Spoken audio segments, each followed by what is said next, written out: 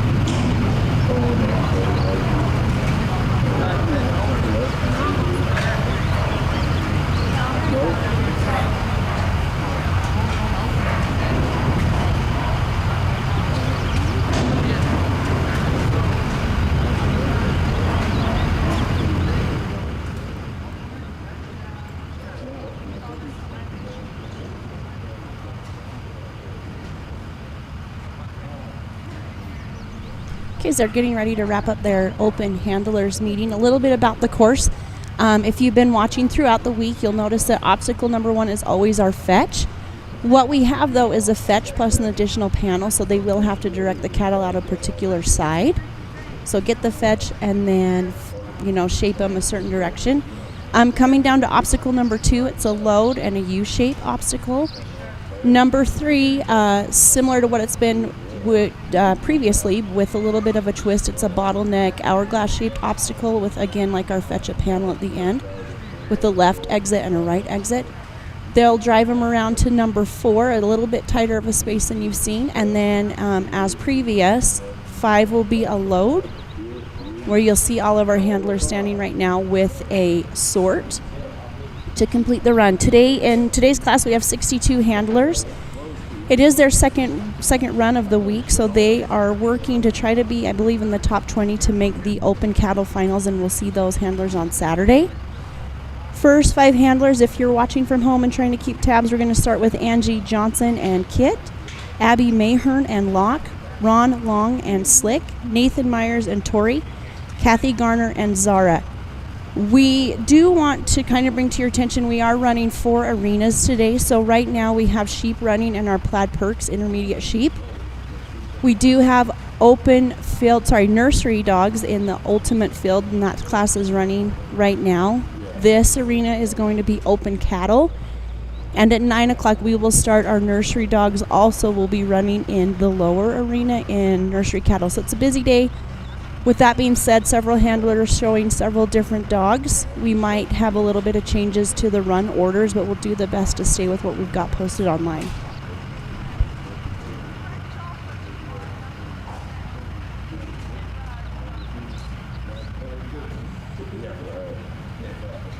That's right.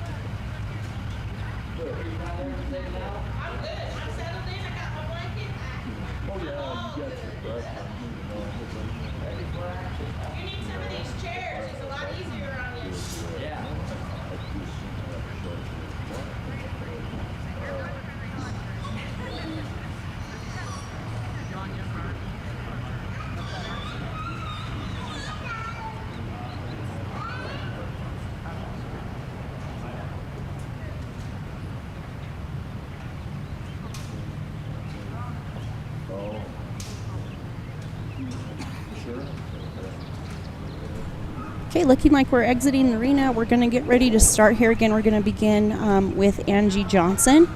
As we're getting going here, let's take a minute to thank some of our sponsors. Our title sponsor for this whole entire week, as has been several past few finals, is Nutrena. Feel free to reach out to them for all types of animal nutritional needs, whether it be the canines we're working here today or livestock. We want to thank the city of Afton, Wyoming for allowing us to infiltrate their town for a whole week. They have great hospitality, and we appreciate them and the businesses locally. Yesterday we held our handlers dinner, and that was a lot of fun with a fundraising type auction to benefit the local 4-H program. Thank you to Advantage Plus Federal Credit Union as well. Being a sponsor, we want to thank Weston Crapo and Crapo Cattle in St. Anthony, Idaho. Rising W Kelpies out of La Grande, Oregon. That's Elaine La Rochelle. Mill Iron S Ranch, working Border Collie Steve and Sherry White and family. JB Waterwell. Also, big thanks to Clyde and Doreen McCourt with Coal Creek Stock Dogs. All right, here we go. We're bringing in Angie Johnson as our first handler here in round 2 open cattle.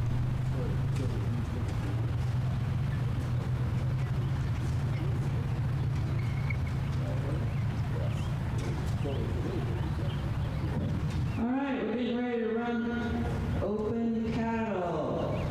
First up is Angie Johnson and T.S. Kit, followed by Abby Mahern and Locke, Nathan Myers, C.J. Torrey. Get ready.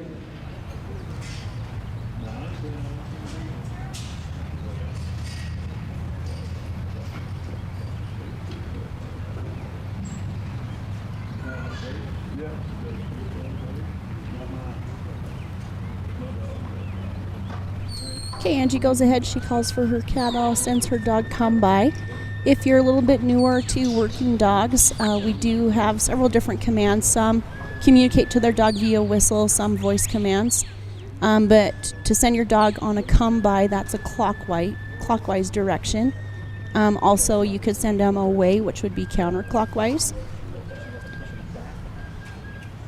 So again, a little bit of a different spin here on our fetch, kind of increasing the degree of difficulty. So Angie had one coming out towards the left, the other two wanting to come out towards the right. So she's going to have to turn them back and re-attempt, which she's working on that right now, to get him out of the correct side of the fetch before she moves on to number 2. So she's successful there.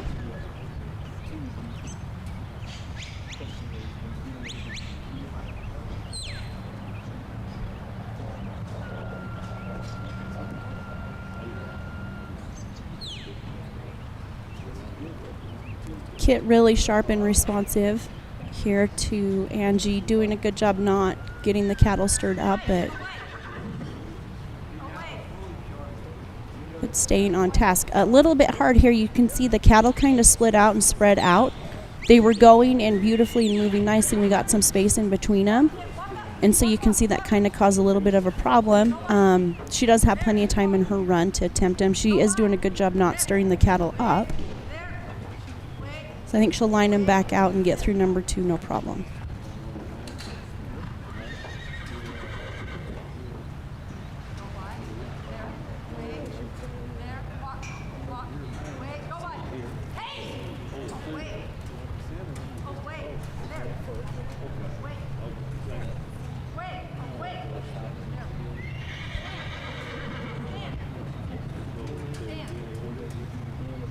You can visit our website, mountainstatestockdog.com. If you'll click, there's a link on the homepage that talks about 2023 finals information. If you'll click there, You'll be able to access all sorts of information, current run orders, real-time results. We do know who the top contenders are in some of our sheep classes because they've made their 2 runs.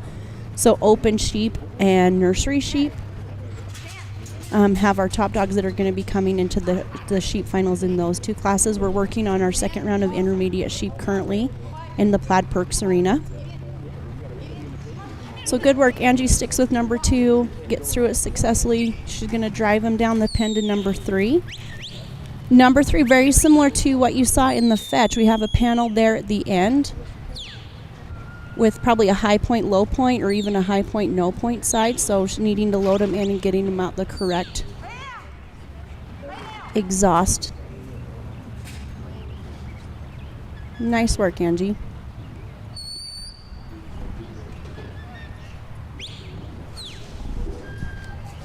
You can see our unofficial time there on the bottom of the screen. We do have official judges. So if you go back and look at our results, you might see a little bit of variance in what you saw in the unofficial time versus official time, but it still gives us a good gauge on where our handlers are in their run.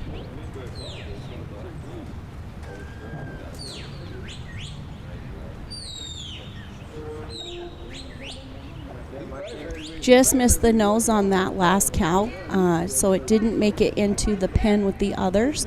So she will need to turn him back and get that one if she wants to get the full points. I do think at this point in the game, with having 60 in the class, that you would want to make a full point run and reattempt that. She would be welcome to move ahead with partial points on an obstacle, but it's going to take a full point run to make the finals on 2.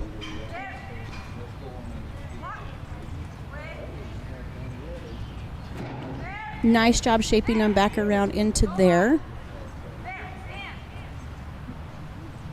And then we're going to try to drive them down here to our pen, which is number 5. So she'll get points once they're loaded in that final obstacle.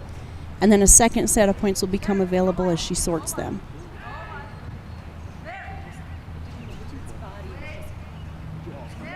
We do also, Angie and her husband Guy Johnson are also one of our sponsors here for the Mountain State Stock Dog Finals.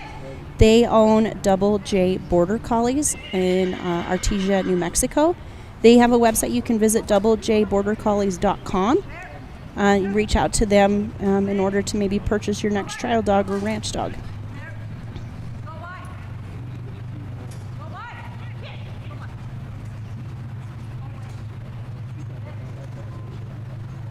So at this point, Angie will get her pen points. I believe when I was watching the handlers meeting, the sort is 1-1-1.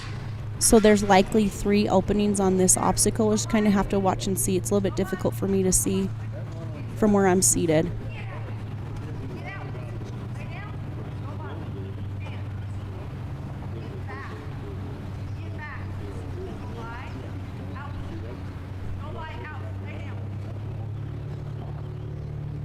Angie has a little bit more freedom on this obstacle to kind of move around and be a helper to her dog.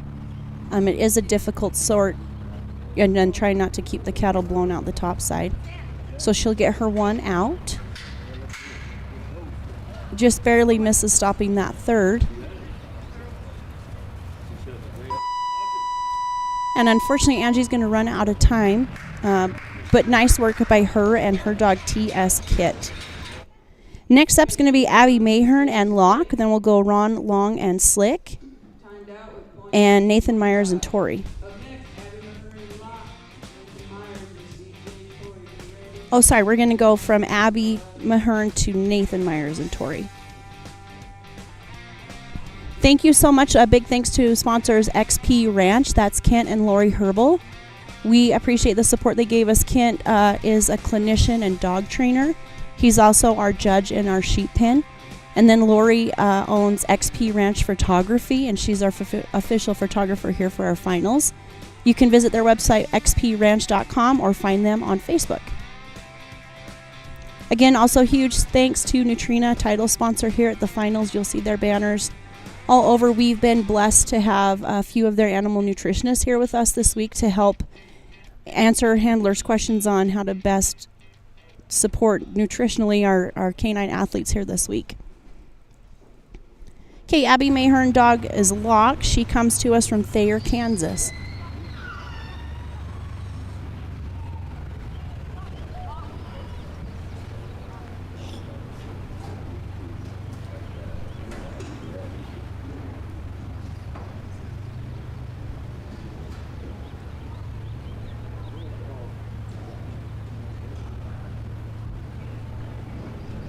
She's got her dog looking, calls for her cattle. Typically, our finals have been in July. They did get moved this year to this week here in June, hoping to beat some of the heat. You'll kind of notice as the day goes on, or in July especially, when the day went on and it got hotter, it was a little bit more difficult for the cattle to move and want to be good, and obviously more stressful on the dogs. So it's been really pleasant, a little bit chilly today. We had some rain the beginning of the week, but as far as trying to beat the heat and keep the animals healthy and happy, and the dogs healthy and happy too, it's been beneficial in my opinion. Abby makes easy work of the fetch. The fetch receives its own time. So from the time you either call for your cattle or send your dog, we do start a timer until you get your cattle through the fetch. We use that as our tie break time. So at the end of the day, when we have 60 handlers, if there's some that have the same time and same score, we'll look at that fetch time to break the tie. Abby just breezing through the course. She has a nice set of cattle. Her dog's working nice. They want to stay bunched and be trotty, and so if you have a set of cattle like that, it gives you an opportunity to be really fast.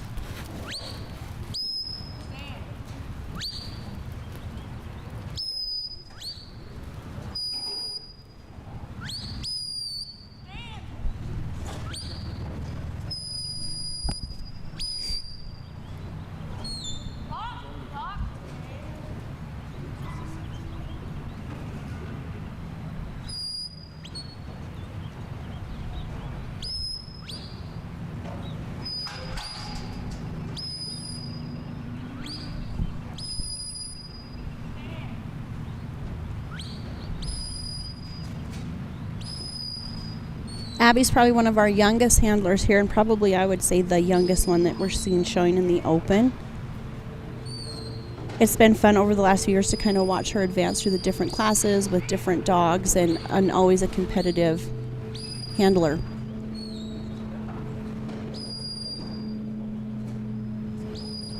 Good, again, easy. Like I said, taking advantage of a really nice set of trotty cattle. Quick time, we are 2 more obstacles to our pen and our sort, and we're only at 2.5 minutes, so she has a lot of time, which is nice because the sort, you might want to slow down and take your time where you are trying to peel them in 3 different directions.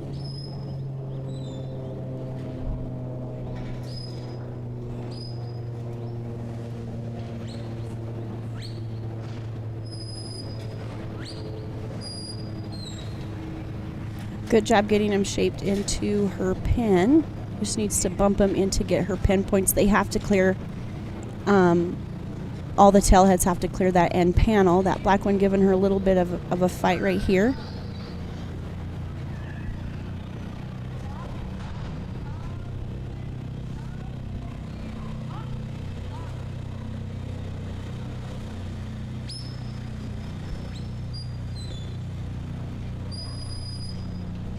She's able to tuck that red one in, and now she's welcome. Now they're loaded to start sorting her cattle.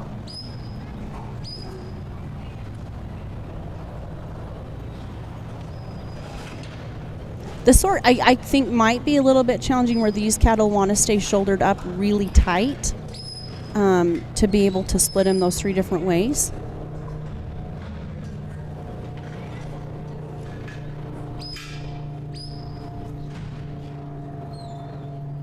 But it works out well for Abby and Locke.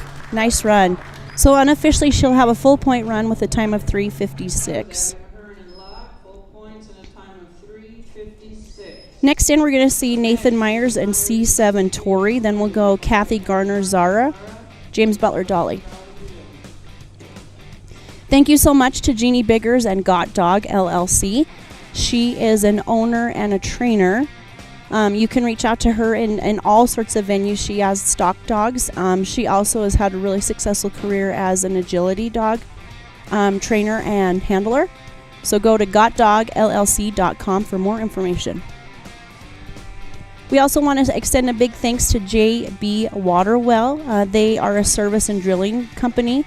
So if you're doing new construction or some water treatment, you can reach out to them at jbwaterwell.com or 405-388-2246.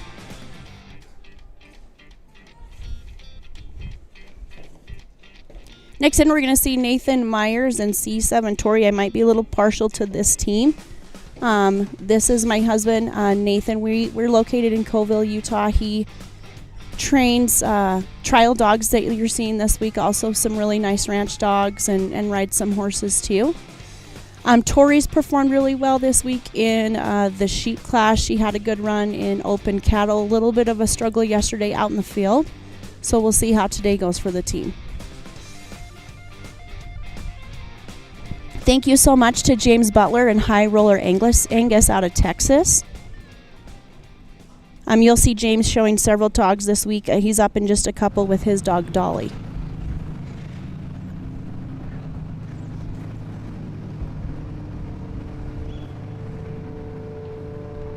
So he'll send his dog come by.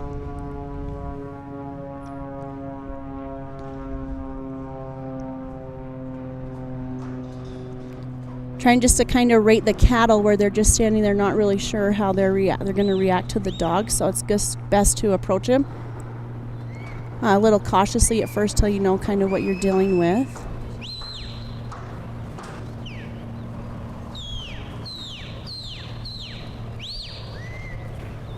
Good, gets through the fetch successfully. We'll move on to number 2. This is a set maybe a little bit like Abby's set previously. Want to stay shouldered up, want to travel and trot.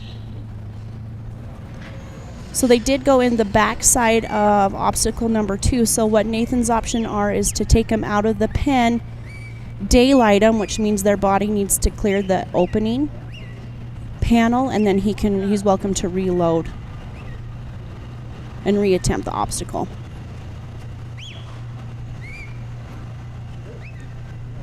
Again, I wanted to kind of keep the cattle slow this early in the course. Once you kind of create a fight with them, that makes them a little bit more difficult to manage, especially where we do have more of a challenging sort today. So he's daylighted them. He'll just get them turned around.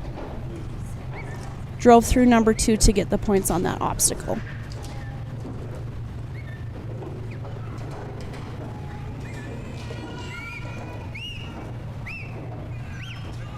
They're a little bit watchy of the dog.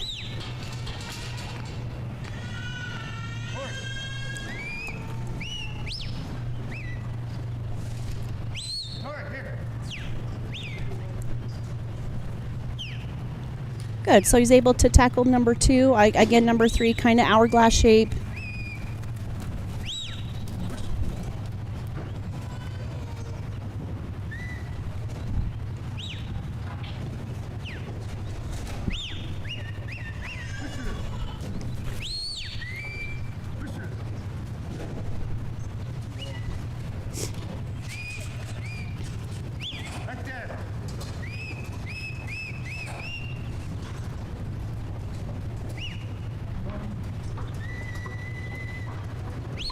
Tori's a dog we've had for several years, since she was a baby, actually. She was bred in Idaho by a friend of ours named Casey Brunson, and he still breeds working dogs.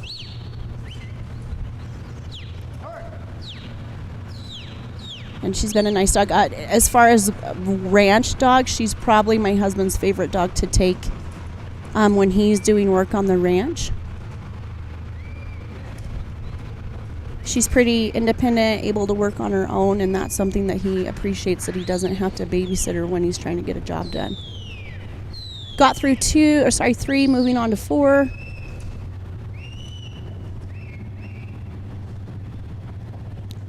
And then we're going to get them moved up here into our pen and sort.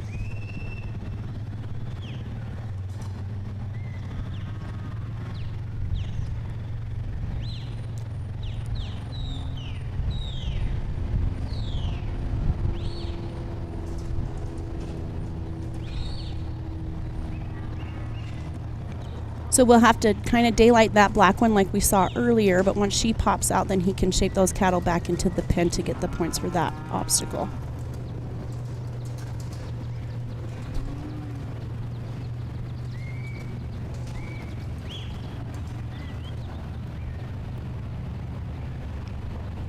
Okay, getting his load points, now he can begin his sort. So again, it's 1 out of each hole, so a little kind of a tedious sort we've got today. Might be able to bump this red one out of the first hole.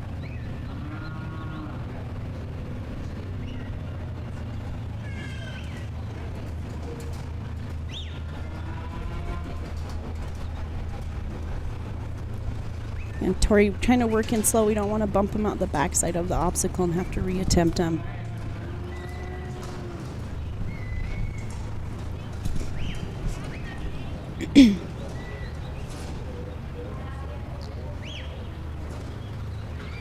They do require the handler to shut the gate before they move on to the next portion of their sort. Hole number 2 is just an open hole, and then number 3 is another panel or man gate.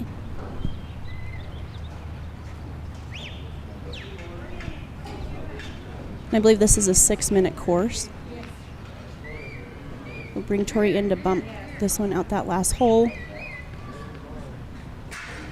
Perfect. Completed run, full points, and unofficially a time of 5:15.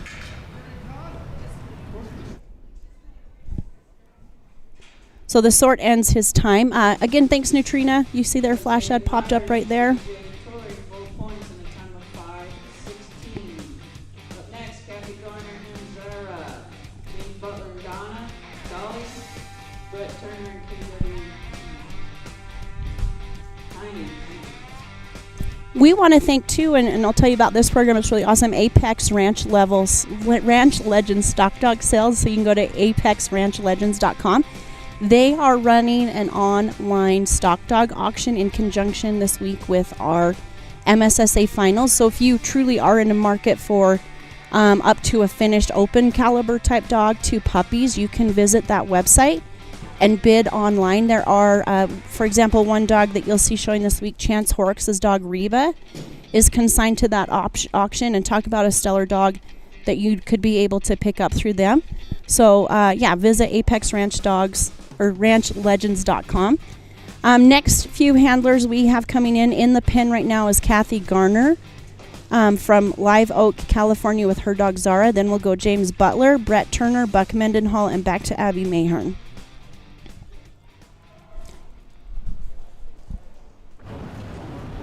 California does have the highest number of handlers here with us this week.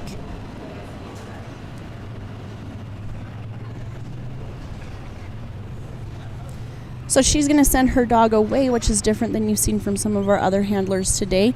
Cattle were kind of drifting to the other side of the pen, so that's probably why she chose to make that decision. Cattle look really nice today. You can see there hasn't been a set that's been bad. They all want to kind of travel, which is nice, and stick together.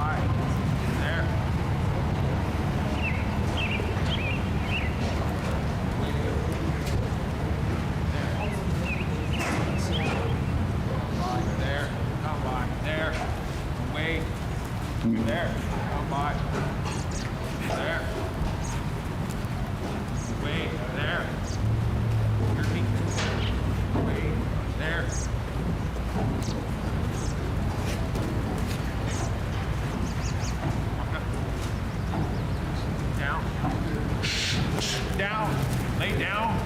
Come by. There. Walk down. Down. Here.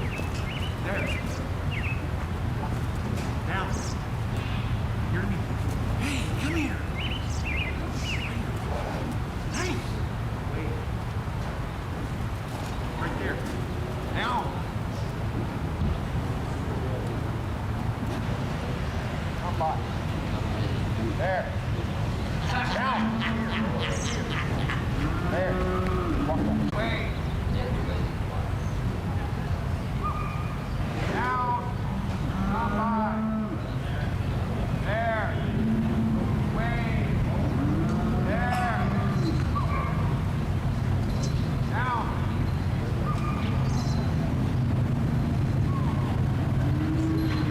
Way.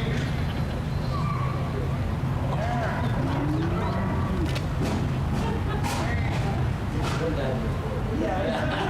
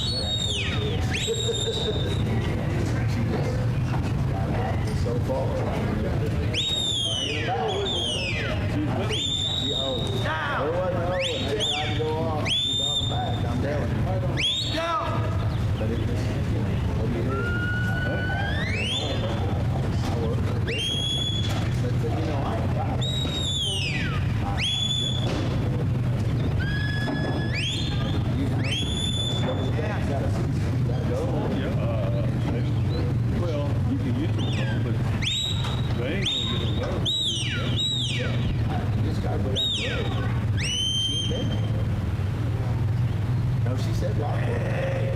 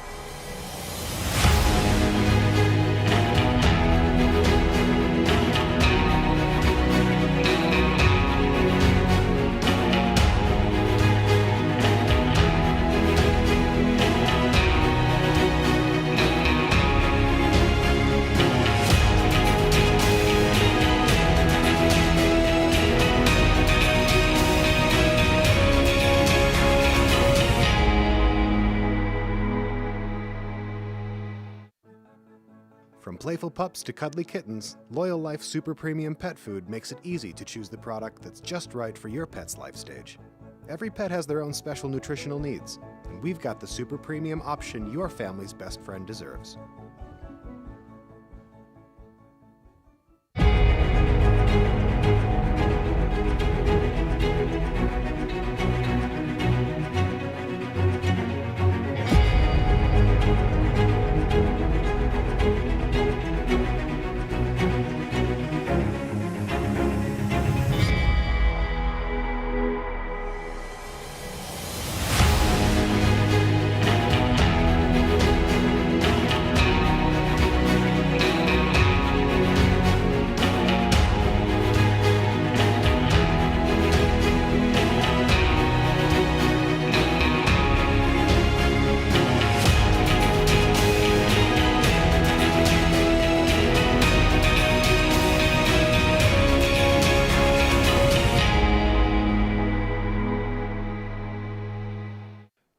Making sure your pets get the nutrition they need to live long, happy lives?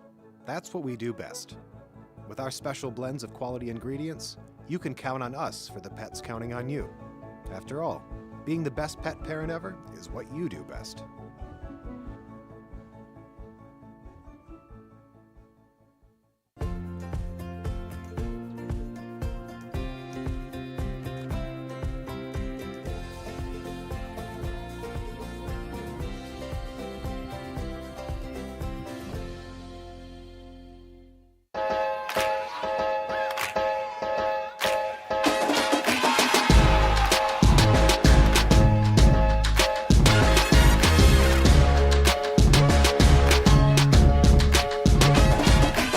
We use our dogs every day. You know, on the ranch, we run a lot of cattle here that would take 7 or 8 full-time cowboys, and we have no full-time cowboys. It's just me and my family and one hired guy. These dogs come out and handle these cattle and pen these cattle. We move 500-600 in a group at a time with 1 or 2 dogs quietly. We breed and strive to breed working cattle and sheep dogs that are versatile enough and that have enough trainability and are biddable enough that you can work both stock with them. I think that we really focus on the health of our dogs. We health test all of our dogs. We really try to push to create the best dog with the best genetic background that we can, both health and pedigree wise.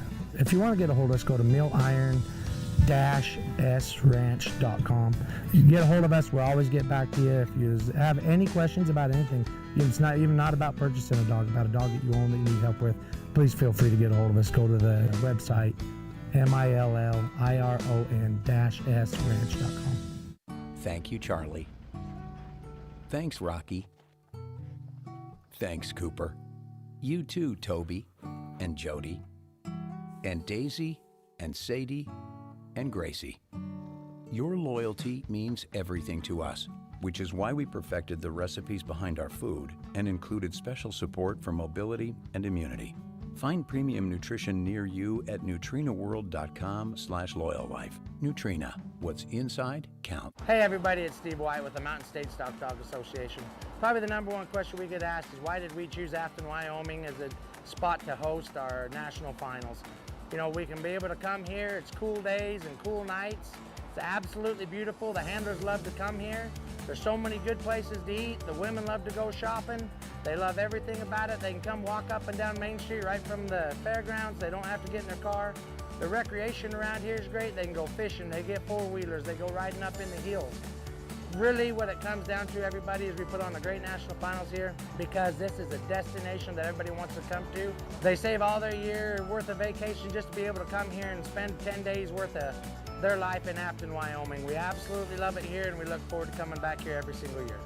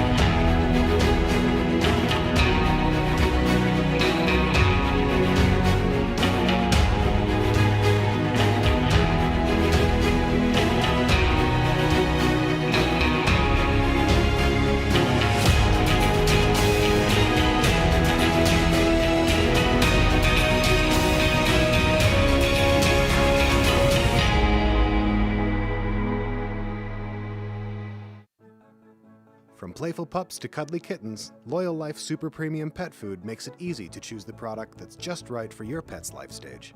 Every pet has their own special nutritional needs.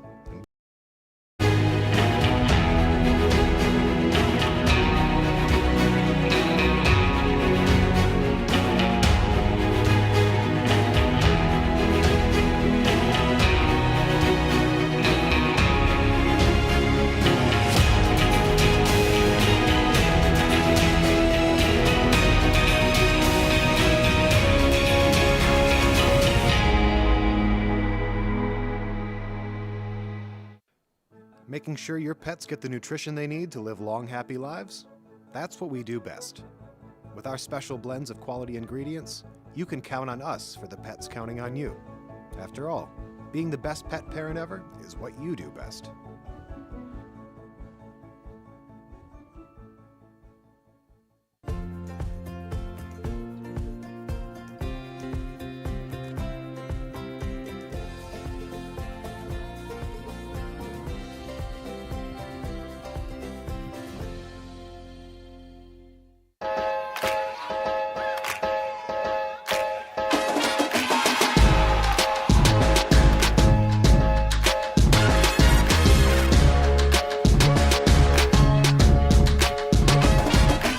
We use our dogs every doc with them. I think that we really focus on the health of our dogs. We health test all of our dogs. We really try to push to create the best dog with the best genetic background that we can, both health and pedigree wise.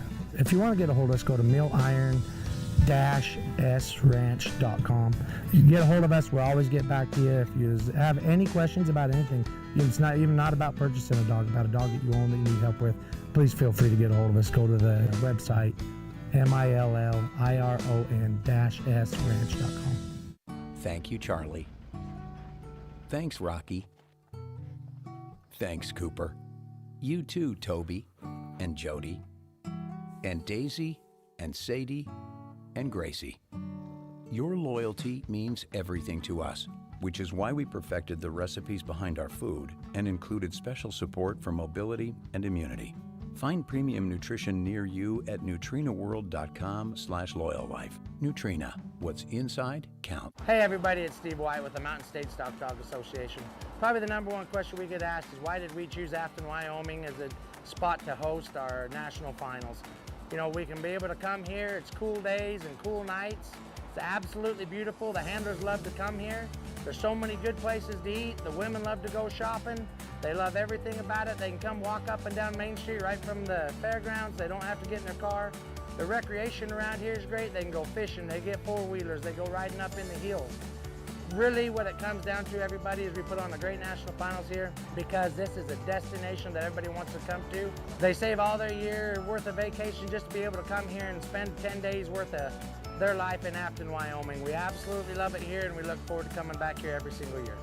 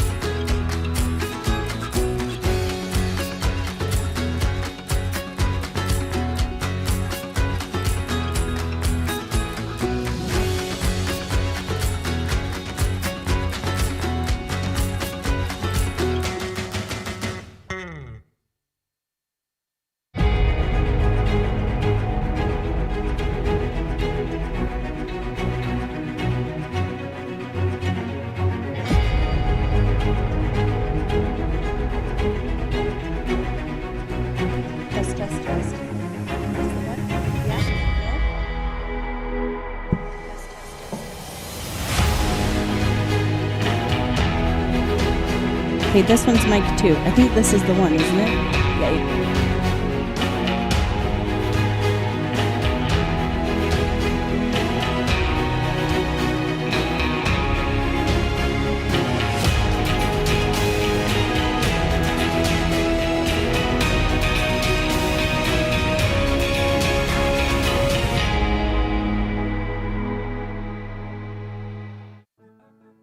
From playful pups to cuddly kittens, Loyal Life Super Premium Pet Food makes it easy to choose the product that's just right for your pet's life stage. Every pet has their own special nutritional needs, and we've got the super premium option your family's best friend deserves.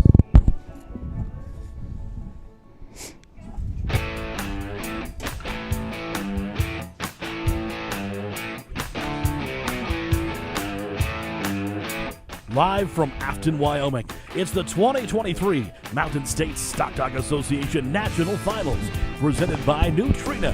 What's inside counts.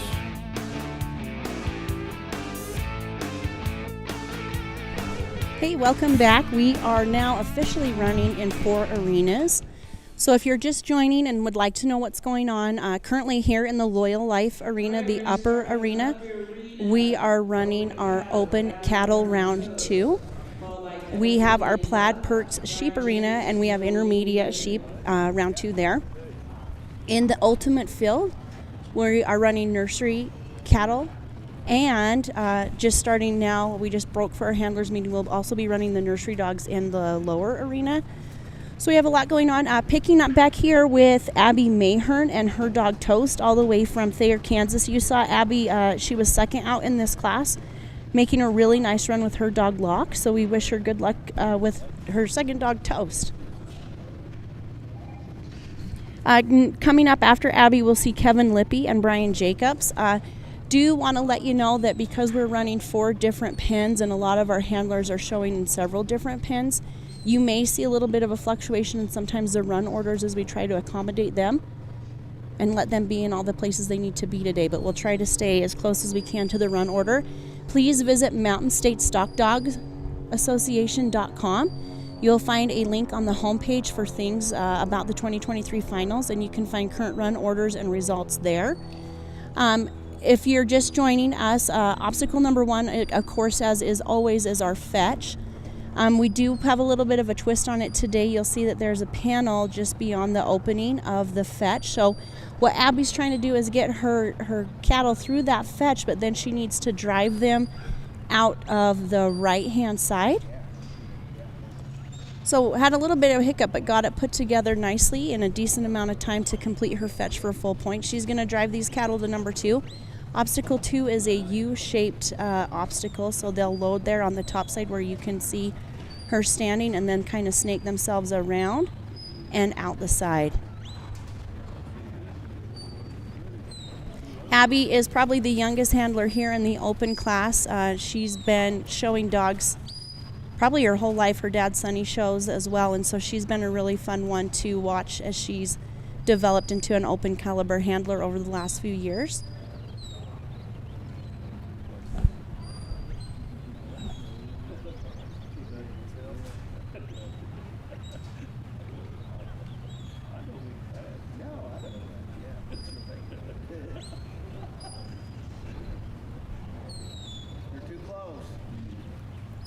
So nice getting those cattle stopped right there so she can get them looking there at the opening. Then Toast can push them through that obstacle. Number 3, you can see as she moves up the fence line, as she completes obstacle 2, is hourglass shaped with, as you saw in the fetch, also a panel at the end. And so she'll need to get them into that obstacle and then take them out the correct exhaust hole. There is a gap, which is a little bit tricky between that obstacle and the fence line. And sometimes in something like a novice type class, they may close that gap, but they're going to leave it open here for open handlers. She's going to drive them over to number 4. It's kind of a box-shaped obstacle with a gap at the bottom, so they'll load in that big open top side and come out of a smaller gap in the bottom, and then she can move on to her pen and sort. Again, she made a really nice run earlier with her dog Locke, and doing a nice job here today with Toast. From what I've seen today, the cattle have been really nice. They want to move out, they're free moving, but yet they still want to stay tight and shouldered up. We did move our finals from July here to June, hoping, July here in the afternoon it would get really hot and those cattle would get heavy and kind of on the fight. And I think that by moving it to June, we have a little bit cooler temperatures that honestly is better for the dogs and also better for the stock.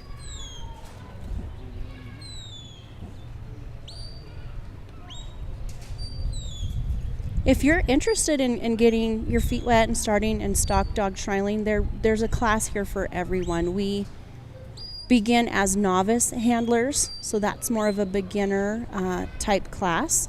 From there, you can advance on to intermediate, and then you can end up here in the highest level class, which is the class Abby's showing in here, Open Cattle. We do also have 2 classes that are based on the age of your dog, not necessarily on your skill set as a handler. So one of those classes you'll be seeing running in 2 arenas are our nursery dogs. Those are all dogs who are 3 and under. Yesterday we saw our futurity dog class. Those dogs are nursery age dogs in their first year of trialing. So nursery and futurity, those are classes open to any level or skill set of handler. And then we have the 3 classes that I just spoke to you about that are based on your skill set as a handler. So there's a place here for everybody. These cattle kind of want to be maybe a little bit quicker moving than we'd like them to be as she's attempting them to load them in the sort, but her dog's doing a really nice job with those flanks, as you see, to control them. She's going to get her load points, so she gets those points once her last one, its tail head crosses that fence line. Unfortunately, she's going to have to bring this one back around because it blew out of the wrong hole.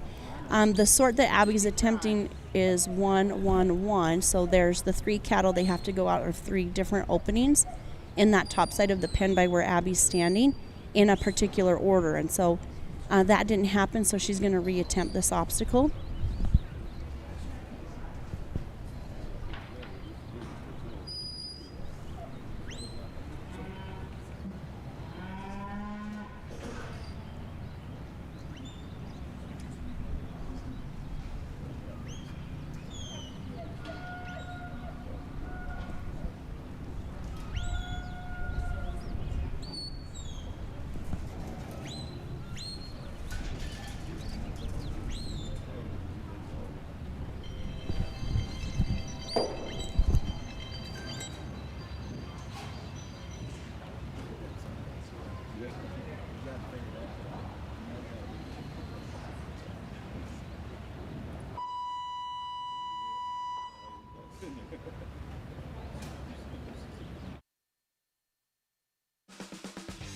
Unfortunately, Abby's going to run out of time to get her sort completed. We do have a 6-minute course. But nice work for Abby, and we wish her the best of luck as she works through her week. Next in, we're going to see Kevin Lippy of Missouri and his dog Buck, followed by Brian Jacobs and Jolene, and then we'll go with New Orge and Tough. We do want to extend a big thanks to our title sponsor, Nutrena. You've seen several of their flash ads. They produce a great product for both dogs and other livestock species. We also want to thank Mill Iron S Outfitters located in southern Idaho, so you can visit millirnsoutfitters.com to book your next hunting excursion. Schedule of events today, so obviously we're here with Open Cattle. We have nursery cattle in the lower arena or true arena and also in the field, so busy day for nursery dogs. And in our Plaid Perk sheep arena, we are currently running intermediate sheep, and then we'll roll right into round 2 of our novice sheep class. We also want to thank Mike Thompson of Hobbs, New Mexico with Windmill Stock Dogs for their sponsorship. You can see Mike running his dogs in both the open and nursery class. A heck of a trainer, handler, and a really nice guy. Thanks for his support. So next in, Kevin Lippy, all the way from Blue Eye, Missouri, and his dog Buck. Kevin's been one of my favorite handlers to watch over the last several years of the finals. Something I appreciate about Kevin is how quiet natured he is when he works his dogs. He never gets worked up. You can see him trialing border collies, but also does a really nice job with Kelpies as well. He's going to send his dog on come by. Nice big outrun as his dog hugs the fence, working up to the top and the backside of those cattle. Good job too. You could see he kept his dog kicked out while he could read the cattle and then brought that dog right in. So nice job raiding the cattle, both he and his dog. Kind of getting a read on him to know how much you dare push on him. Every set of cattle is a little bit different, and you have to handle them differently.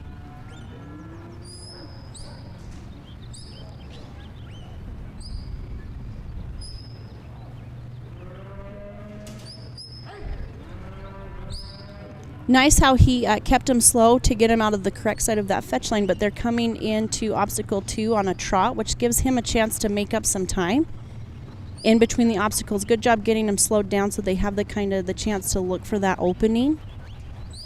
Good use of a flank there to direct the other two behind that first one. And Kevin stepping there to help his dog. Nice head bite, nice heel bite.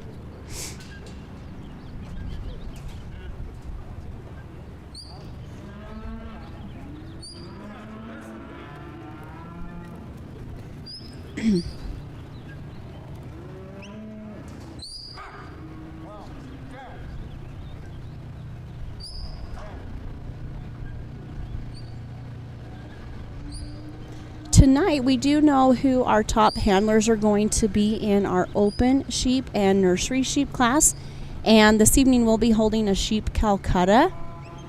So how a Calcutta works, if you're not sure, is that you have the opportunity to bid on your favorite team and sort of in a sense buy that team for the highest bid. At the conclusion, if your team wins, you would split the money in the Calcutta pot with your handler and yourself. And so if you had a team watching from home that you really wanted the chance to bid on but you weren't here, I'm sure we could work out a way to help you with that. But again, sheep Calcutta tonight. At the conclusion of today, we should have an idea who our top cattle handlers are across the board. And we'll hold our cattle finals on Saturday.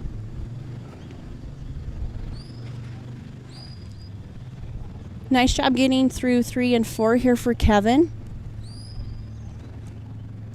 Has him on the move coming into the pen. So 5 and 6, 2 different set of obstacles, even though they're connected. Kevin gets points for loading the cattle into the obstacle, which is obstacle 5.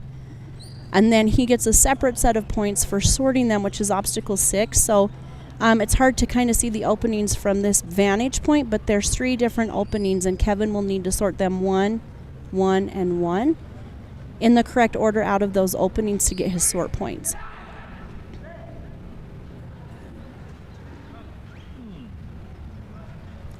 Gonna just try to get control of this black one's nose to tuck it in with the red cattle.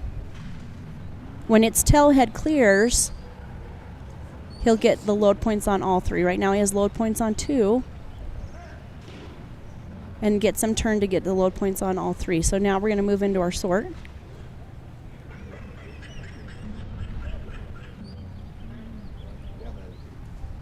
This part seems really tedious. There's one opening. You have 2 of your sort holes that have a man gate that you just noticed Kevin opening.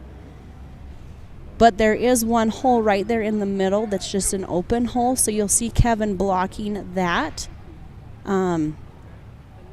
So those cattle don't come out of that in the wrong order. He will have to shut the gate on the first manhole before he can move on with the rest of his sort. His dog's doing a good job of holding that hole on the top side. Sometimes the cattle will blow out of the top. Good job, hold that hole.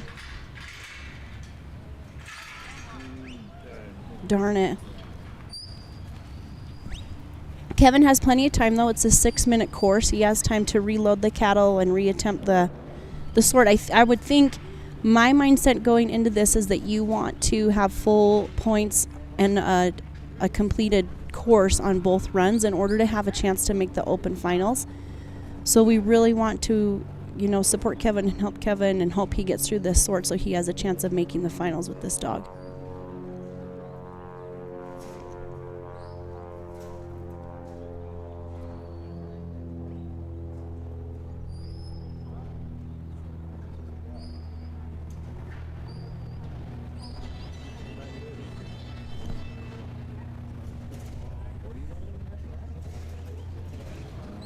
they did load really quietly. Sometimes as you watch throughout the day, you'll notice when handlers are having to reattempt obstacles, it makes the cattle a little bit more difficult to manage each time that you have to reattempt, because they've learned that they can get away.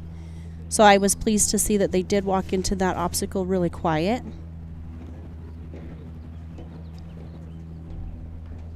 Gonna get one out.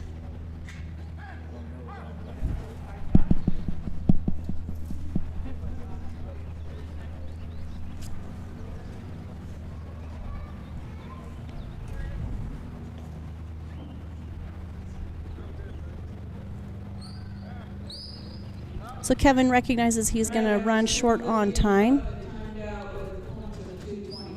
So he'll get 225 points and a time of 6 minutes. So he didn't quite complete it, but we'll just have to see where the chips fall here for Kevin. Moving on to Brian Jacobs and Jolene. Then we'll go New Orge and Tough, and we'll move to Verona, Butler, and Gus.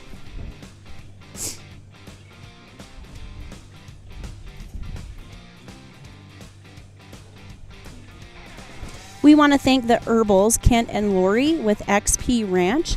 A little bit about them. Kent is actually our sheep field judge, but he is an excellent clinician and trainer. So if you were looking for some help, he would be an excellent one to reach out to. I know he's given my husband a lot of pointers this week. And we also want to thank Lori, who is our on-site photographer with XP Ranch Photography. Visit their website, xpranch.com, for more information.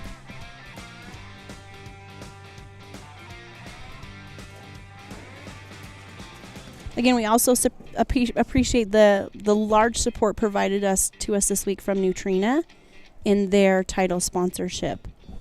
Moving on, you'll see we have Brian Jacobs with his really nice dog, Jolene. He just called for his cattle. Brian, again, a top-notch handler coming to us from California. He's been very successful as an open handler. He's great with those young dogs in nursery and futurity. And the whole family's getting into trialing. His wife Haley shows, his mom Barb shows, and so we hope the very best for them this whole week.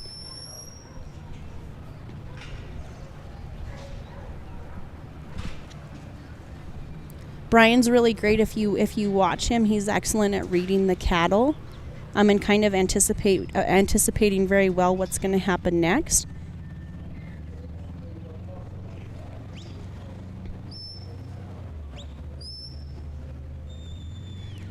Brian has 5 dogs that he's showing this week in various classes, from nursery to futurity to open, in both cattle and sheep, and out in the field.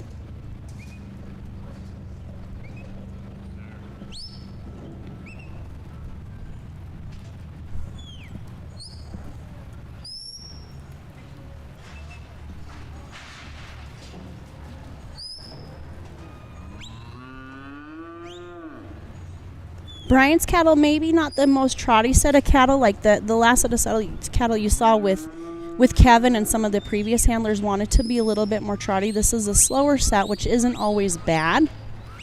Little bit spread out right here, but I know he and Jolene will get it under control.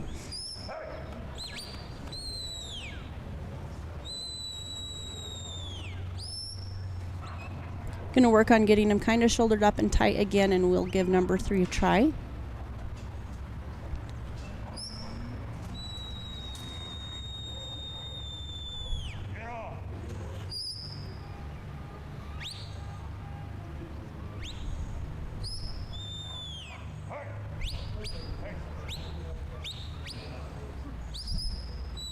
Excellent. Good job.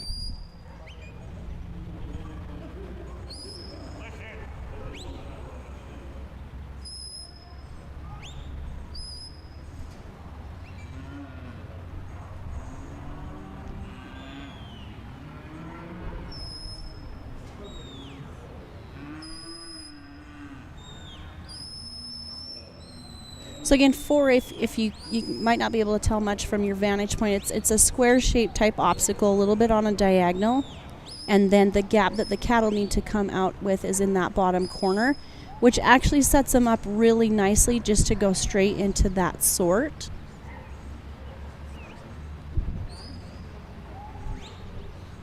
There's a lot of thought process that needs to go into setting up these courses just to make it be a natural flow for how cattle and sheep want to move.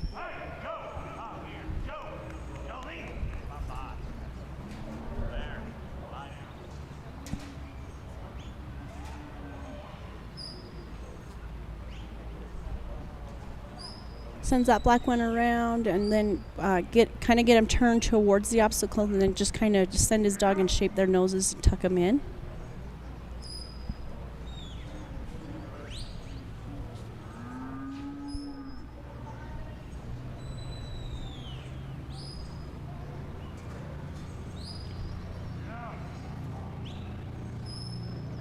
Very nice example there of how to shape him in. So he's going to get his load points. He can move on to his sort.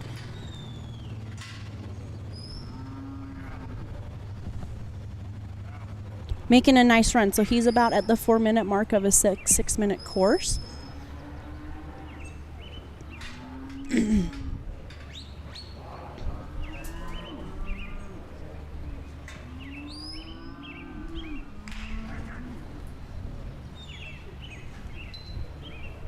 We'll give that sort of another try, but again, he has a lot of time to still complete this run.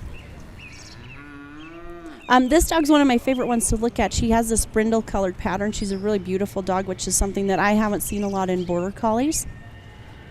So definitely a unique dog. He has shown her as a younger dog, and now she's here in the open class.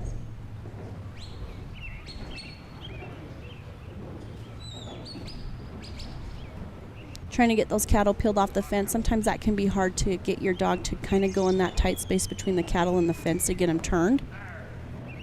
But Brian gets them done, gets them headed back here to our pen.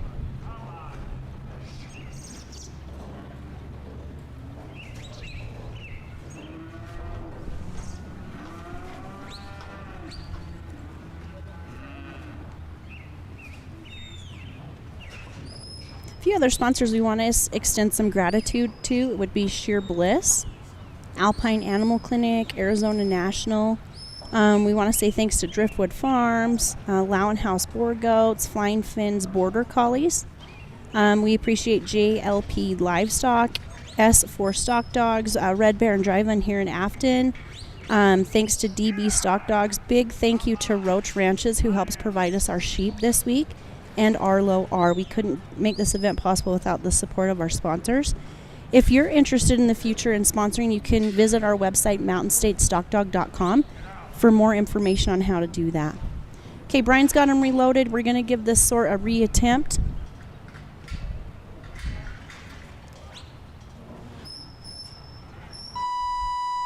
Brian just barely going to time out before he has the chance to complete this sort, but we appreciate he and Jolene, and we wish them good luck. Next in, we're going to see New Orge and Tough. Then we'll go Verona Butler Gus and Sergio Gom and JC Digger.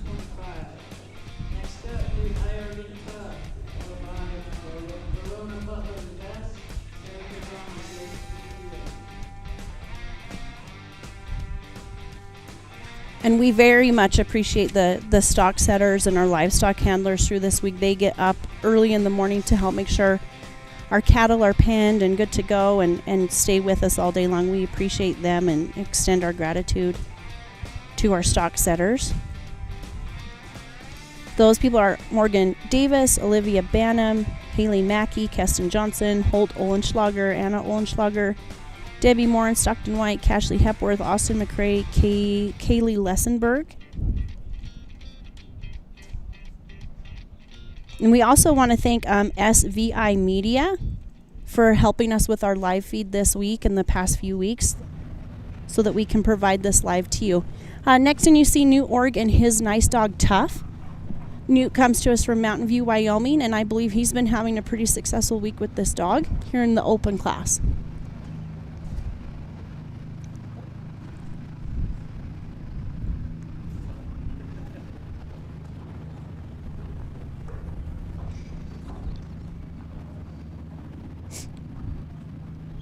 Nice approach to the cattle by Tough.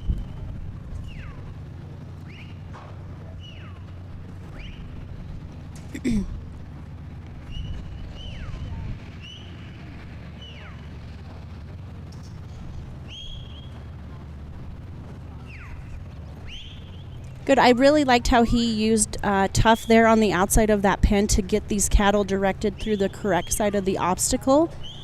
That was good. He wasn't pushing hard on the stock, but now that he's got some space, you can see him driving behind those cattle, getting them to number 2.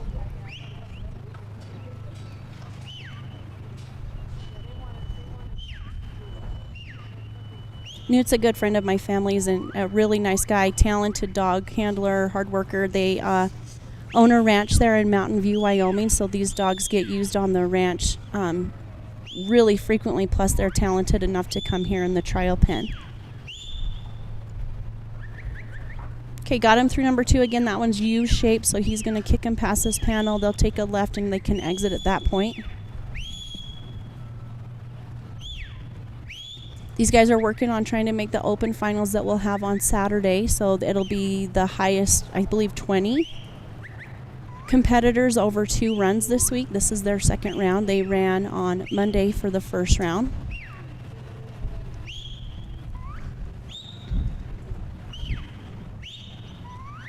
Really nice job controlling the cattle here by Tough. You can see he sends him come by just to get their nose turned to get them out that right-hand side of this obstacle.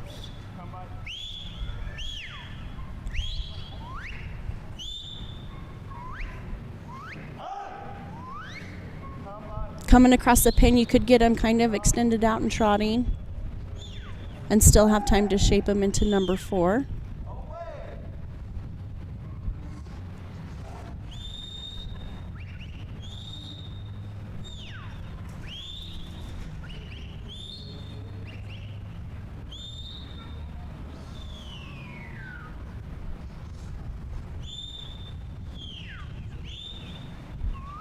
Now Newt's just giving him time to stop and kind of look. There's a lot of timing that goes into this and reading the stock and using the appropriate amount of pressure and release with your dog. You're going to get him kicked down here into the sort.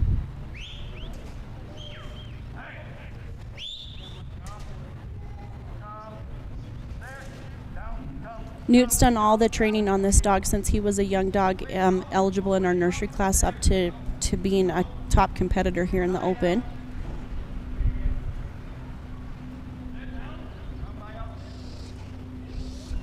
This space right here on this load's a little bit tight, but you can see he controls the noses there of his cattle, gets them tucked in, able to begin his sort now.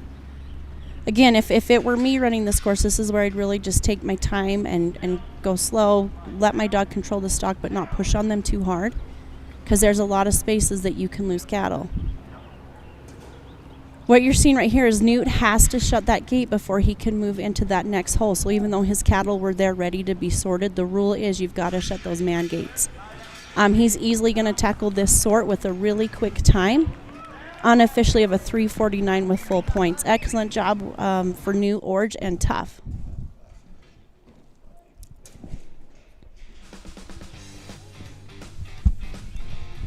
We want to thank JB Waterwell. They're a service drilling company, so if you have new construction or you're looking for some water treatment options, they are a great resource. Visit jbwaterwell.com. Again, can't say enough thank you to Nutrena as our title sponsor. Here we have the Loyal Life Arena that we're in, named after a Nutrena product. And again, a really cool thing that's happening right now, visit apexranchlegends.com. We have a stock dog online auction that's happening the same week here as our national finals. There is actually some dogs that are competing here at the finals that are available and consigned to that auction for you to purchase, as well as some nicely bred stock dog puppies that I saw, so you can visit that to purchase your next dog. We're going to roll in now to Verona Butler and Gus, always a top competitor here, Verona, and we wish her good luck on her run.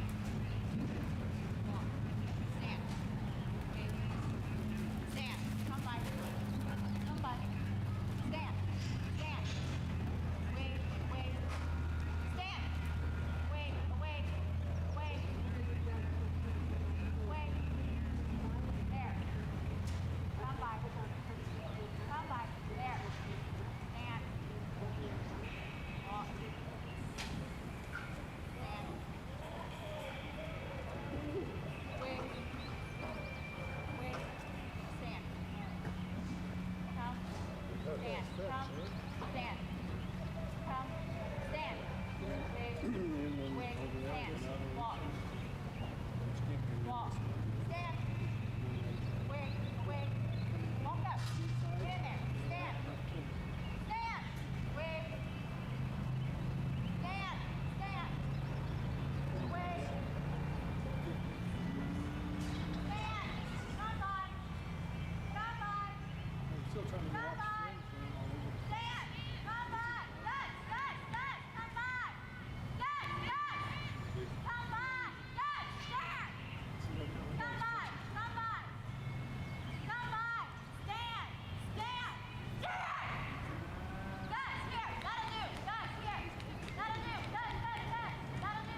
Good. Good. Good. Good. Good. Good. That'll do. There. Stand. There. Stand. Come. Stand. Away. Away. Away. Away. Away. Good. Here. Away. Stand. Stand. Come by. Stand. Come by. Come by. Stand. Away. Away. Stand. Come by. Come by. Stand. Wait. Wait. Stand. Come by. Stand. Wait. Wait. Stand. Stand. Come by. Come by. Come by. Come by. Come by. Come by.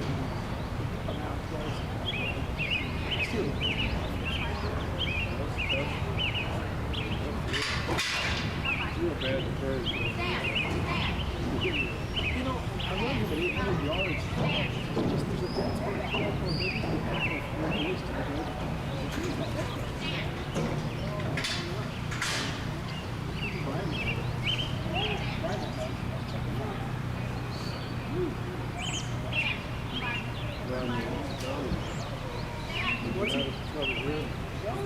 Once you get past that touch point, you look at the general area,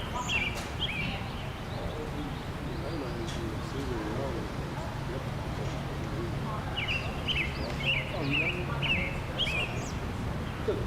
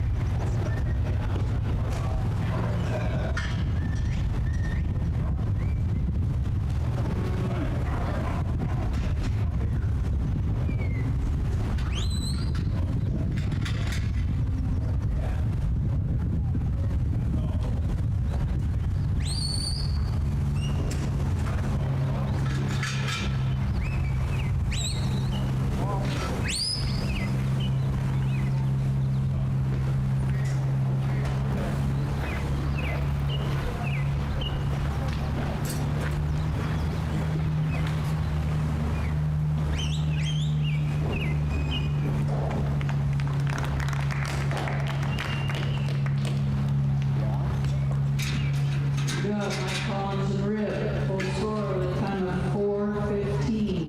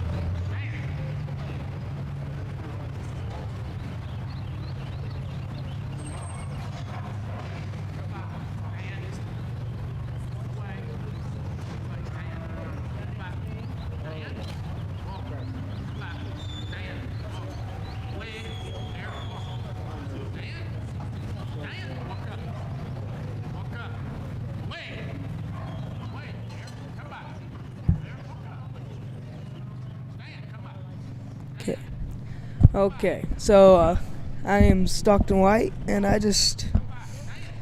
I'm a commentator now. So here is James Butler, and this is Glenn from Center, Texas.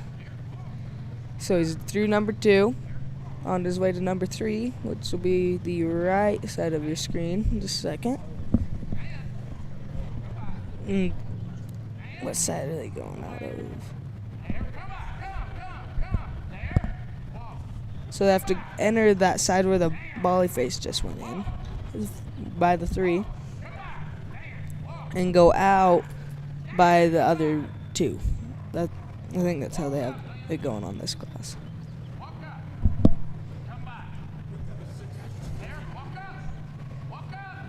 James also owns High Roller Whitetails, which is a crazy big deal. It's crazy. So check him out. Book a hunt with him if you want to. It's really cool. And, he's got to bring them back. They are dirty is what you call it. So you have the 2 that go into there normally for the points, and then 1 doesn't, and that comes back through a hole. He has to redo the whole obstacle.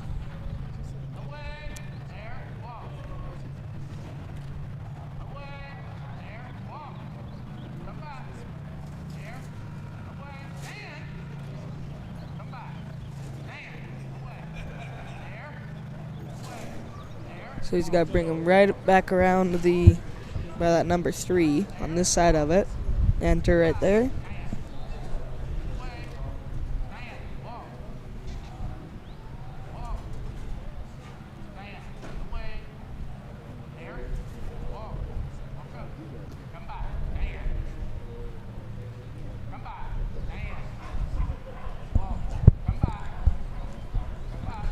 So he's entered the obstacle, and he is out right there, and he is pointed and done with number 3 and on his way to number 4, which is up on top left of your screen.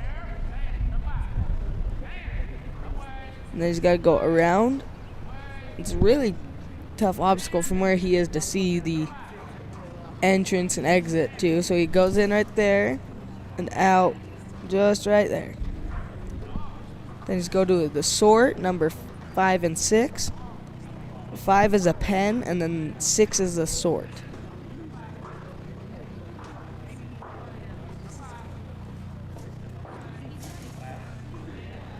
So he's got to enter right by the 5. There's like a little corner right there he has to go into.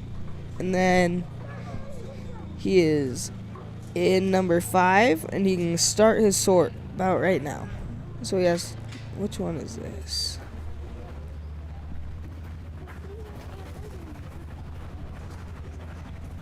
So he has to bring just one through there, shut his gate,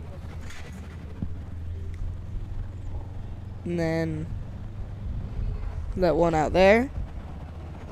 Ooh, this is a really tough obstacle to do. Those dogs want to gather the stock. Ooh. Those border collies have like a natural, what's the word? A want, we'll say, to gather and put stock together. So they're always like, oh crap, they're leaving. Those are leaving. We gotta get them. And then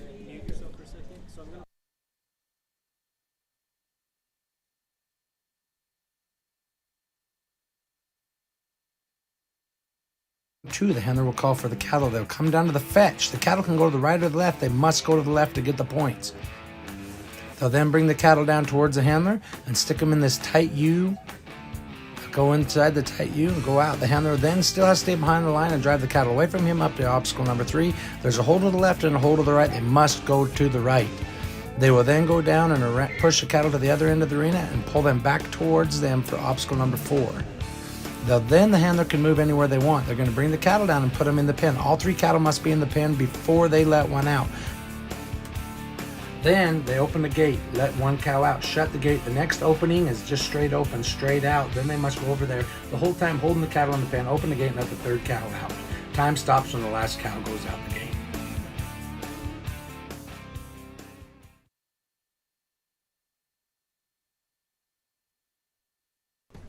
And we are back, and we have a guest. What's your name? Coy Hatch, Where are you from? Idaho. There you go. Okay, so this is Chance Horrocks and Sage from LaPointe, Utah. Just made it. You're going through the fetch right now.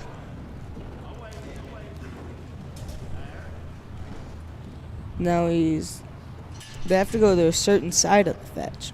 So they have to go through there, and then they'll go to number 2, which will show up in a second. Kind of looks like they went towards 5 and 6. Yeah, it kind of does. Maybe. And then he's got a load right there. And bring him just through a little S. It's always hard when they turn around and then they lose their momentum and you have to recreate movement to get them going. So do you trial Coy? No, I don't. Why? I don't have a dog to do it. Just find a dog. Anyone can do it. Come on. True that. So now they're heading over to obstacle 3. Do you know what to do on this obstacle? So she's got to get them into the little triangle pen and try and get them to go through the right. There you go. She gets one through the left, she's got to redo it. Ooh. And there's a little gap right there. Yeah. So he's got to get them gathered together again. Then he's got to send one away, which is to the right, around. He's got to send him on a come by, which is to the left.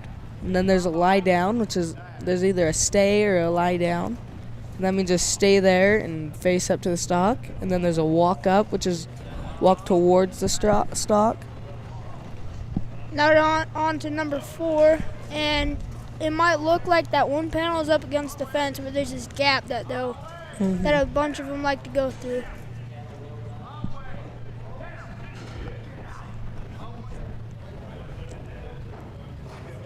Oh, Get around him.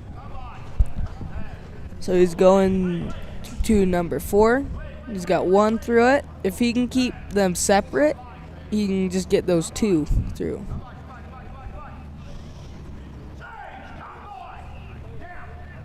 Looks like the one cow likes to go through the outside. So he's gonna have to redo the obstacle.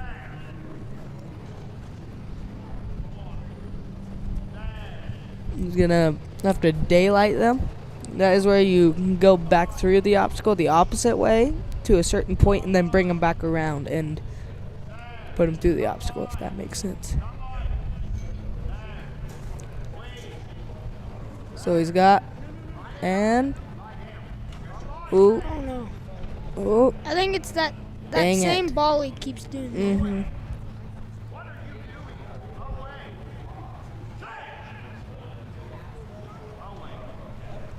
He can go through with it, but it won't give him full points. It'll be like half points or just points for the 2.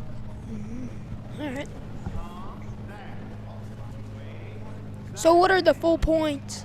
I think for this it's a 270 for full points. Just 270 points if you get the whole course. So he's got them reset right there. Looks Bringing like them in. looks like they'll get it. Yeah, he's got it now. Got Now it. he's gonna go to the sort at 4:18. I think it's a 6-minute course, so he has plenty of time still to Yes, finish it. yeah. So he's got about 2 minutes to get them sorted and through the gate. Oh, So on 6, you want them to 1 out the black gate and 2 out the brown gate. So there's a gap between the 2 gates. Oh yeah, there is. He has to let 1 out right there where he just opened the gate. And then there's an... Ooh. Ah.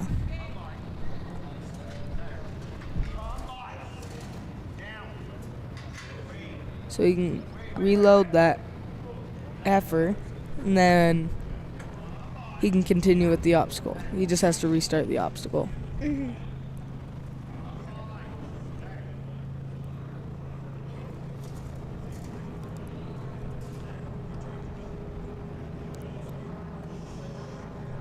There he goes. Oh, yep. So he's got to let 1 out the brown gate where he just opened it. So this course has kind of changed a bit from yesterday. Yeah, just a little bit. Not too much. It's mostly just the sort. Number 1 and 5 and 6 changed, right? Ah, So he's got the 1. Then he's going to go... Oh, dang it. and looks like he's trying to get him to regroup and go back around. And he is out of time. out of time. So we're going to go through a quick commercial break and we'll be right back.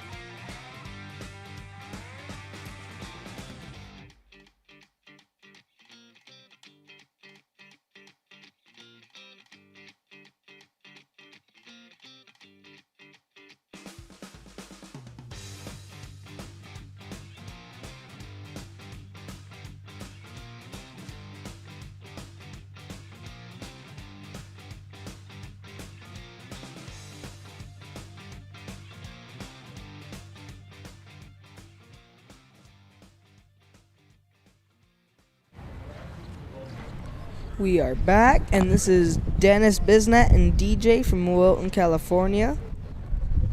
So he's gonna send on a come by, which is to the left.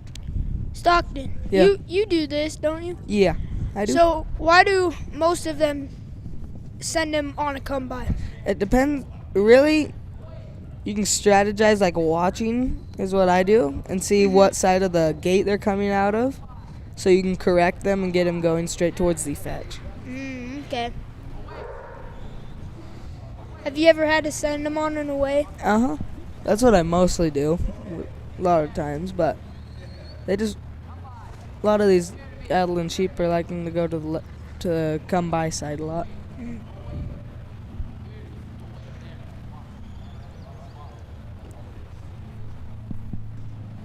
Looks like he's gonna get him to go back through, except for that one cat. No? So he's gonna have to daylight these, maybe.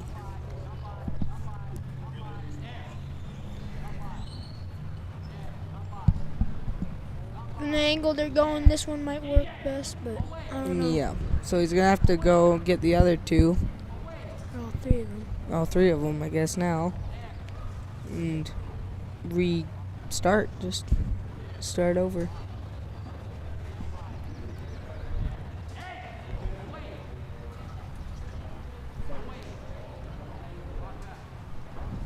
So have you been to the MSSA finals before? Nope. Really? Mhm. Dang. I was camping last year. Go camping. So he's gonna have to come right straight, right there. Oh, oops. Sometimes when they bite them, it'll make the cattle mad, and then they get a little hot for the rest of the time. You just gotta correct it and try and do the best you can. Looks like these cows aren't gonna like to cooperate with this dog. Which cows are gonna be cows, so.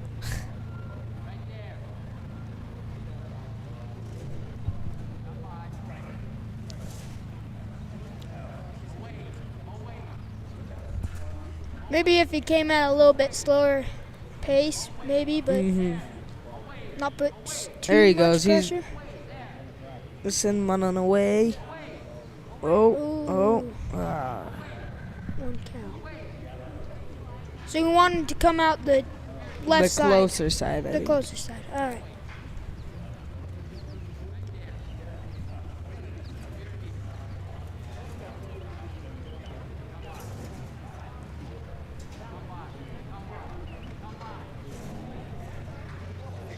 Wow, that cow's being a big pain in the butt. Ain't it? So he's gonna have to bring them all the way back and regroup them. It will be the best approach.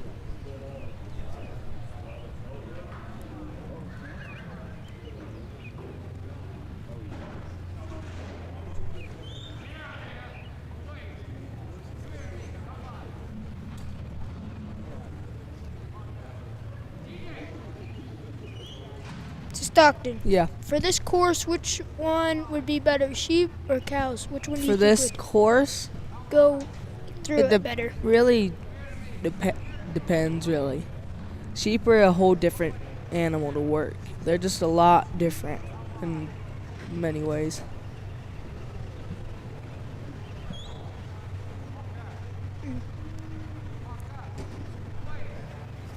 Kind of looks like they're all eyeballing or watching the next move, which Mm-hmm.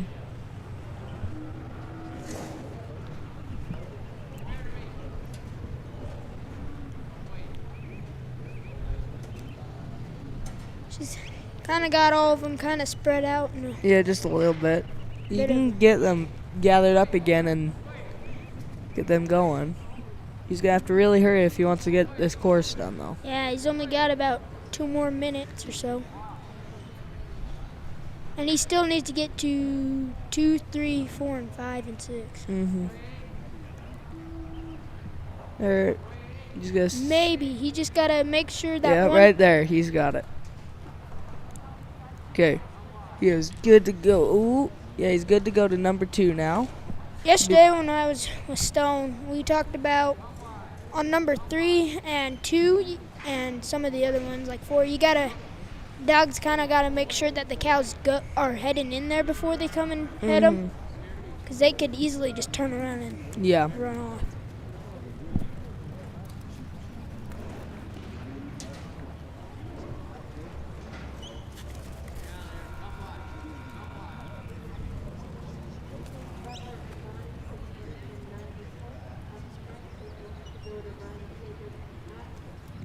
Looks like he's kind of got him heading back towards the road.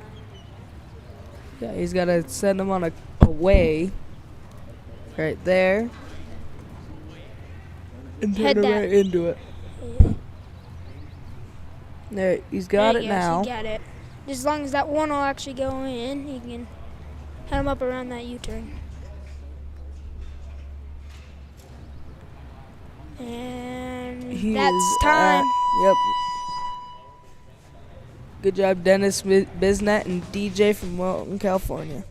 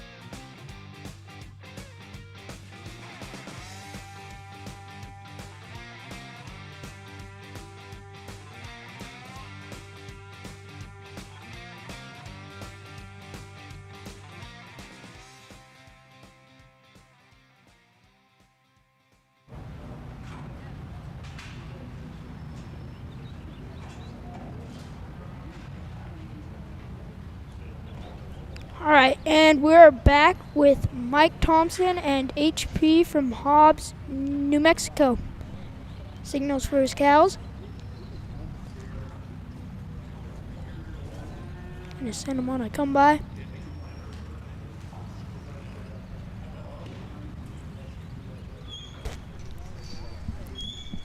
So he calls for his cattle, and he, ooh, And that cow back around. so he's got to bring them to the fetch, the closer side to the screen. Looks like he's gonna get him through there pretty easily. Yep. And then he's going to go to number 2 up on top, the left of your screen in just a second.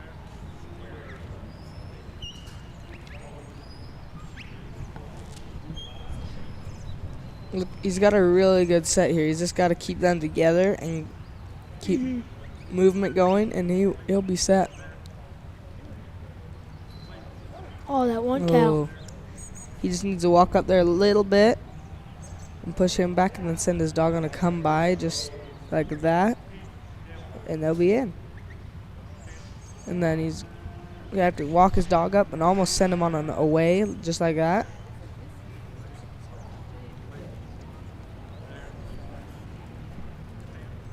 So he's through number 2.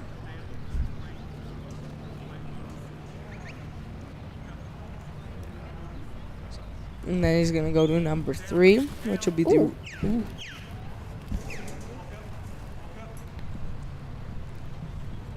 And then he's got to go to number 3, which will be the right side of your screen. You go That little ribbon is the side that he wants him to go through. There's going to be a ribbon on the panel, and that's going to be the side he needs to go through. There's this little triangle pen. Once he gets him through the 2 panels that are facing outwards, he needs to get him through the right side. He's got to kind of regroup them so he can get them all over there.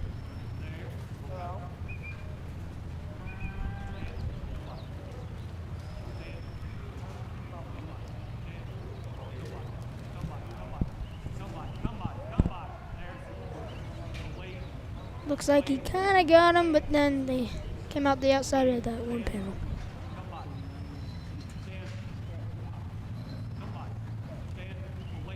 And there's a gap where that pink ribbon is by that black tarp. There's a gap. He's got to stop him from going through the left side, but he's also got to get him to go to the Yeah, he's got to keep them from turning around and going back through or going through that hole right there. which looks like he's kind of struggling with that. It's a really tough obstacle. I had to do this yesterday, this course. Oh yeah, me and Stone commentated for you. Uh-oh. And then... well, he's got the other ones going. I just got to get that one cow. And if she goes through that left side, he's got to completely restart on the whole course. On number 3 course. Looks like you got him. Yeah, he's going to go to number 4, which is like the top left of your screen right there. You can barely see it. He's almost got to angle him and keep him off of the fence, and that's a lot easier to turn him into that obstacle. Yeah. Saw this one yesterday. I don't remember what dog it was or who was doing it, but her dog was fishtailing around behind him, so they go straight and stuff. Yeah. So did he make it through number 4? No, he didn't. Okay.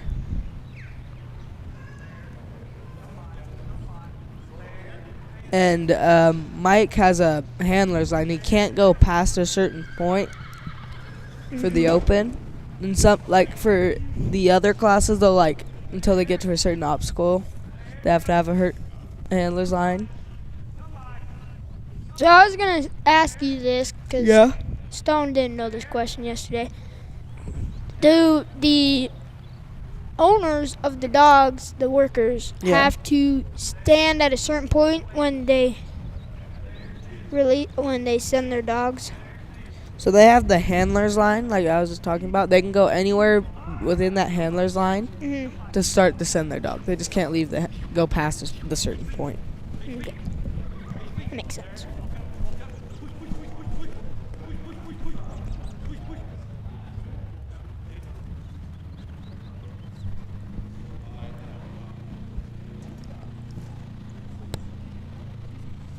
So he's going to go to number 5 and 6. 5 is the pen.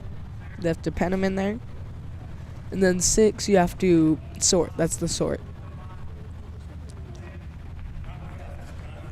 Kind of looks like he got him. Looks like he got him through 5. Now he's got to get 1 through the open part right there. That's kind of hard to see. The brown gate. Or get 1 through the brown gate, and then so. Yesterday was a black gate, but now there's a little opening, which is kind of hard to see.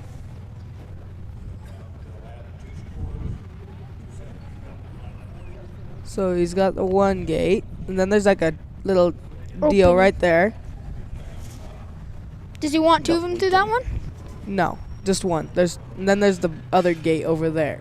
I see. Oh. Ah, dang it. I wasn't looking at the time. I didn't notice that. Ah. Well, we're going to be back after a short commercial break. Boop.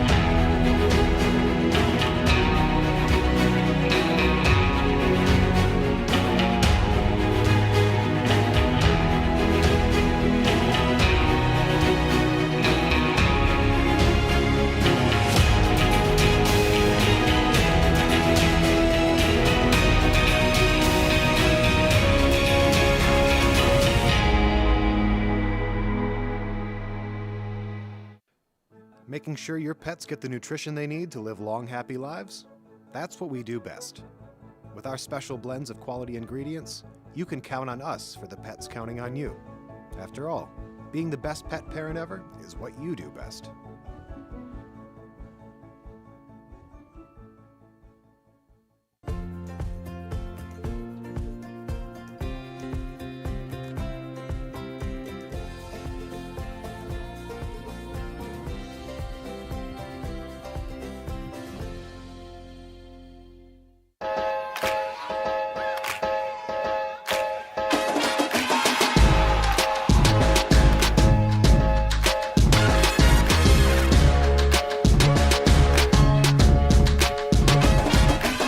We use our dogs every day. You know, on the ranch, we run a lot of cattle here that would take 7 or 8 full-time cowboys, and we have no full-time cowboys. It's just me and my family and one hired guy. These dogs come out and handle these cattle and pen these cattle. We move 500-600 in a group at a time with 1 or 2 dogs quietly. We breed and strive to breed working cattle and sheep dogs that are versatile enough and that have enough trainability and are biddable enough that you can work most stock with them. I think that we really focus on the health of our dogs. We health test all of our dogs. We really try to push to create the best dog with the best genetic background that we can, both health and pedigree wise. If you want to get a hold of us, go to milliron-sranch.com. You can get a hold of us. We'll always get back to you. If you have any questions about anything, it's not even about purchasing a dog, about a dog that you own that you need help with, please feel free to get a hold of us. Go to the website, milliron-sranch.com. This is intermediate round 2. The handler will call for the cattle. They'll come down to the fetch. The cattle can go to the right or the left. They must go to the left to get the points. They'll then bring the cattle down towards the handler and stick them in this tight U. Go inside the tight U and go out. The handler then still has to stay behind the line and drive the cattle away from him up to obstacle number 3. There's a hole to the left and a hole to the right. They must go to the right. They will then go down and push the cattle to the other end of the arena and pull them back towards them for obstacle number 4. Then the handler can move anywhere they want. They're going to bring the cattle down and put them in the pen. All 3 cattle must be in the pen before they let one out. Then they open the gate, let 1 cow out, shut the gate. The next opening is just straight open, straight out. Then they must go over there the whole time holding the cattle in the pen, open the gate and let the 3rd cow out. Time stops when the last cow goes out the gate.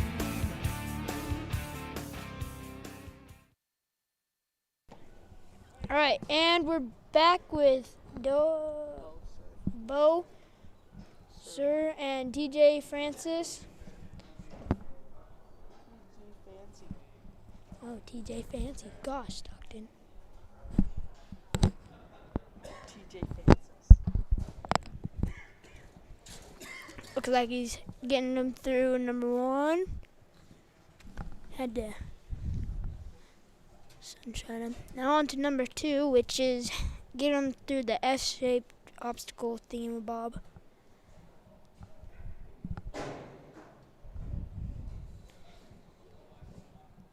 Looks like the 1 cow's kind of looking the other direction. And when they stop and look somewhere, they're most likely to start heading that way, so the dog gotta start stopping them or keep him going with the momentum that he's got.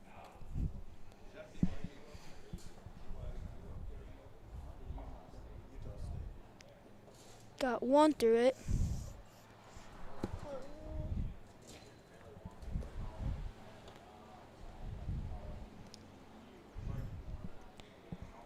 Okay, so I am back. He's going through number 2. He is on his way to number 3.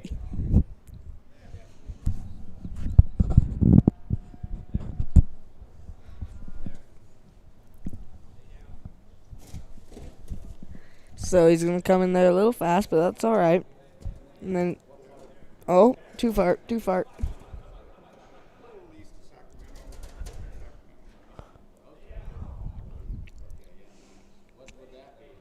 And it's going to send him on a way to turn him back into there.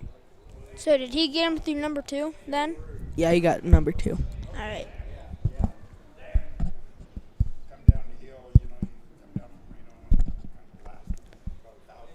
Okay, so he's going to have to turn him right there. A little bit trotty, but that's all right.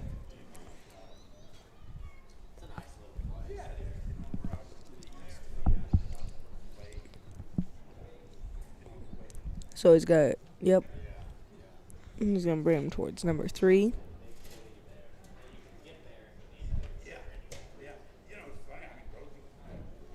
Oh, little overshot. Like you're saying, if you watch the dog bite him and kind of watch the cow's attitude, you're right, they will get.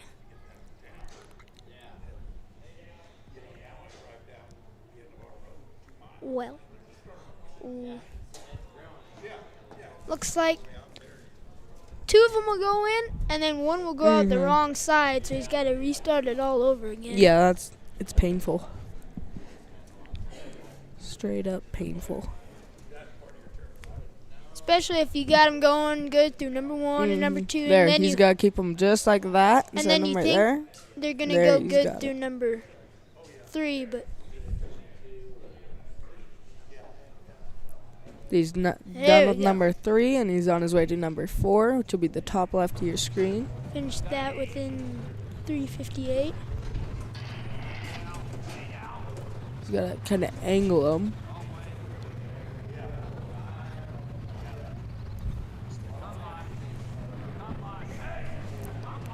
So he's going to have to angle him into there now.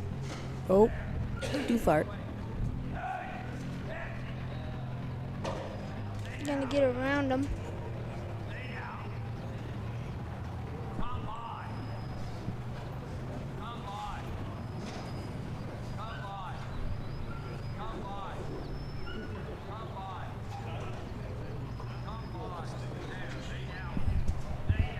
He's gonna turn him around the edge of it, or he can daylight, right, just right there.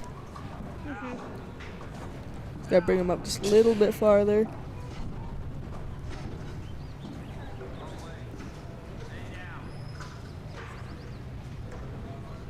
Now he is on to his sword.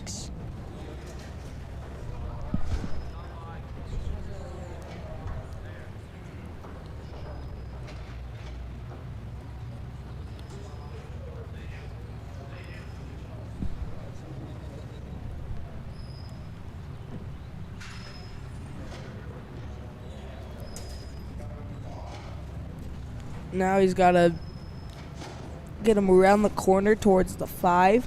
He's on the other side of that obstacle. He needs to come to the right side of it.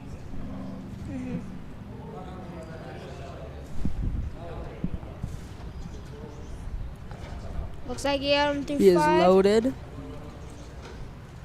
he's got to get 1 through the gap. He's got to walk his dog up there just a little bit so they don't come back out the hole he brought him into. Oh, Ah, dang it. that's time. I haven't been paying attention to that. I've been kind of Neither have I. watching the course.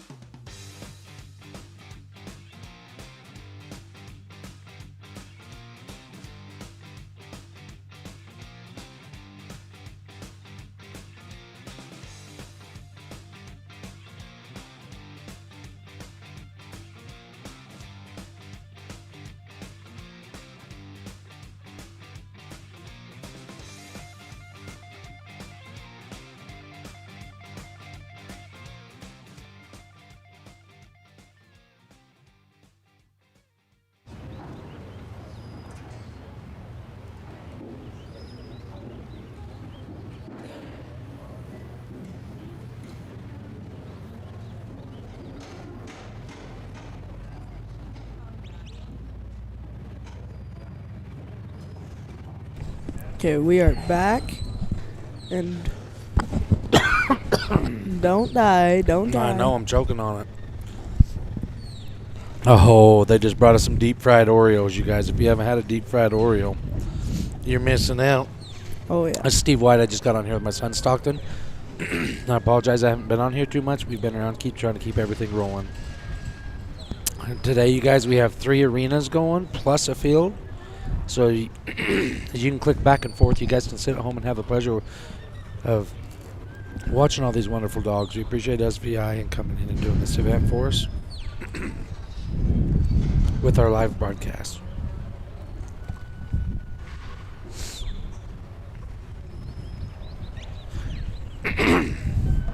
Angie Johnson and Mike. You know who this is, Stockton? Mm-hmm. Mike is a full brother to 2 that we have. We were talking about this morning after guy whooped us with him.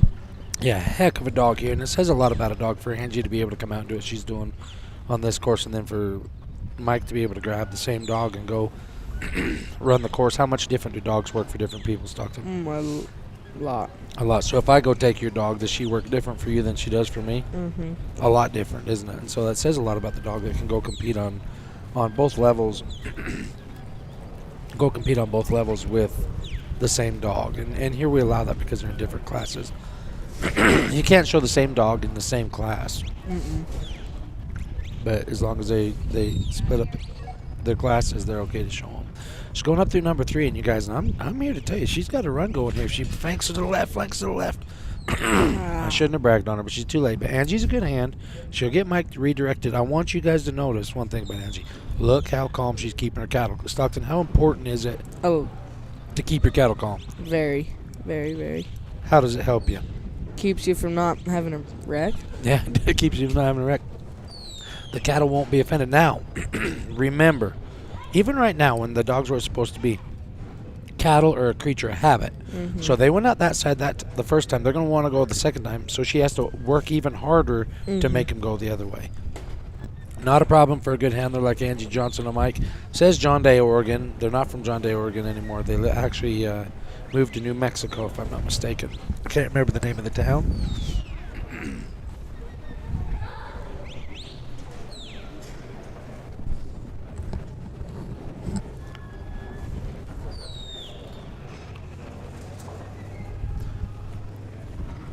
Going around and coming back through number 4.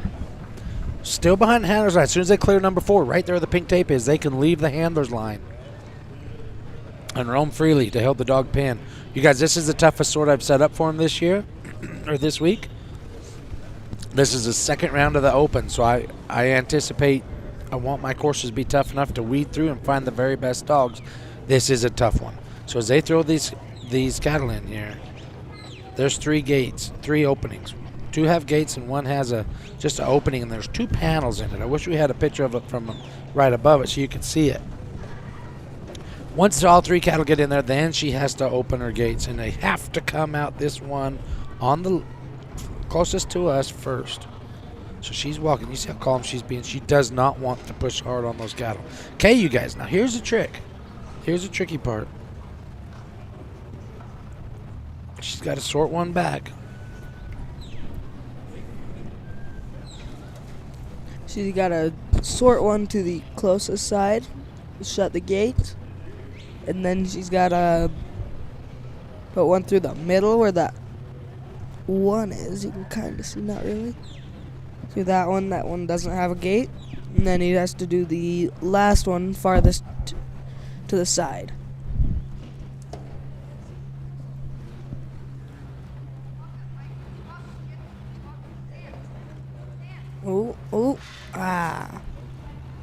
She's gonna have to shut her gate and restart the obstacle.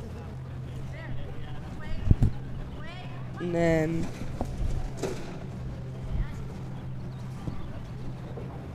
he's got to bring him all the way back around and re-enter the obstacle and restart.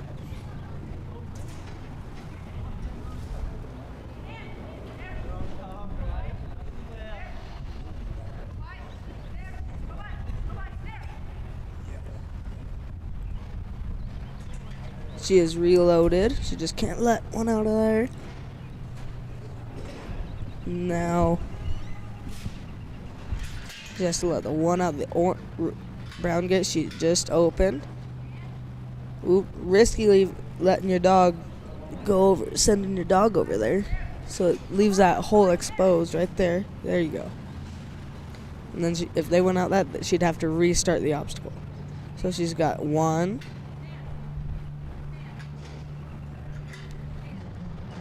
Oh, dang it. 30 seconds. That's still enough time. She's just going to have to really hurry.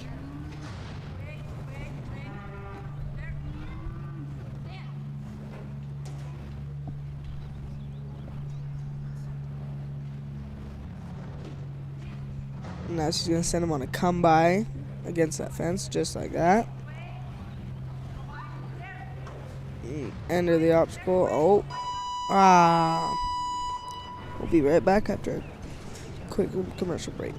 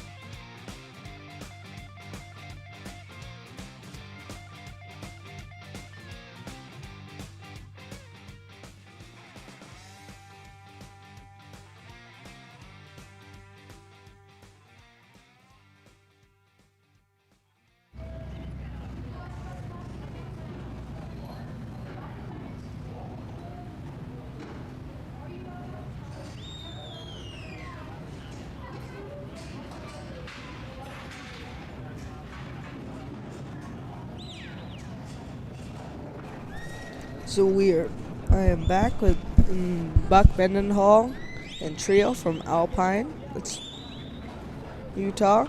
And he's going to bring him through the fetch. Really fast time, actually, to be through the fetch already. And he might be coming a little too fast for number 2. Then he's going to send him right there. Oh. This one might be a little bit of trouble through the run. And then he's going to send him on a come by. Right there. And enter him right by that number 2. Buck needs to walk up there just a little bit, and it'll help him hold that hole right there where the 1 went through.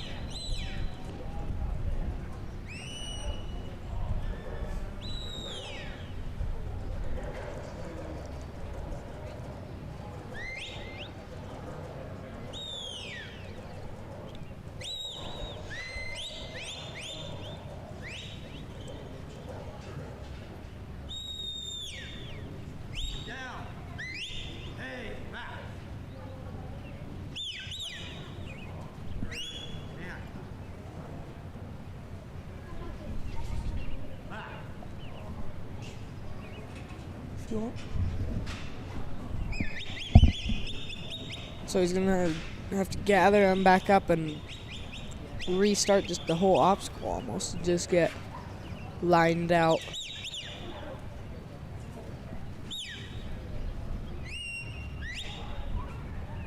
There, he's walking up there. Push it. Now he can almost walk up there just like that. Sometimes they get held up in that little corner. Then they're going to go out to the left, so he's going to send them on an away, which is to the right. And then a come by, which is to the left. And then a walk up, just like that. Ooh.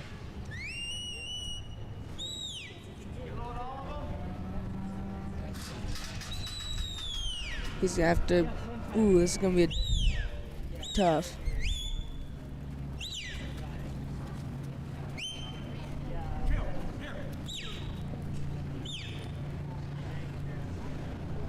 Now he's going to send him on a really tight come by to try and turn him, yep, just like that.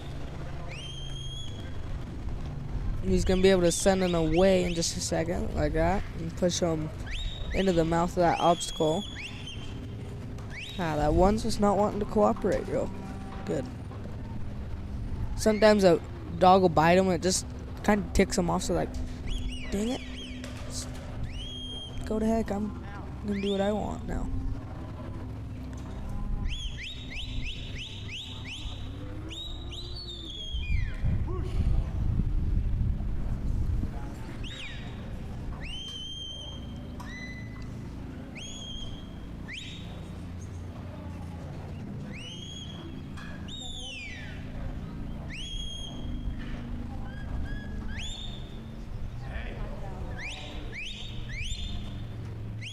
Now he's coming into it, just like that. He's going to send him on a come by. Oh, keep going a little bit. Just like that. And he'll have a walk up. And he is through number 3 on his way to number 4. Oh, there he is.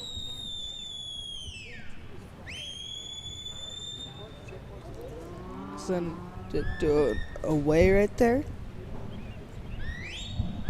Number 4 is actually a kind of a tough obstacle to see from where he's at, because he has like 3 obstacles in his way to see. And then it's really tight hole to go through, push your cattle through. It's a really flowy obstacle once you get them lined out. And he's done with number 4, and now he's on his way to his pen and his sort, which will be the left of your screen. He's gonna walk up there and cover that hole.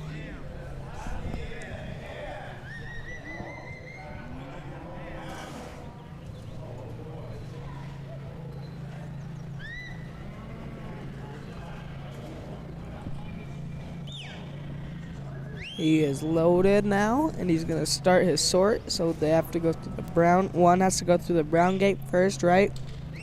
He's about to open it. Ooh. Uh-oh.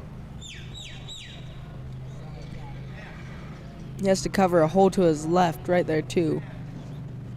And sort without letting anything else out. Then he's gonna let one out the middle right there. Just like that. He's gonna open this gate. Oh, crap. Oh. Dang it. He has 15 seconds. I don't think that's enough time to get this anywhere near done. So, we'll see how far he can get. And he is out of time. That was Buck Mendenhall and Trio from Alpine, Utah. This is intermediate round 2. The handler will call for the cattle. They'll come down to the fetch. The cattle can go to the right or the left. They must go to the left to get the points. They'll then bring the cattle down towards the handler and stick them in this tight U. Go inside the tight U and go out. The handler then still has to stay behind the line and drive the cattle away from him up to obstacle number 3. There's a hole to the left and a hole to the right. They must go to the right. They will then go down and push the cattle to the other end of the arena and pull them back towards them for obstacle number 4. Then the handler can move anywhere they want. They're going to bring the cattle down and put them in the pen. All 3 cattle must be in the pen before they let one out.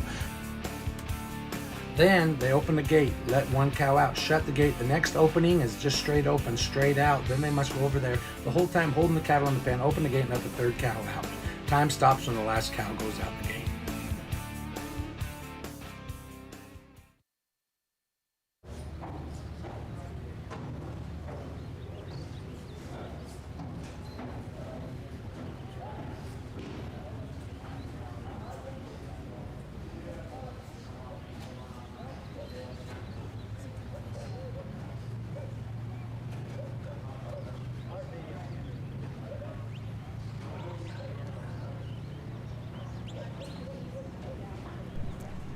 We are back, and this is Brian Jacobs and FFINS Elwood Finns. So we sent him on a come by, and he's going to bring him towards number 1.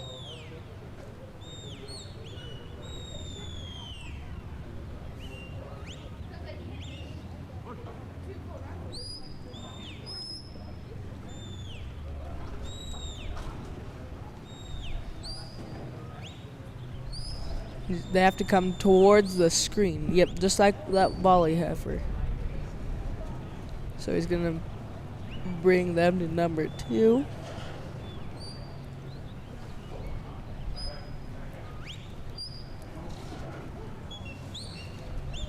Just like that. Great handling right there to notice that and pick that apart.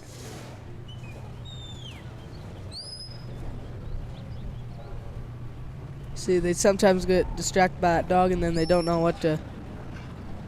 where to go and what to do. There you go.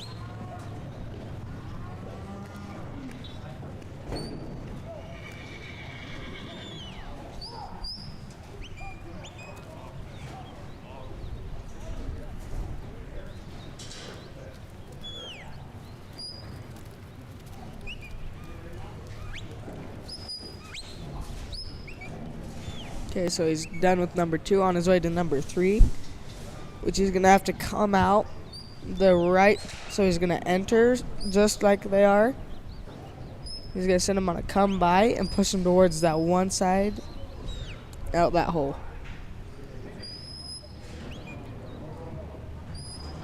Now he's going to kind of angle him, which is really smart actually for that next obstacle, so they don't get hung up in the fence. Don't get just like stuck almost, glued to it. He's angled him perfect for that, and he is through number 4 with a great time actually. This is a great run. He's going to enter number 5, this pen, and then the sort will be number 6.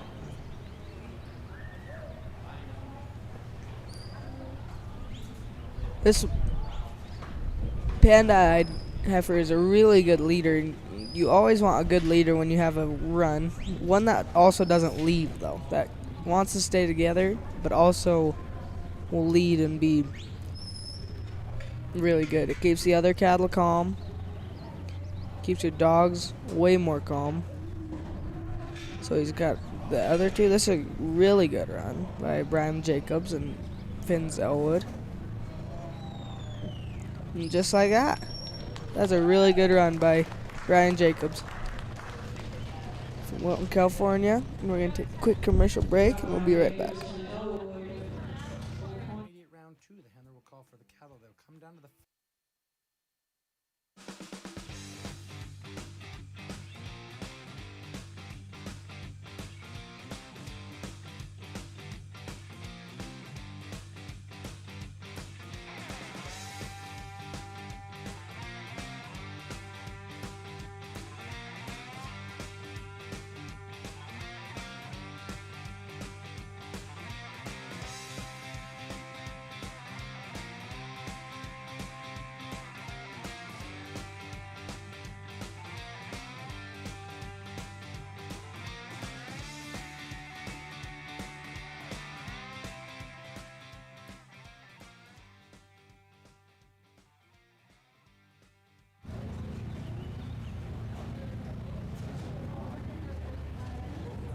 And we are back. We have a guest. What's your name? Hayes. What's your last name? Crapo. Where are you from? St. Anthony, Idaho. Oh, how far is that away from here? About like 2-ish hours. Well, that's not too bad. Nope. So this is Sonny Mahirian and Pete. And he is going through number 1, working on that.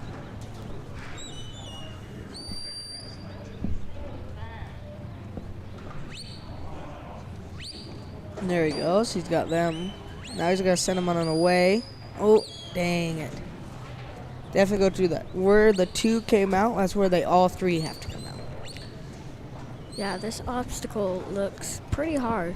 At least I haven't done it, so I can't really say that. Yeah, I had to do this course yesterday, but there's a few different things. Like we had 2, 3, and 4 were the same, and they changed 1, Yeah, I was gonna say 5, and 6. number 1 looks different. Yeah, it has a panel there, so he has to sort them out, that one. Oh yeah. Okay. Yeah. Now I see it.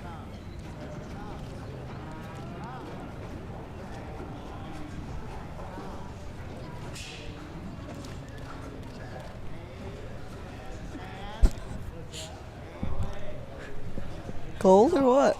No. Just laughing? Nah. Just have to rub my nose. What you be giggling at?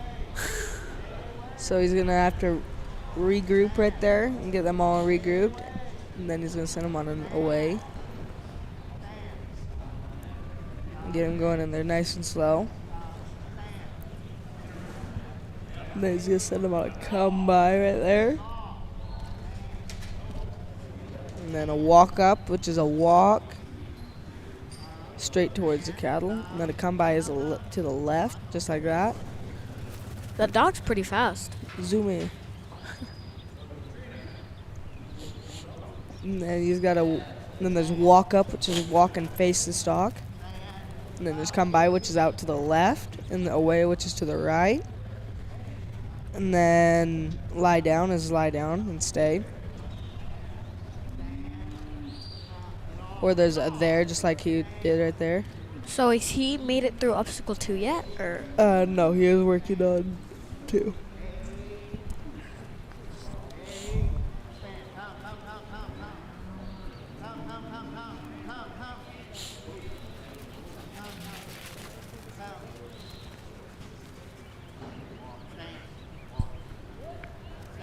So are you showing here at the finals? Yep, on Saturday. Well, what dog are you showing? I'm showing Anne. Oh, I think we used to have that dog. Yep, we bought it from you. There you go. Is she working good? Yeah, she's pretty good. There you go.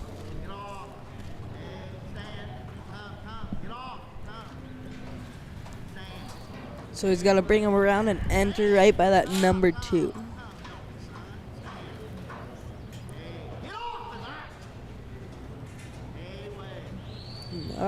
Yeah, he's... Oh, yeah, there it goes. So he's close. still good right there. Don't weaken, Sonny. There he goes. He's going to walk up right there. They'll sometimes get hung up in that corner and they'll stare at the dog, and then it takes a lot of pressure. And sometimes they'll blow them up and run them back through where they came. That one's needs to gather them up. Yeah, they're doing pretty good. They didn't get stuck in the corner or anything like that.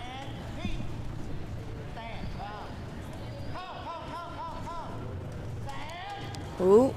So there's so good save. Are they supposed to go to the left? To the right, just where they went out. Now he's on his way to number 4.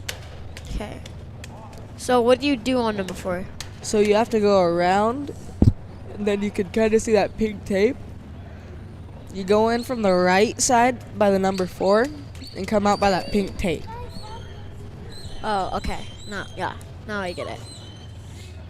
It's kind of like that. Oh.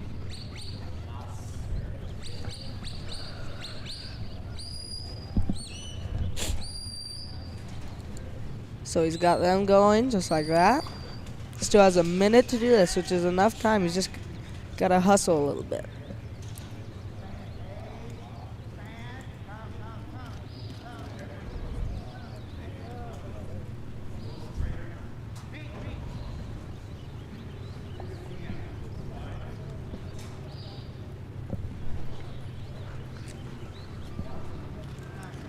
So he's got to load them into his sort and pen from the left side, right?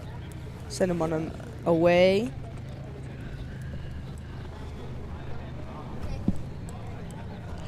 He's going to walk up. Ooh.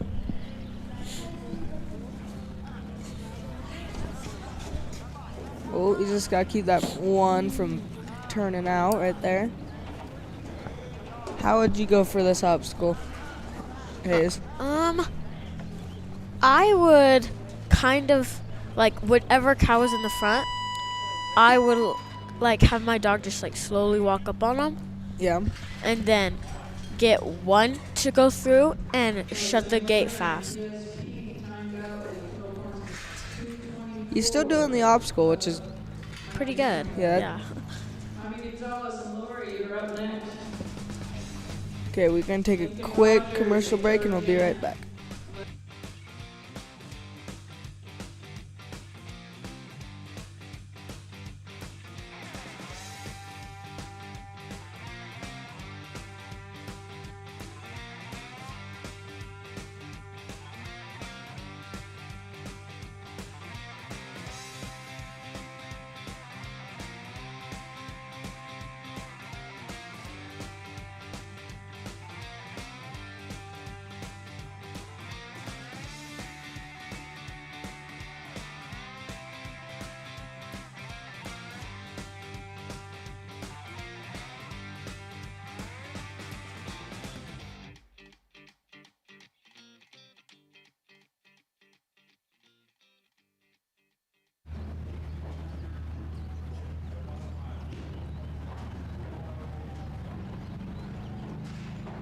We are back. This is Jaime Gonzalez and JG Laurie from Klamath Falls, Oregon.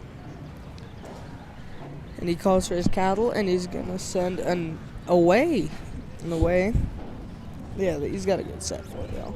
He's set up for it. And now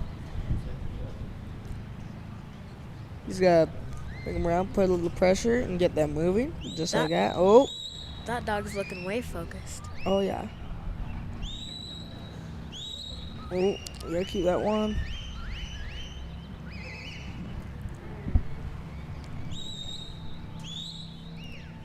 He's almost daylighted right there. I think he's got it. Just like that. He can keep him at that angle, but he's gonna have to send him on a really tight away, just like that. Just through there. And on his way to number 2.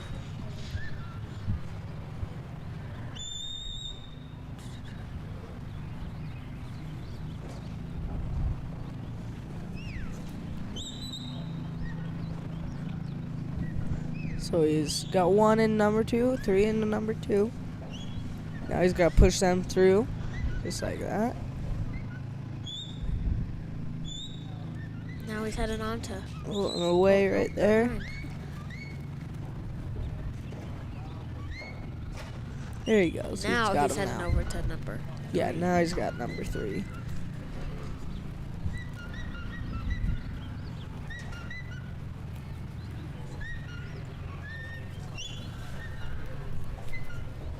So he's gonna have to enter by the pink tape, and between the pink tape and number 3, the number 3,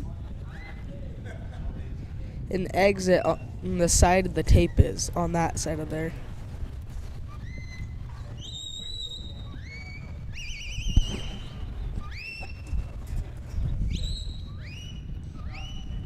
Oh, I didn't notice that. I didn't see that cow went around. So he's still good. He's just got to bring him back around, just like that. Yeah. So he's got like 2 going in ish. Oh yeah. He's got 2 going in. Yep. 3. Just like that. Out that side. He's got a really good set for this. It's just a slower set, but that's all right. We need finished scores here for if he wants to make it into the next round. He's just got to keep them together. See how they're kind of split up a little bit? He's got to keep them together and grouped, just like he does right there. Ooh, that red one. Oh, that bugger. That bugger.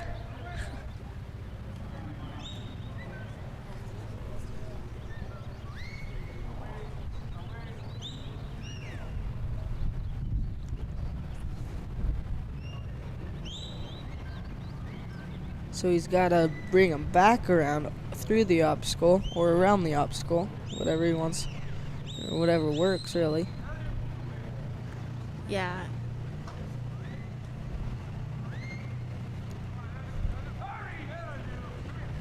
Wow, those 3 cows do not like to be together. Mm-mm.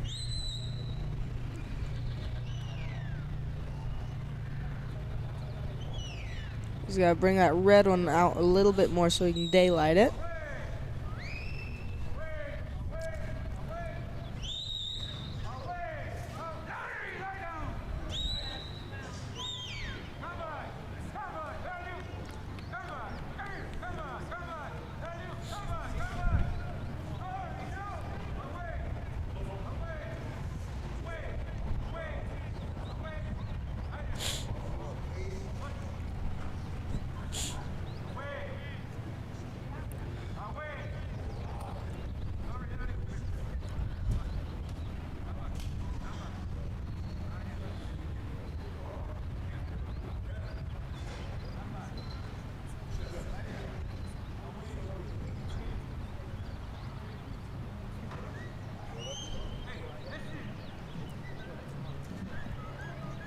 He still has time to finish this. He still has a minute and a half, which is plenty of time. Yeah. It's a beautiful day today. It is. Glad the arena's not as muddy as it was on Monday. Well, it's not muddy at all anywhere now. It was really muddy yesterday and the days before this. Yeah. I can't remember who, but somebody said that the weather, it said that it's supposed to rain tomorrow. Dang it. I hope not. Yeah. You never know, the weather can change. Never trust the weather apps. There he goes. He's got him lined out again. Sorry. Lined out again, and he's going to bring him through right there. Through that hole. Okay, now he's got to heading keep on them to together now. He's going 5. a little fast. He's got to send his dog around that one. Now the other 2. So it's 30 seconds to get it done.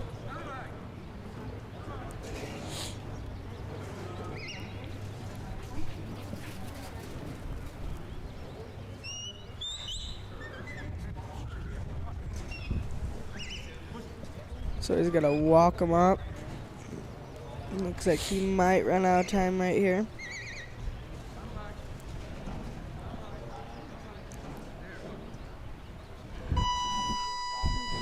And that was Jaime Gonzalez and J.G. Lurie from Klamath Falls, Oregon.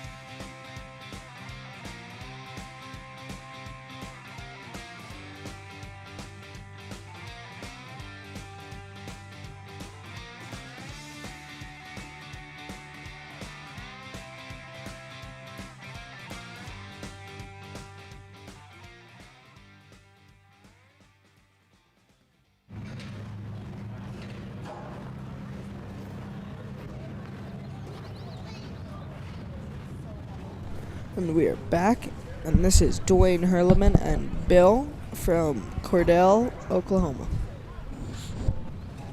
It's kind of crazy where, like, when you look at this, and there's people from, like, all over the country. There's people from everywhere. We have Stuart Mitchell from Alabama. We have him from as far as Tennessee and Alabama to California. Goes to California, so. Last night I was at the dinner. I was sitting by someone, and he was like, they asked if he was like Australian because he sounded Australian. He was like, Yeah. "Yep, I'm from Australia." I was like, "Wow, that's pretty cool." Yeah, that's Travis Balch right there. Yeah. So yeah, and we have Canada's here. We have people from Canada, from everywhere. 19 states and Canada is here.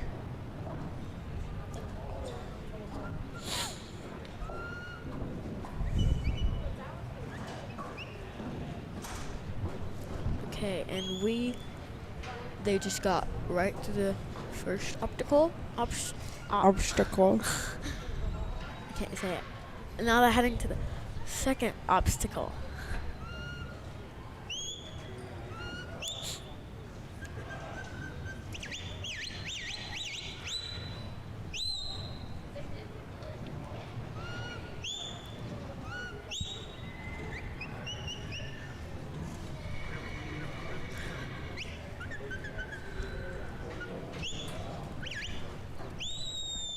Do you know that there's over 200 dogs competing this week?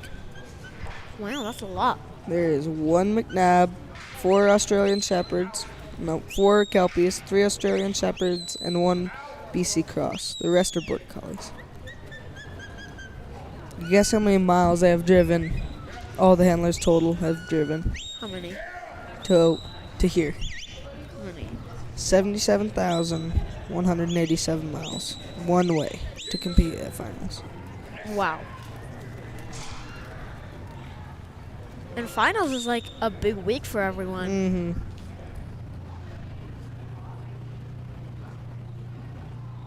It's just amazing. This place is so nice. It is really.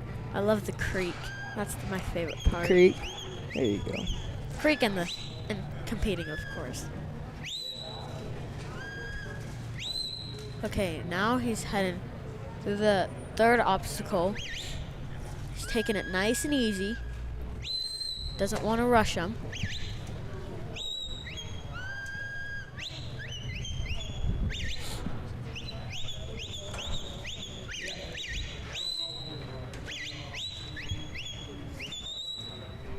So he is through number 3 and on his way to number 4. He's got to go to the left side of your screen. You can't see it yet.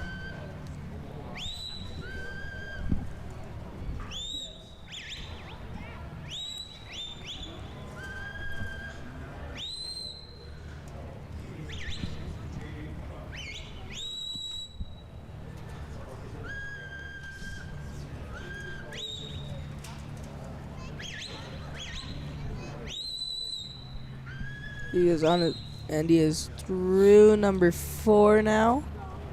On his way to his sort and pen. 5 is the sort, 6 is the pen.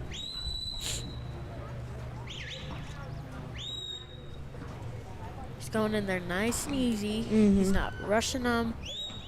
He's doing really good. Mm-hmm.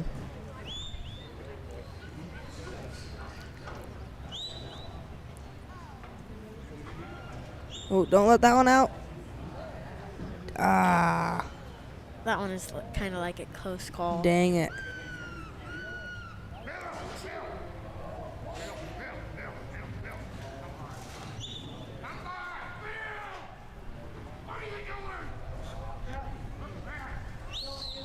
So that dog just can't really see until now. That one heifer behind the fence, he was so focused on the other two with the intensity and stuff wanting to work, he just couldn't find that. And a lot of handlers have a command they call look back, where they'll say that and the dog will look behind them and look for stock and stuff. It's really handy. There he goes. Now the dog's back on track. There you go. Now he's gonna open that brown gate right there. But he's going to make sure no other cows Mhm. go through right there. So he's just keep his dog right there. We'll flank that one through right there. Oh, crap. There, he's got the one out the way it's supposed to be. He's got to go to the other side and open the other gate. He has 30 seconds to complete it. It's kind of his only chance he has to try on this obstacle. So he can't let it out over the dog or back over through the hole. Ah.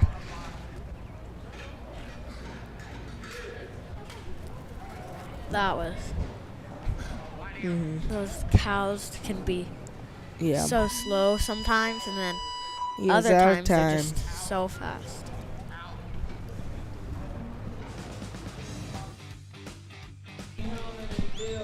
And these are James Butler. You can see him competing. He might go next. I think he's going next. These are some of his white-tailed deer he raises. Wow, those are big antlers. Yeah, these things are crazy. The one on the left is a 2-year-old. That's him 2 years old. And then the other one's at 3. Old? 3 years old. So I wonder how they get them like that. They just genetics and work. Like selective breeding? Mm-hmm. Kind of? Yeah. XP Ranch Photography. They've been here almost every year for every finals. Wow, that's an insane shot. Which one? The one with the dog. Mm-hmm. That's a cool one. That longhorn's pretty cool too. Yeah, that's at my house. We own the longhorns. Oh, nice. Yeah. Oh, this is James Butler with the deer. Nope, this is Brett Turner maybe. Who's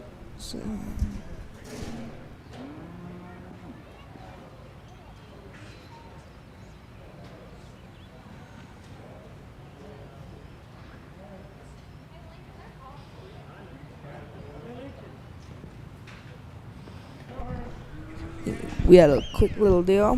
This is Lincoln Rogers and H.R. Jan is going to towards number 1.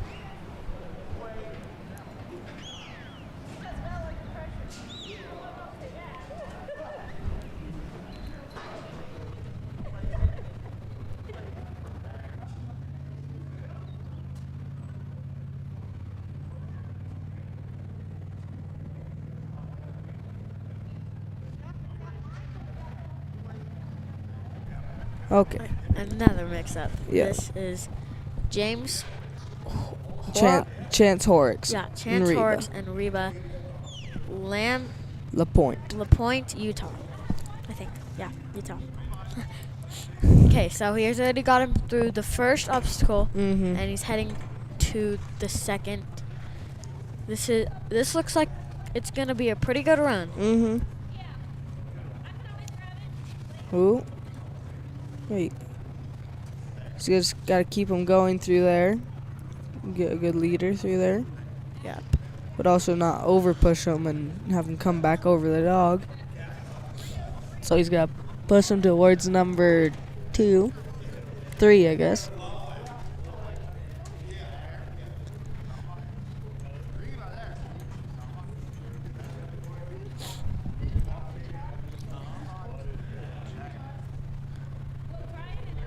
Okay, yeah. Now, yeah. He's loaded in number 3. Yep. And then he's going out. Yep, perfect. Just like that. He's got a really good running going right so far. He's just got to keep it going. Yep, now he's got to go around and back to number 4.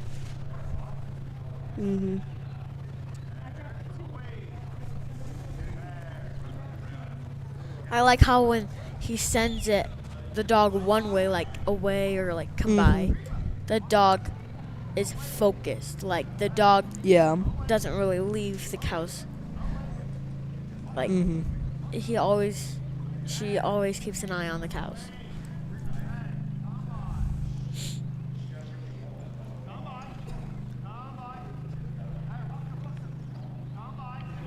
The cows look like a good set.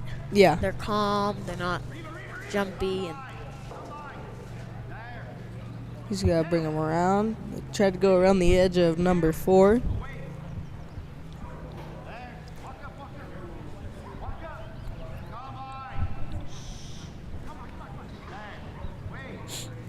There he goes. He's got to send him on a way right there.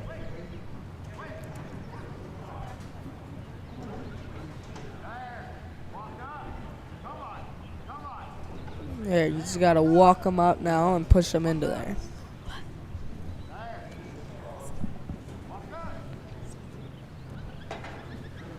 okay, yeah, he's going towards his pen and his sword.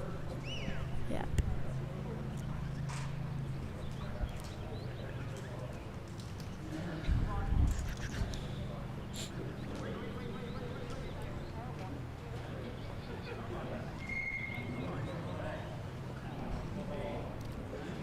kind of cool how like when the cows are like going one way, he like it like pops into his head what he needs to do. Yeah.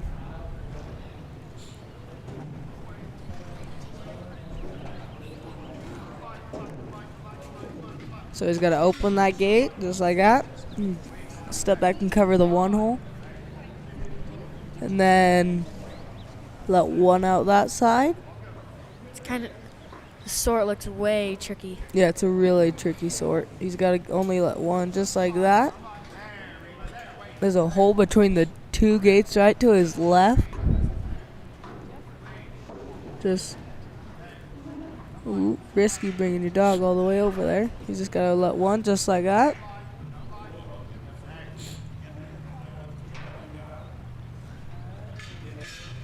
Now he's got to be careful not to let the one accidentally up the middle instead of.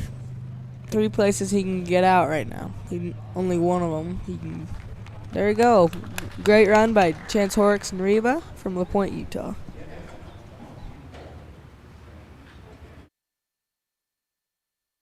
This is intermediate round 2. The handler will call for the cattle. They'll come down to the fetch. The cattle can go to the right or the left. They must go to the left to get the points. They'll then bring the cattle down towards the handler and stick them in this tight U. Go inside the tight U and go out. The handler then still has to stay behind the line and drive the cattle away from him up to obstacle number 3. There's a hole to the left and a hole to the right. They must go to the right. They will then go down and push the cattle to the other end of the arena and pull them back towards them for obstacle number 4. Then the handler can move anywhere they want. They're going to bring the cattle down and put them in the pen. All 3 cattle must be in the pen before they let one out. Then they open the gate, let one cow out, shut the gate. The next opening is just straight open, straight out. Then they must go over there the whole time holding the cattle in the pen, open the gate, and let the 3rd cow out. Time stops when the last cow goes out the gate.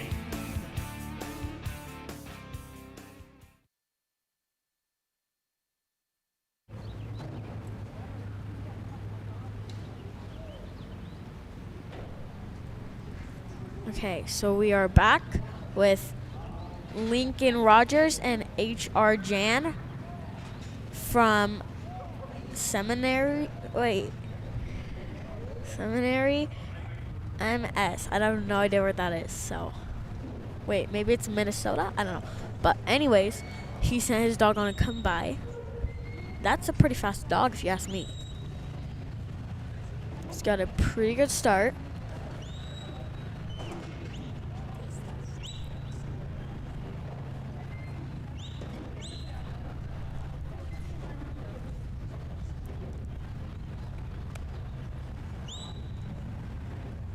Bringing his dogs nice, bringing his cows nice and steady.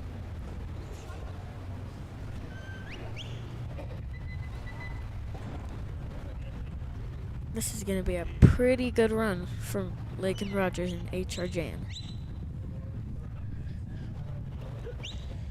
Yes, it is. So he is through number 2, on his way to number 3. This will be the right side of your screen once he gets us lined out.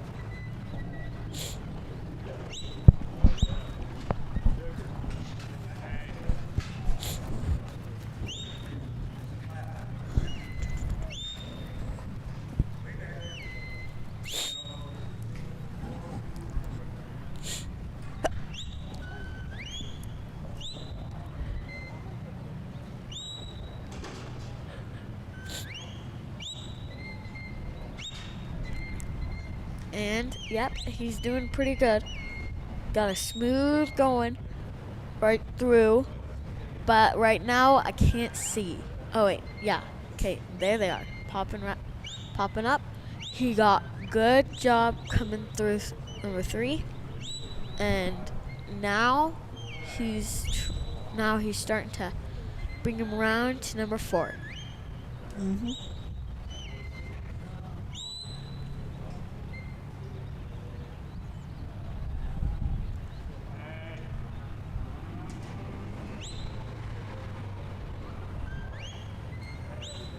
Trialing dogs is just, it's so cool how like you can adapt dogs from like being a puppy to like not knowing their name, and then adapt them to like knowing right and left and lie down and all sorts of Having it be stuff. from Like pound to a champion, really. Yeah.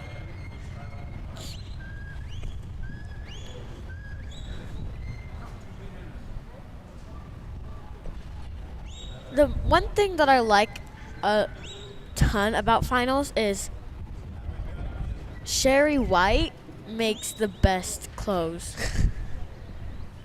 There you go. The clothing's the best part. I got a hat from it. I got art. Sorry, I got the Oh my hiccups gosh, really bad. Stockton. I know. I'm done. I can't. Okay, yeah. So this is a tricky one. This is a tricky one not to let one accidentally go through the middle when the first one's supposed to go through the one on the far left, the gate that he has open. You got to be really, really quick on your feet. Mm-hmm. Oh, dang it.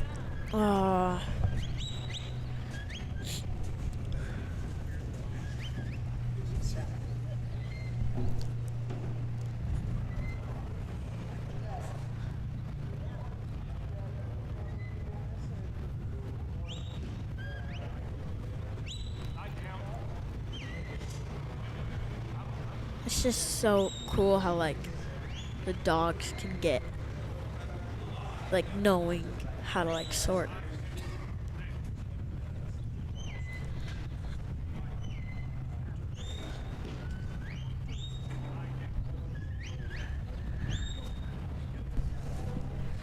Okay, so he's gonna open his gate.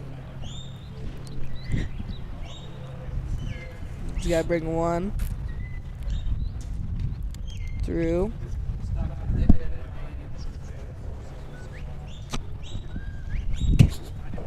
I'm done. I have the worst hiccups ever now. So he's gotta bring one through that gate, and then there's you can't see it, but like a V in the middle with the opening. One has to go through that, just like that. It's kind of cold under the grandstand. Without my sweatshirt, at least. He's gonna open that gate, and he's gonna let that one out. It's a really nice run. Really nice run by for Lincoln Rogers and H.R. Jan. Yeah.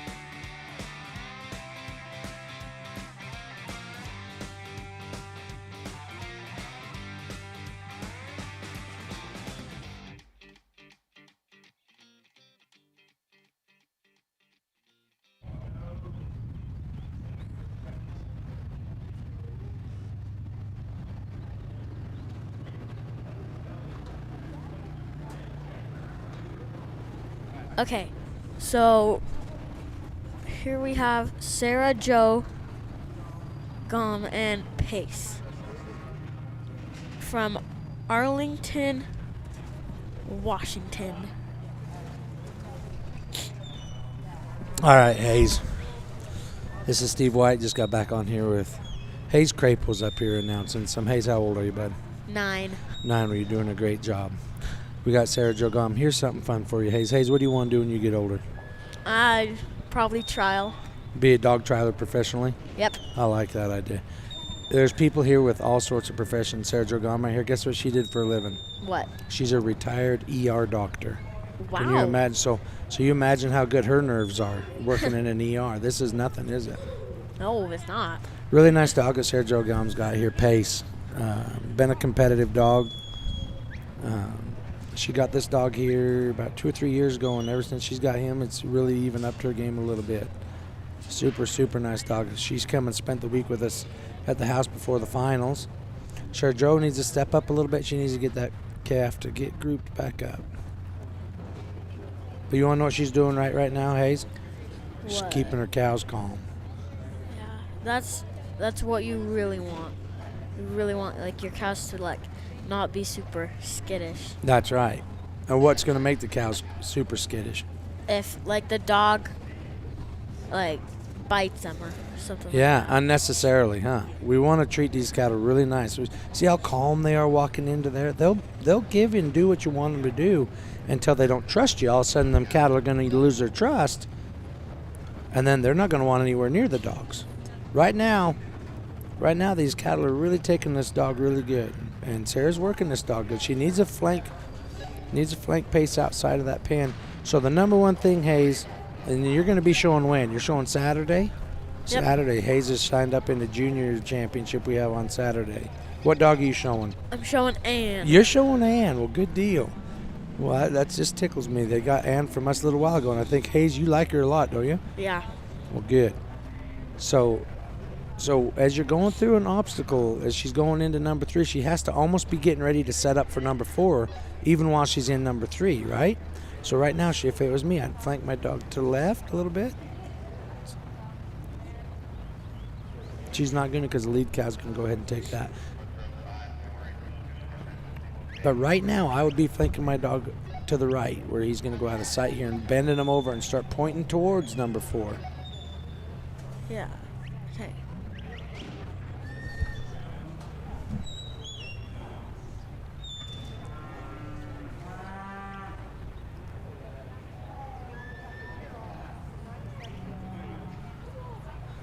Good job, Sarah Joe. Okay, what would you do right here, Hayes? Do you know the course? What's the next thing? The next thing is to like on number 4. So you gotta go in and People can't see your hands, so like explain it to them. So when you go into number 4 by the pink like little tape, Yep. you gotta go through that because there's like Yep. a little opening. Just like Sarah Joe just did. She's done a good job. She's just sitting around 3 minutes and 20 seconds, a 6-minute course. Once again, this is the second round of the Open, you guys. In order for them to make it to the short round, they're going to need to have 2 full scores. So Sarah Joe's taking her time. She's not worried about go rounds. We do pay go rounds here, but the real money's in the average. The average winners in the national champion is where the money's going to be won. So Sarah Joe, look at her, just bump them cattle right there. But here's where the problem is. Get around, get around, get around. That mass, that was perfect timing. Yeah, that was.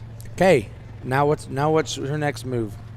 Her next move is to open that gate on the far left and Nope, the one closest to us, your far right. Yeah. And then open it and only let one cow out. Yeah, so here's what's tricky, Hayes. If you go down there, them cattle, there's an opening hole right where Sarah Joe's standing right now. There's an open hole right there. And then there's 2 panels going up the middle dividing everything. So this takes a lot of work. Lots of work. But look how quiet she's got those cattle. Now she's going to go shut that gate. Hurry up, shut it, Sarah Joe. Yeah, she got it. See, that has to be latched before the second one comes out the middle. She got the gate latched. They let the second one out. Now her third one. Where's the third one got to go? The third one has to go on. So the one on the right of like the middle opening. Yes.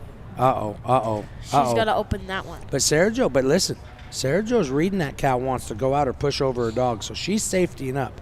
Now she gets the cow looking the other way. Hurry, Sarah Joe, hurry. There she goes. Now she's got to get that easy with the dog.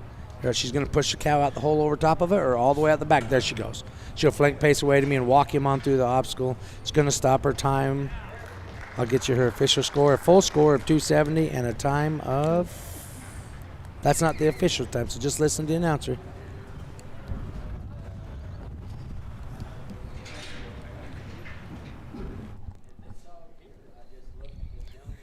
Good job, Sarah Joe and Hayes. That was a full score at a time of 5:13. Time of 5:13, so really close. Good job down there on our unofficial time. That's going to bring up Mike, Collins, and Newt. No, we have James. So what we have going here right now, you guys, is we have three big field, with the nursery, ultimate stock dog going into the nursery. Then we have the nursery going on in the lower arena, and then the open going on here. So we're going to be running some people out of order as we go, just so we can accommodate. So the big field takes precedence, so they need to be going there. But this is James Butler and Bonnie that's walking in right now. Okay.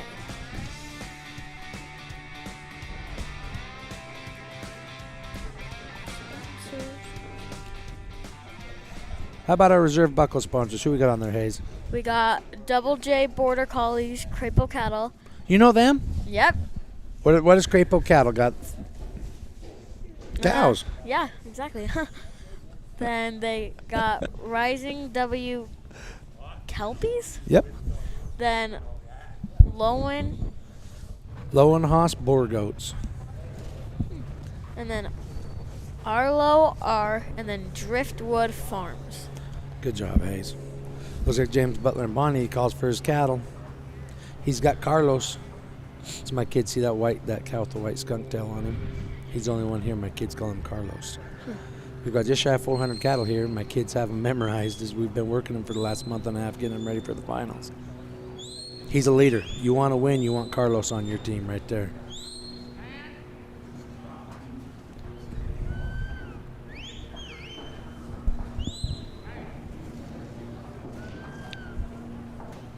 So when you have a leader, you direct the leader, steer the leader, and what do you do with your back cows?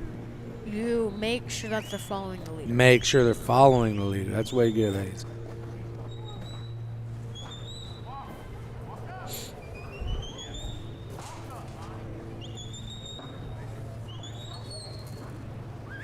Like, for the whistles, can you have like different like away and? Absolutely. Well, you'll want to keep your away whistle the same, but what you're going to want, you can make whatever whistle your whistle. So there's a lot of people here with lots of different whistles, right? And so even though that his whistle might be unique to that dog for one way, for like I have dogs that have different whistles. So Ann that you have actually has different whistles than my stand dog. And so you find which ones fit the dog and that you like to use, and then you keep using them. And so, yeah, so everybody here, I don't know anybody that really has the same whistles.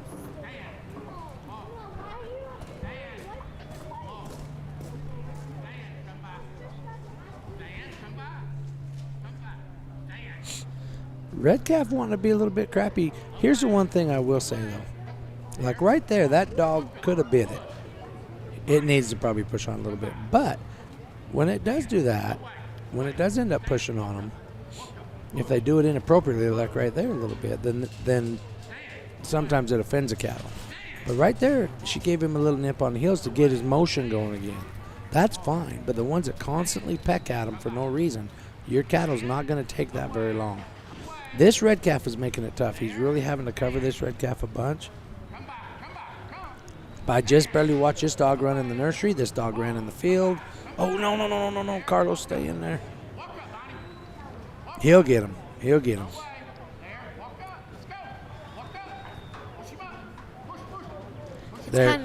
It's like cool how like there's so many cows that like they just follow one. Yes. So in most situations, you're going to have one cow that wants to be a leader. Like Carlos there wants to be a leader. This red calf, she just don't really care. You know, sort of like you don't know people that don't like other people, do you? Yep. Yeah, same thing. And maybe that cow is going to have a bad attitude and these ones don't want to hang out with him anyways.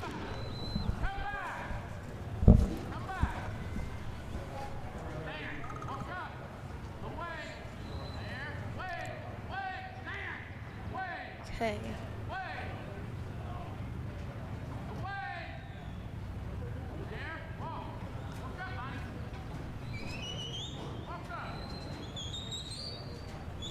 Okay, yeah. This red cow's kind of tricky.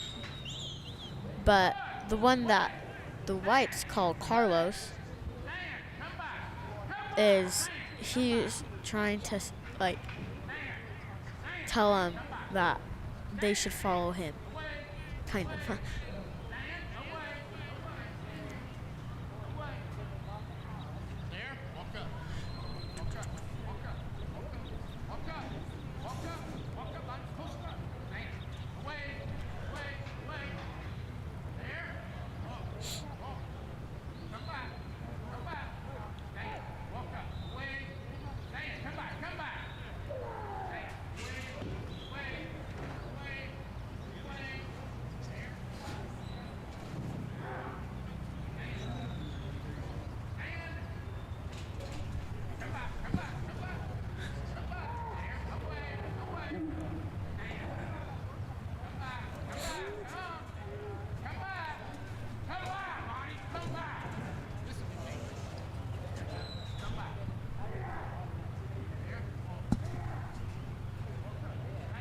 I got it.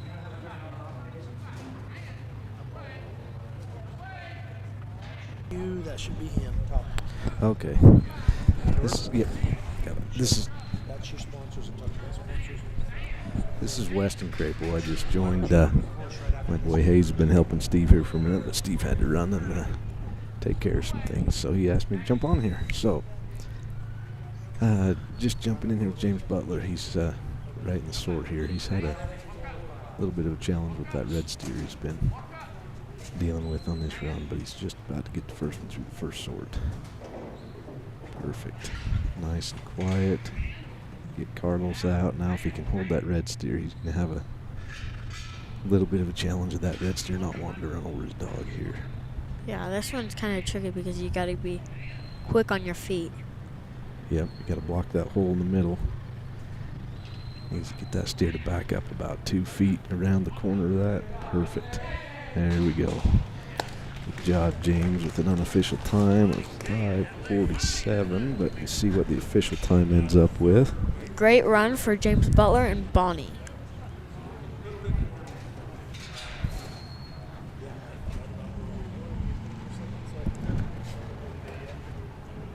These two?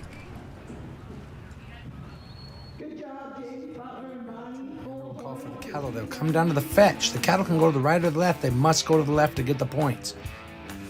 They'll then bring the cattle down towards the handler and stick them in this tight U. Go inside the tight U and go out. The handler then still has to stay behind the line and drive the cattle away from him up to obstacle number 3. There's a hole to the left and a hole to the right. They must go to the right. They will then go down and push the cattle to the other end of the arena and pull them back towards them for obstacle number 4. Then the handler can move anywhere they want. They're going to bring the cattle down and put them in the pen. All 3 cattle must be in the pen before they let one out. Then they open the gate, let 1 cow out, shut the gate. The next opening is just straight open, straight out. Then they must go over there the whole time holding the cattle in the pen, open the gate, and let the 3rd cow out. Time stops when the last cow goes out the gate.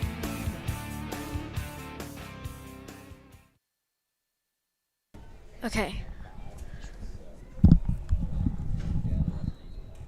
So here we are with Mike Collins and Newt from Galt, California.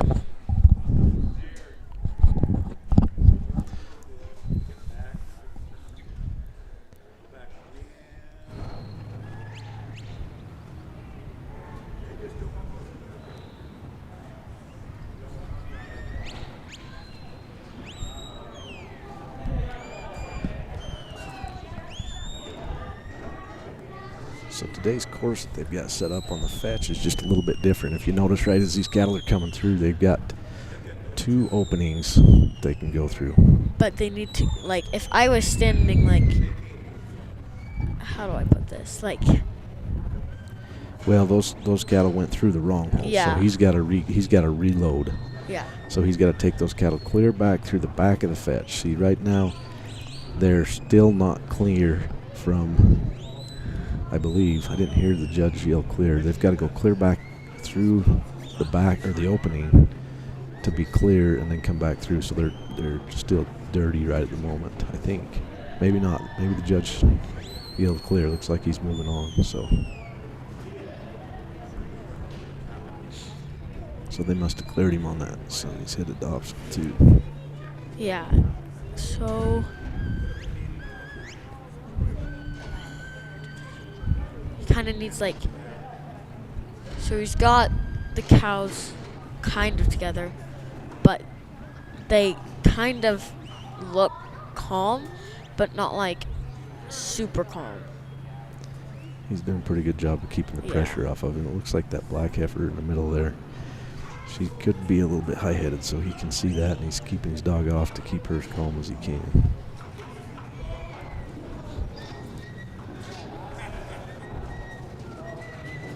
Good job, Mike.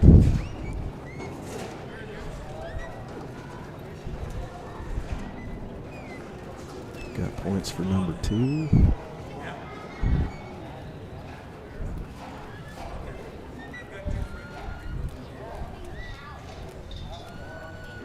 He's just got to balance that dog back and forth to get them headed right to the opening of 3.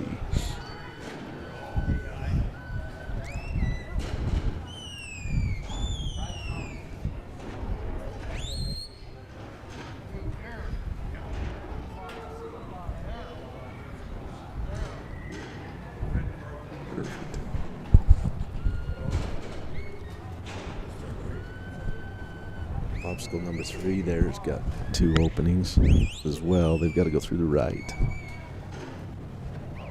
If they do go through the left, you got to reload and force those cattle out the right. So he's sitting at a pretty good time here at 2:55. Coming out of obstacle 3. Oh, shoot. Got one that wants to take off on his own. This is the danger when you have one that splits and separates. So did he didn't get all of them? No, he did. They all went through. Okay, yeah. Number 3, and then that one come. I kind of like zoned out for a second. Pay attention, man. All right, they're moving good through number 4. Keep them on a good trot if they take that line right into the entrance of the sword here.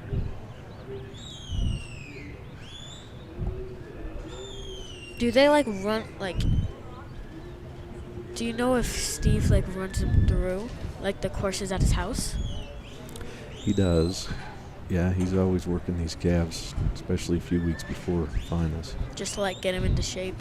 Yeah. So they're not like so fat. Get some dog rope. He needs to walk that dog up right in that hole. Plug that hole with his dogs so he can hopefully get one sorted off to go through. Yeah. Shoot. It's hard to see from this angle, but Yeah. that there's an opening in the middle of that little pen they're in that doesn't have a gate, and the other 2 openings have a gate. So he's got to get one to go through this first one.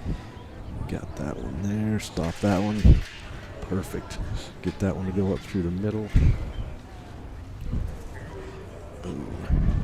This is a tricky situation. Yeah, You have 2 trying to go through. He's got to be really careful right here because his dog's out of position. Yeah, shoot. That dog needed to be right in the hole to stop that one from coming back out. So now he's what we call dirty. So he's got to reload all 3 calves and start over. He's got about 1 minute. Plenty of time though. Yeah, this is a really, really tough sort here. This is set up by Steve and the team to challenge these handlers and dogs here to try and get the best dogs and best handlers into the finals. Especially when it's final weeks, just because it's like a big deal for everyone that trials. Yeah, so this is round 2, and then we'll have round 3 tomorrow, which will determine who makes it to the short round for the finals on Saturday. All right, let's got him reloaded here. He's got about 20 seconds. He's going to have to hustle. But that heifer there wants to come back out because that's where she just came from. Now, as long as he doesn't let any of the other out, he can reload that one heifer, but yeah, it looks like he's... Want to know a fun fact? Guess how many? Okay, Arnett Mike timed out on that. We'll let him exhaust them out of the pen here. Did he get all of them through?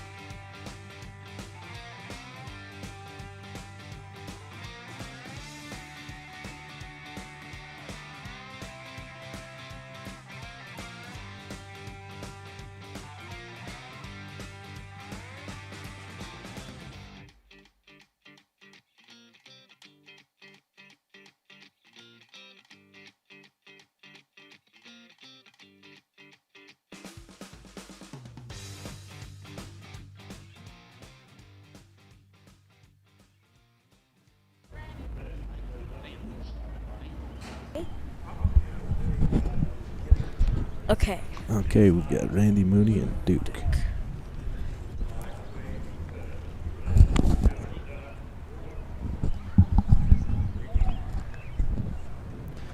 Randy's come all the way from Arkansas.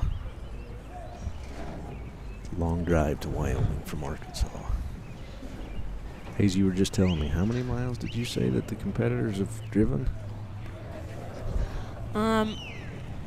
77,187 miles one way to compete at finals. Jeez, that's a lot of road. Yeah. A lot of road trips to get here for a lot of people. All right. Randy is... dang, he's got that lead steer. Went through the wrong side of the fetch. So he's got to regroup here.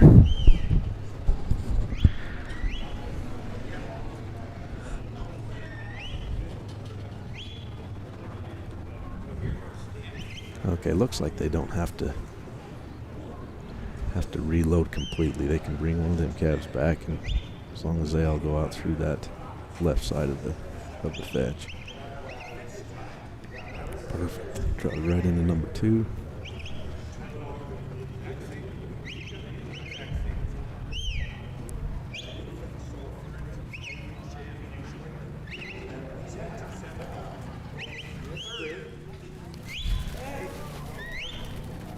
Nice job with that dog to flank them back to the left. Those calves, when they come out of number 2, they naturally want to go to the right because they know that that's where the exhaust gate is.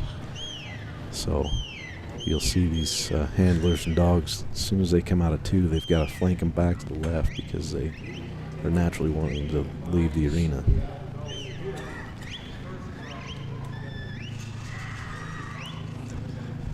Good, nice job.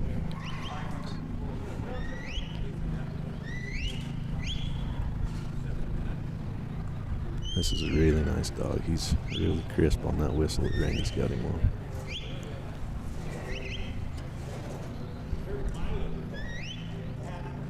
It's a good time, just over 2 minutes coming through off 3.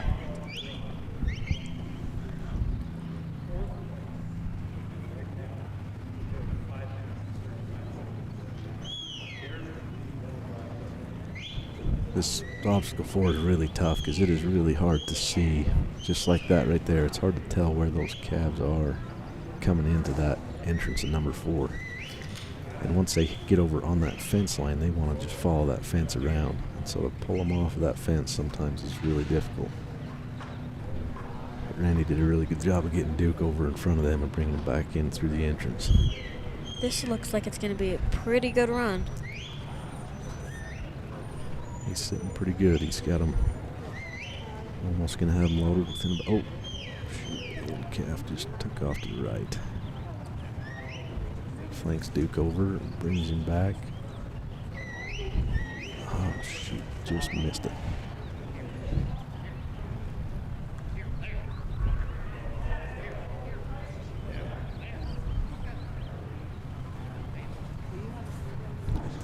Calf down. This is really difficult because where that panel is sitting, and it kind of forces them to the right. To get them to come back, they've got to come 180 degrees back into that entrance.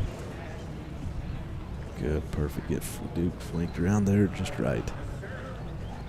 So now Randy will get gate 1 open. Try and get them calves to look. He's got to get them turned around.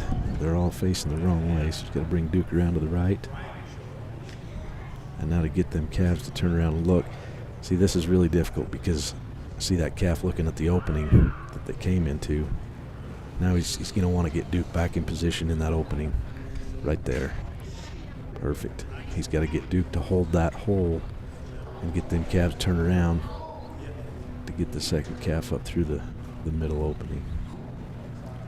And it's so difficult to get one out, stop the other one, get him to turn back, and not go over top of your dog right there.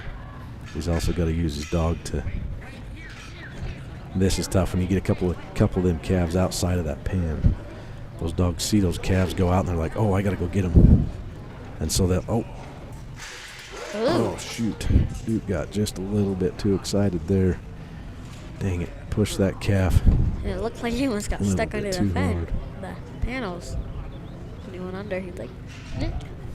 Yeah, this is tough luck for Randy here because he had a really good deal going. He's got about 1 minute left, and he's going to have to reload completely and resort. You can tell he's a little bit disappointed there because he had a really good run going. Yeah, he was gonna get like 4:45. Well, no, like 4:50. That was gonna be a Yeah, really good run. that's a really tough break for Randy because he was gonna get full points there. So yeah. Well, he could still. He'll have to really hustle. He's only got about 30 seconds Yeah. left to get them calves reloaded and resorted. It's gonna be tough. He's got about 20 seconds now. He's kind of just like standing there, just like, ugh, I know. Yeah. That's a tough luck sometimes. So.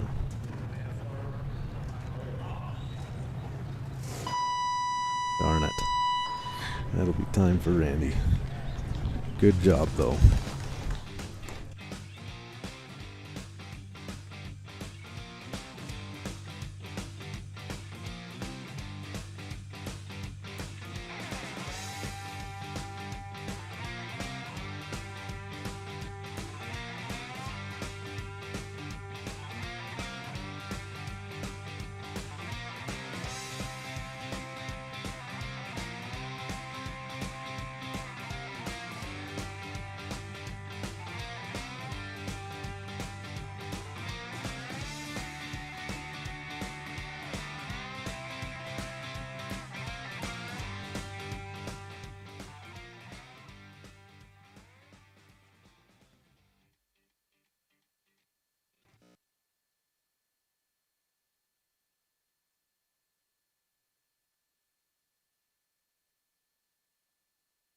Thank you, Charlie. Thanks, Rocky. Thanks, Cooper. You too, Toby and Jody and Daisy and Sadie and Gracie. Your loyalty means everything to us, which is why we perfected the recipes behind our food and included special support for mobility and immunity. Find premium nutrition near you at nutrinaworld.com/loyallife. Nutrina, what's inside counts. Hey everybody, it's Steve White with the Mountain State Stock Dog Association. Probably the number one question we get asked is why did we choose Afton, Wyoming as a spot to host our national finals? You know, we can be able to come here, it's cool days and cool nights. It's absolutely beautiful. The handlers love to come here. There's so many good places to eat. The women love to go shopping. They love everything about it. They can come walk up and down Main Street right from the fairgrounds. They don't have to get in their car. The recreation around here is great. They can go fishing. They get four-wheelers. They go riding up in the hills. Really what it comes down to, everybody, is we put on a great national finals here because this is a destination that everybody wants to come to. They save all their year worth of vacation just to be able to come here and spend 10 days worth of their life in Afton, Wyoming. We absolutely love it here and we look forward to coming back here every single year.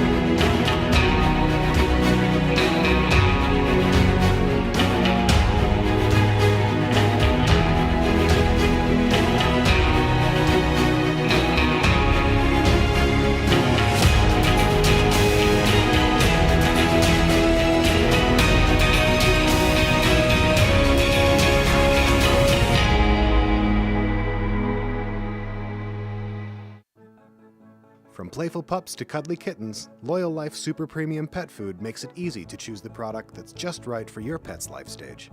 Every pet has their own special nutritional needs, and we've got the super premium option your family's best friend deserves.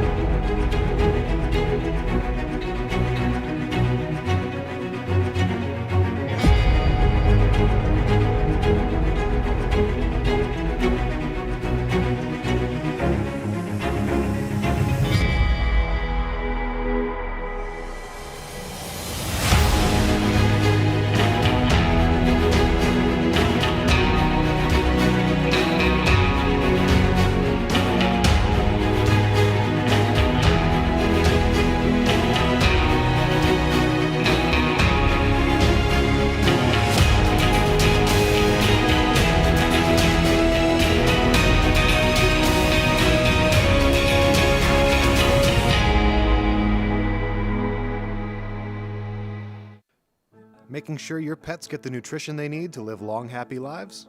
That's what we do best. With our special blends of quality ingredients, you can count on us for the pets counting on you. After all, being the best pet parent ever is what you do best.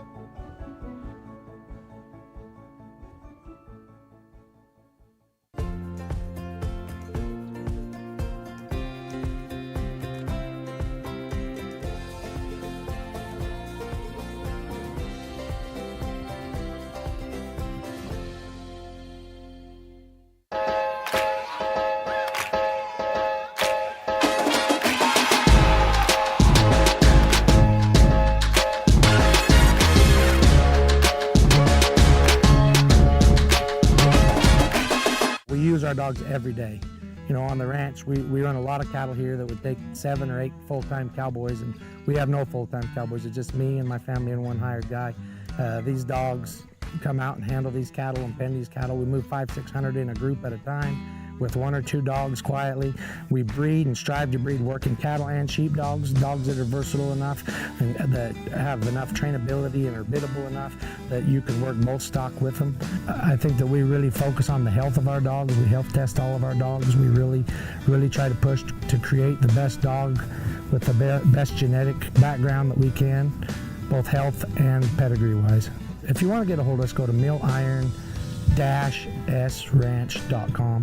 You can get a hold of us. We'll always get back to you. If you have any questions about anything, it's not even about purchasing a dog, about a dog that you own that you need help with, please feel free to get a hold of us. Go to the website, milliron-sranch.com. Thank you, Charlie. Thanks, Rocky. Thanks, Cooper. You too, Toby and Jody and Daisy and Sadie and Gracie.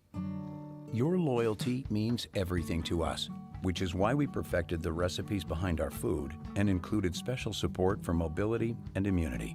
Find premium nutrition near you at nutrinaworld.com/loyallife. Nutrina, what's inside counts. Hey everybody, it's Steve White with the Mountain State Stock Dog Association.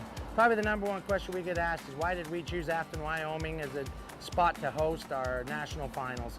You know, we can be able to come here, it's cool days and cool nights. It's absolutely beautiful. The handlers love to come here. There's so many good places to eat. The women love to go shopping. They love everything about it. They can come walk up and down Main Street right from the fairgrounds. They don't have to get in their car. The recreation around here is great. They can go fishing. They get four-wheelers. They go riding up in the hills. Really what it comes down to, everybody, is we put on a great national finals here because this is a destination that everybody wants to come to. They save all their year worth of vacation just to be able to come here and spend 10 days worth of their life in Afton, Wyoming. We absolutely love it here and we look forward to coming back here every single year.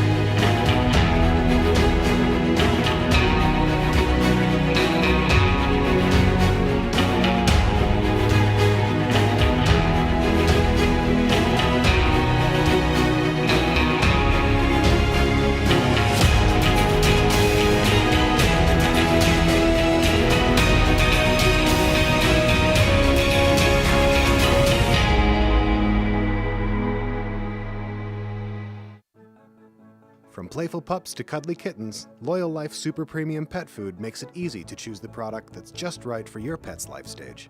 Every pet has their own special nutritional needs, and we've got the super premium option your family's best friend deserves.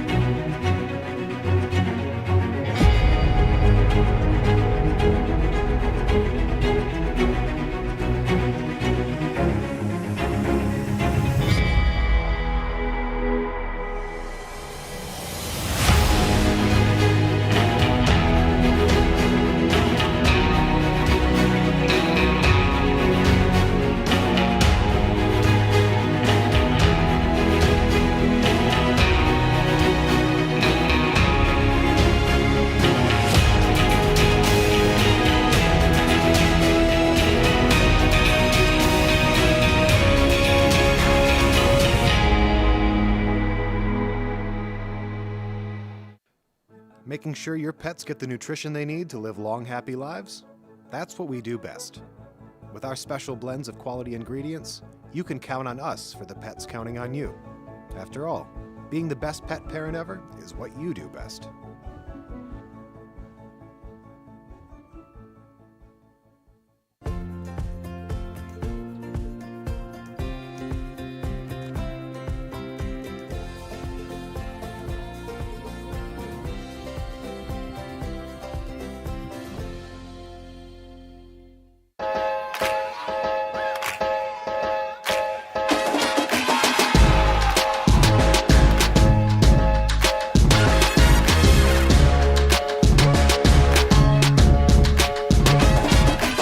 We use our dogs every day. You know, on the ranch, we run a lot of cattle here that would take 7 or 8 full-time cowboys, and we have no full-time cowboys. It's just me and my family and one hired guy. These dogs come out and handle these cattle and pen these cattle. We move 500-600 in a group at a time with 1 or 2 dogs quietly. We breed and strive to breed working cattle and sheep dogs that are versatile enough and that have enough trainability and are biddable enough that you can work both stock with them. I think that we really focus on the health of our dogs. We health test all of our dogs. We really try to push to create the best dog with the best genetic background that we can, both health and pedigree wise. If you want to get a hold of us, go to milliron-sranch.com. You can get a hold of us, we'll always get back to you. If you have any questions about anything, it's not even about purchasing a dog, about a dog that you own that you need help with, please feel free to get a hold of us. Go to the website, milliron-sranch.com. This is intermediate round 2. The handler will call for the cattle. They'll come down to the fetch. The cattle can go to the right or the left. They must go to the left to get the points. They'll then bring the cattle down towards the handler and stick them in this tight U. Go inside the tight U and go out. The handler then still has to stay behind the line and drive the cattle away from him up to obstacle number 3. There's a hold to the left and a hold to the right. They must go to the right. They will then go down and push the cattle to the other end of the arena and pull them back towards them for obstacle number 4. Then the handler can move anywhere they want. They're going to bring the cattle down and put them in the pen. All 3 cattle must be in the pen before they let one out. Then they open the gate, let 1 cow out, shut the gate. The next opening is just straight open, straight out. Then they must go over there the whole time holding the cattle in the pen, open the gate and let the 3rd cow out. Time stops when the last cow goes out the gate.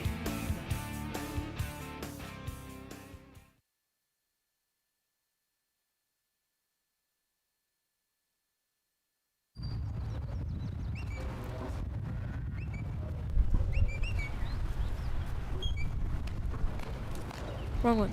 Okay. There. Yeah.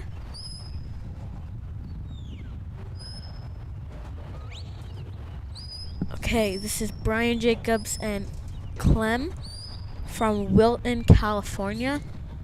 And he has already, I think, brought him through number 1 and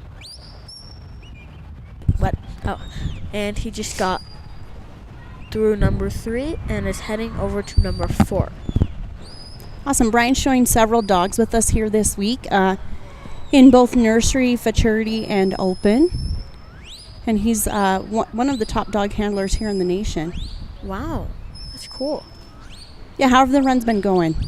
They've been pretty good. but there's the last one, I think he got all of his cows through the last obstacle. Mm-hmm. And so he got the first 2, and then the last one ran out. So he had to redo it, and he timed out it. But he did pretty good. That last obstacle with the sort is really tricky because they Yeah. have to split them 3 different ways. Yeah. And then one of those openings always stays open. There's not a gate there, so it's probably pretty easy to lose them out of that hole or blow them out of the top side. Brian's approaching his load, which is obstacle 5, and then he can move into his sort. Yeah. This is a pretty fast run. Yeah, he's making a nice run. He's a great dog handler. Glenn kind of looks like my brother's dog. Oh, yeah? Like Helen? Yeah. But she's a little bit more hair, like longer hair. Okay, so he's going to open that first man gate to peel one of them through. Then one will get sorted out the middle. Gonna lose it out the top side, which is something that's happened to several handlers today. So he's going to have to reload them.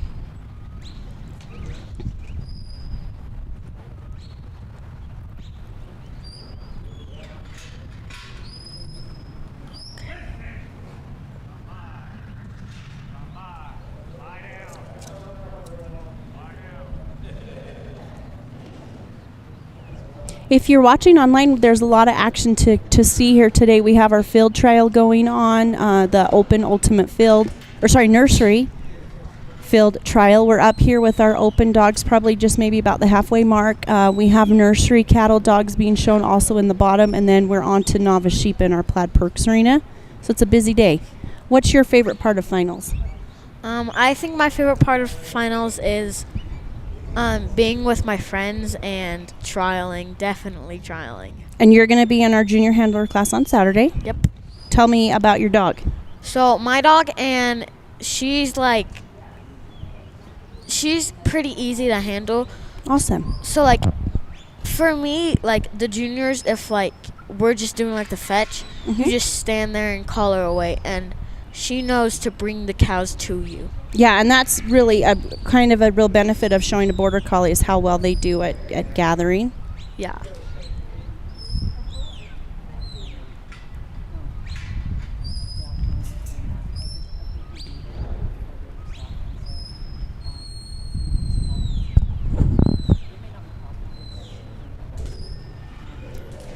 Brian's having some tough luck here on the sword. That one just really not wanting to cooperate very much. Yeah, it's a bugger. Yeah, being a bugger.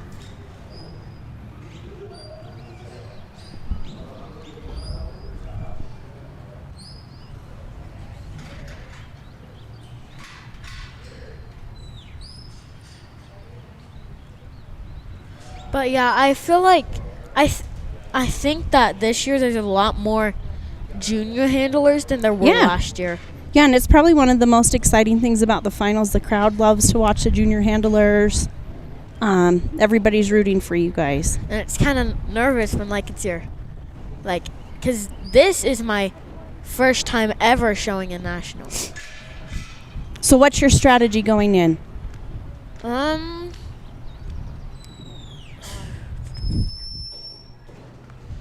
The strategy to going in is I don't know. Yeah, what would be your ultimate goal? My ultimate goal would be trying to do my best and see how I improve over Absolutely. the years. Yeah, I think that's a wonderful goal. Yeah, that was a great run by Brian. Yeah, just didn't quite end the way he hoped for, but he has a lot of dogs this week to show. Yeah, he ran through 1 and 2 way fast. Yeah. Yeah, I was just barely I said a very, very short sentence, and he already got through. He was heading through 3, and I was like, wow, it was crazy. Crazy. Because I didn't see him go through 1 or 2. Okay, who's next? P-Ridge.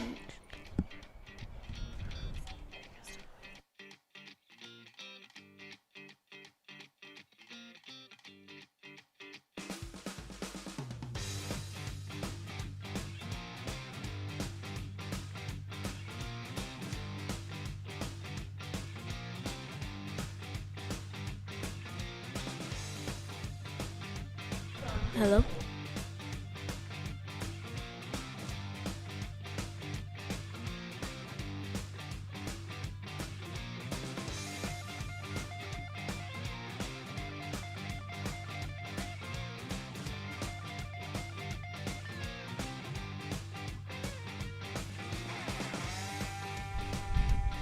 Yeah, I think we might do a run order change here, actually. We're going to go to Nathan Myers and his dog, Rich. Okay, so It's hard where we have several different Yeah. arenas trying to get everybody where they need to go. So, yeah, Nathan is my husband from Coville. And this is my little girl's dog. She's going to show him on Saturday in Junior Handler, too. Okay, wait. Is this Rich? This is Rich. This is Marnie's dog. And he's had some good runs and some tough luck this week, so we'll see what happens today in open cattle. Yeah, these obstacles are pretty hard. Yeah. I mean, like the first ones are easier, but then the last two are hard. Like 5 and 6 are hard. Well, and even the fetch is a little bit different than we usually see with that panel right there in front. You have to kind of get them directed the right direction. This seems to be a set of cattle that want to move pretty quick, it looks like. Got a kind of a high-headed big black one. So we'll see what we can get done with this set. This dog is pretty quick. Yeah, he's a fast little dog. A friend of ours named Annette Sorensen in Tremont is who bred him. And so we got him when he was a puppy. So you guys raised him? Yep, we had him as a little guy.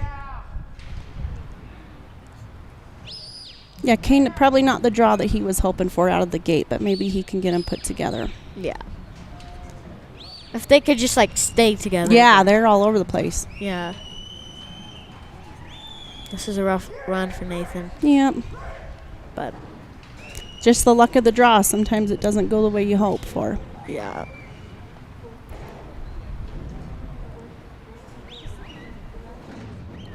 And I've been over by sheep, and the sheep I think are harder. They're fast. Yeah, they're fast and they can jump and your dog can't push on them too much. Yeah, they're challenging. Yeah, it was on Monday, I think, I was helping set stock. And the dogs, they just grip and they won't let go. There was this one dog, it ripped the whole, all the skin from the shoulder off. It was bad. Yeah, we don't want to see that in the sheep class for sure. Or they get too close to the fence and they can cut themselves. And yep, want to keep the animals safe. Yeah, and then we have to put them in the coal pen. It's kind of sad. Put them there where we can get them taken care of. Yep. Okay, they're shouldered up a little bit better now. Yeah. If we can kind of keep Rich from being on the push and getting them spread out again. Yeah. It's going to send him away because he's got to bump him out this side of the fetch. Yeah. So your timing's really important right here. That red one's looking, so hopefully they'll kind of trail. If you can control your lead cow, then the others sometimes will just tuck in after and follow. So that worked well for him there. Tell him about obstacle 2. So obstacle 2 is like a U? Yeah. It's so where the number 2 is, you have to go in through it. And then it's straight, then turn left. Yep. Then, yeah. Yeah, and some hard corners there. Yeah. And then 3, I would say hourglass shaped, kind of, bottlenecked. Oh, yeah.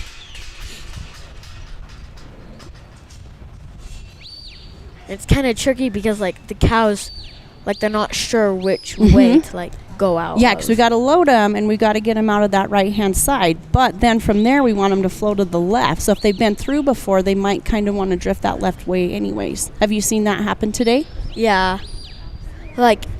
There was this one when I was with Steve. We were talking, and they, instead of going through the right, they went in the left. Okay. But then the dog got them to go to the right. Oh, yeah, they went into the 4 pretty fast. Yeah, and a set like this that want to trot, if they'll stay together, you can be pretty quick. So we'll see how the sort goes. Yeah. Probably I'd slow him down right there because the hole to take him in is not very big. He can't start his sort till they're all loaded. Yeah. We got to watch that middle hole. Yeah, you And gotta then be. hope Rich will hold the hole on the top side for him. Yeah, you gotta be quick on your feet Mhm. too. And still slow, because you can be too fast. Yeah.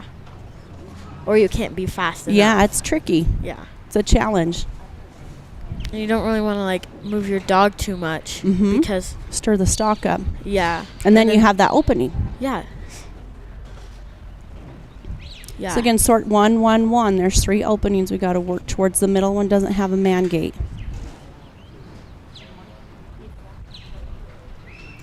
Yeah, I've seen the stock go like the dog has been like on the other side Mhm. and then like not block the hole, but Yeah. this dog knows to block the hole. He's pretty good. Yeah, we're like a lot of the people here. We have to use them. We're going to maybe lose that guy. Couldn't get there quick enough.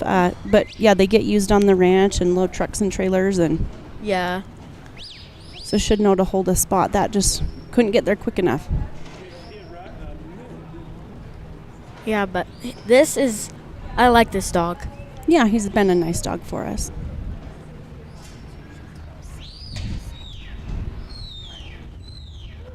Last night we had a fun event. Did you make it to the handlers dinner? Oh, yeah. Yeah? And did you buy anything in the auction, the 4-H benefit auction? No, my dad. Weston said no. Well, he did bid on one, but he didn't. What get did he it. bid on? So, like, did you see that? What was it?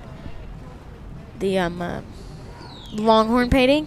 No, but it was a photograph, right? That Yeah. Lori took. Yeah, and then there was another one that Sherry made. It was it awesome? Yeah, RJ bought it. Oh, good. But yeah, I was sitting by Nathan a little bit, but yeah. So unfortunately he's gonna fortunately he'll get up to his load points, but unfortunately he timed out before he'll get his sort done. But still a lot of runs left for him this week. Yeah, and he has an unofficial time with 6:05, and a time like official time of 6 minutes. Yeah. We want to thank Jeannie Biggers with Got Dog LLC. She is a trainer, also can help you, very talented trainer with agility dogs in addition to stock dogs. You can contact her or reach out to gotdogllc.com. Yep. So we're going to go back to Verona Butler out of Texas. Thanks to JB Waterwell Service and Drilling. Okay. So we are, and yeah. Yep, going back to Verona, and I believe Gus is the dog here. Yeah, I don't know. Is James? Is her husband James? Yep. So Verona and James, yep, are married, and they're both here showing dogs in open, and then probably also in the nursery class. James did pretty good earlier. Yeah, he's a fun one to watch too. I like to watch him show. Verona is very talented too. She started off in the novice class a few years ago and is improved and got bumped up to the open. I misspoke. This dog's actually her dog Eli. Oh, okay.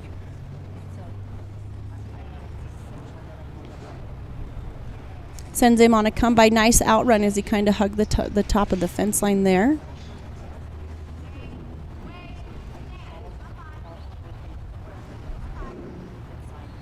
Yeah, I just love seeing cause my dog Zoe. Well, hopefully she'll still be my dog. But when we had her before we gave her to you guys so Nathan could train her, she was barking and jumping on the kennel sides and everything. Yeah, they're busy-minded, Border Collies are. And then after, she me and Hagen tried to teach her a little bit of a lie down, and she got it. Lie down and load up, and she listened to her name pretty good. Yeah. It's just you need time. Yeah, they're very smart and very busy. Yeah. And we want to make good habits with our dogs. Makes our job a lot easier, don't you think? Yeah, definitely.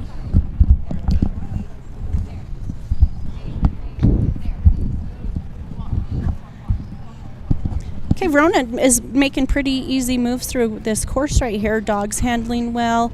She's pretty quiet when she handles her dog, which makes it nice to watch her. Yeah, and the cows aren't skittish. They're calm. Good set. They want to stay together.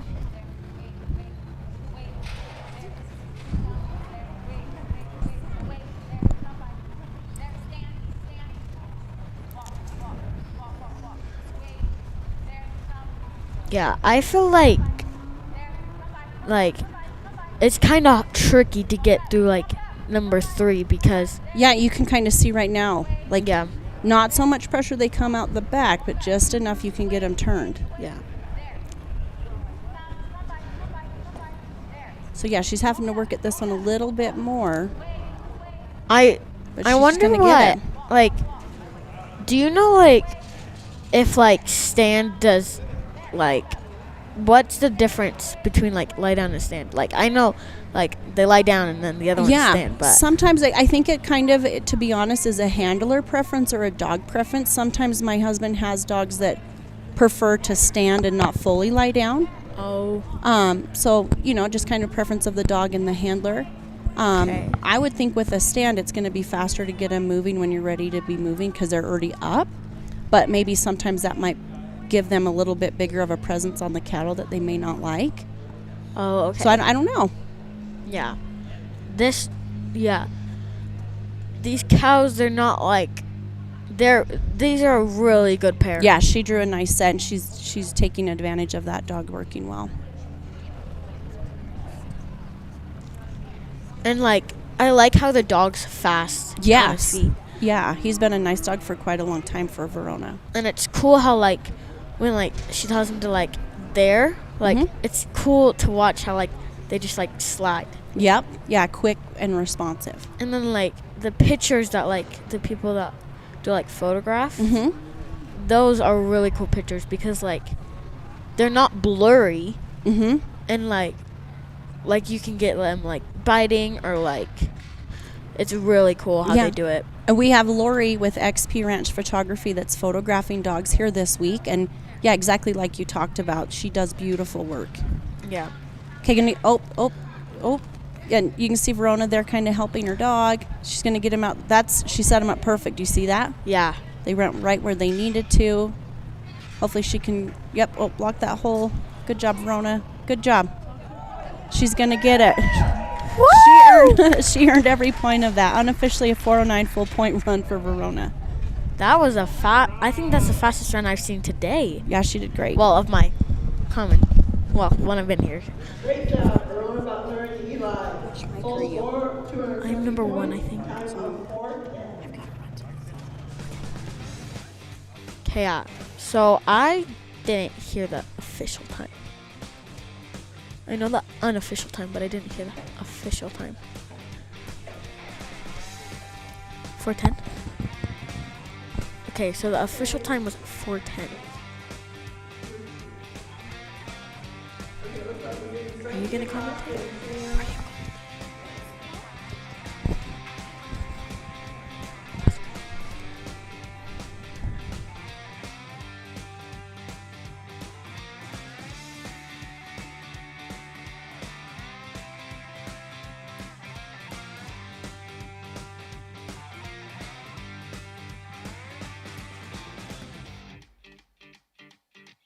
Okay.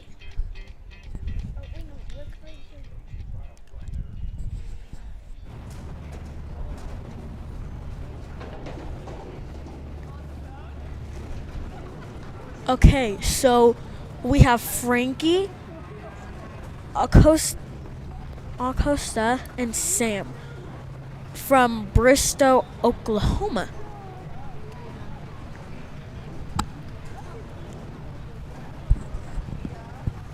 Okay, so he sends her on a come by. She kind of like swerved in, but because she was trying to go through the through the number 4, but then she realized she needed to go wider, so she went wider. And oh wait, he's doing pretty good. Yeah, these are a calm set of cows. They're really good.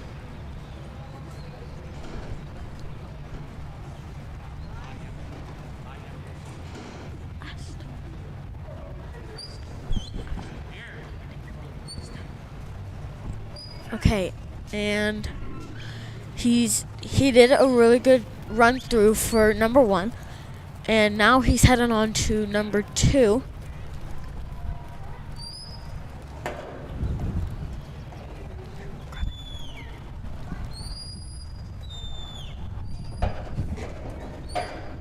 Okay, now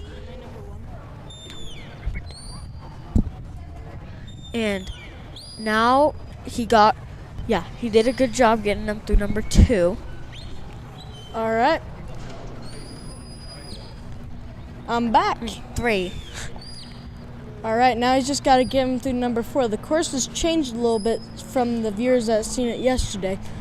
Now obstacle 1, they have to come through over towards obstacle 3, and then 5 and 6. You have to, so they have 3 openings. So they have a gate, you gotta let 1 through that, then they have a milling, go let 1 through that, then they have another one on the far, like right by the 3. Like Yeah, I see what you're saying. Yeah.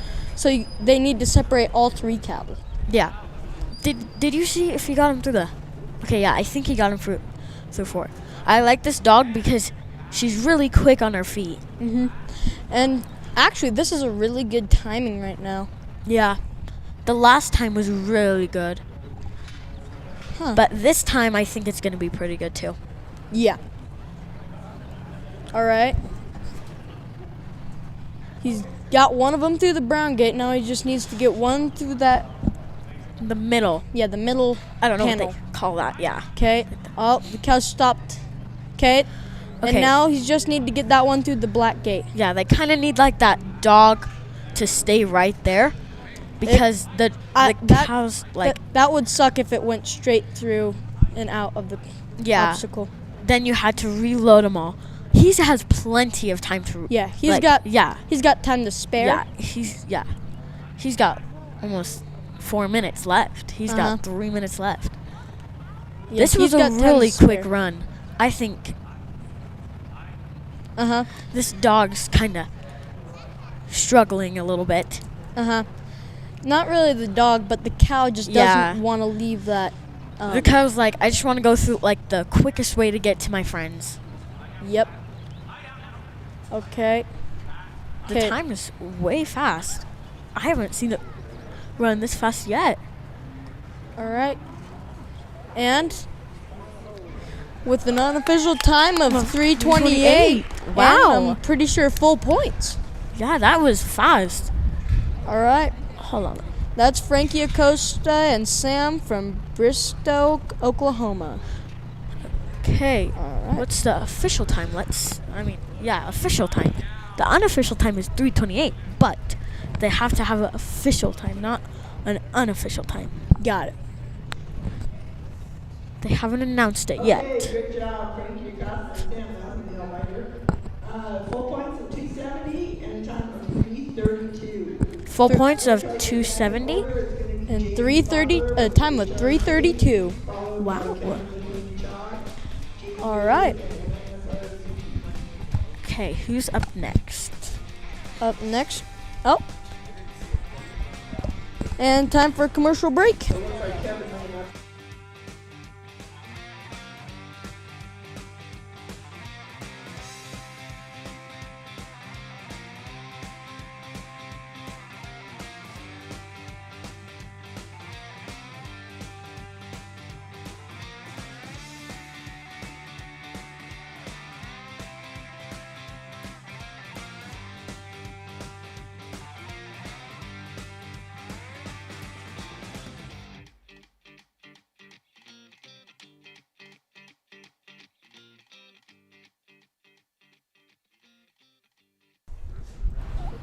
Oh, hold on. Okay, we are here with James Butler and Pete in Center, Texas. Yeah. Now this dog might actually do really good. I still haven't seen any of these dogs go away for their first command. There's a couple that have been. There's one that I think I've seen, but most of them have done it. But this dog looks like one dog that I've trialed before. Really? But it's not. He just looks way similar to him. His name is Ace, but this dog's name is Pete. All right. And okay, that. And the cool thing is James Butler's wife just showed she had a pretty good run. Yeah. But, yeah, I haven't seen anybody time out for a while. Yeah. Actually, James Butler and Pete is doing really good on the on that first obstacle and entering the second obstacle at about 1 minute. If he keeps this pace going, he could have a shot at least top 10. Yeah, this is a really good set of cows. They're calm, they're not skittish. And by the way that these dogs are like running and like how the owner knows what to do, that tells me that they've practiced a lot more than I probably have. Yeah, same here. But that doesn't matter. Yeah, and now he brings them into obstacle 3 as long as they take the right path. Yep. All right, now on to obstacle 4. Number 3 is kind of hard because you need them to go not straight. You need them to turn right. But I think the hardest obstacle that I've seen is number 5 and 6. Yeah. All right, now on their way to obstacle number 4. Although now that they've changed 5 and 6 to where you have to separate all 3 cows, I feel like that's going to be way harder for the handlers. Yeah. It's going to need the handler and the dog to work together. Yeah, definitely. But yeah.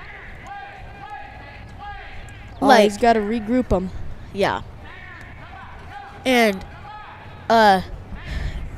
like, oh my gosh, I can't say it. The way that the dogs, like, it's just amazing how like they respond to like your words. Like, it's weird because they don't speak English. They don't talk. They talk in like their own language, you know? And it's just cool because they know what to do. Like, they just know. And I think part of it is like genetics, kind of. And I think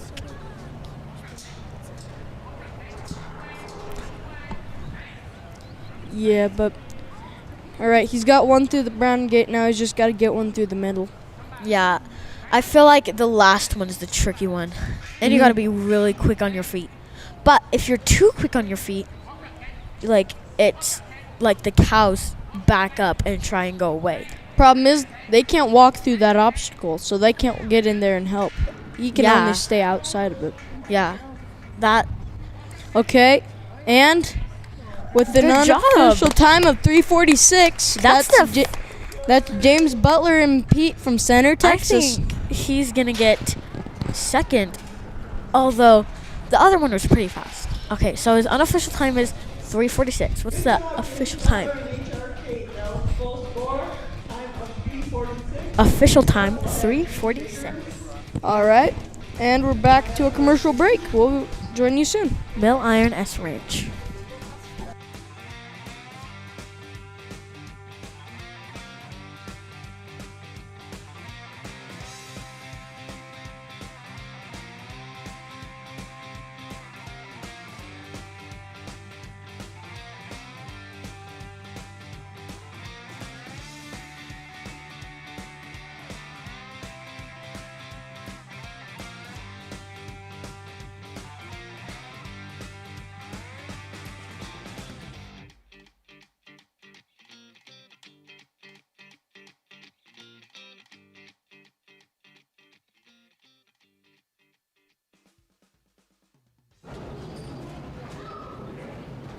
Okay, Jeannie Biggers and MISR Suzuki. Oh. Okay. All right. They're from Ontario. Wait, yeah. Ontario, Oregon. Orlando. I think Oregon. It's Orlando. I think it's Oregon. It's one of them. Okay, it's Oregon. Anywho. All right. Obstacle 1 doing really good. Yeah. Nice, quick, not too slow. Yeah. But these dogs lately have been super fast. Uh-huh. And Jeannie she's been way like fast on, like, I haven't seen her yet, but by the way that she controls her dog, I can tell that she is being like she's kind of like sending the dog, I feel like, motions that are like, you are doing like good, keep it up, kind of. Uh-huh. And she's been to a lot of MSSA dog trials, so she knows what to expect. Yeah, this dog is really pretty. It's like black and white and then a little bit of tri. Mm-hmm. She looks like Bug. She kind of does. All right. But I like how this set, because there's been a lot of sets that are calm, like cow sets that are calm. And what's also interesting, especially with how you were talking about how it's interesting that dogs can understand what their owners are kind of trying to get them to do, especially the when whistles, they yeah. can control them with the whistles. Yeah. All right. Looks like they're coming in towards obstacle 3 at kind of a steady pace. Yeah. All right, one coming in there. Okay. All right, that one's taking the right path. Okay, bye. All right. Okay, so now one of them, or it could have, hold on, I wasn't looking.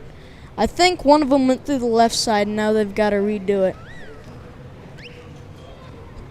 Yeah, but if she can just get... All right. She's trying to bring that one. That one's kind of rebellious. Alrighty. So...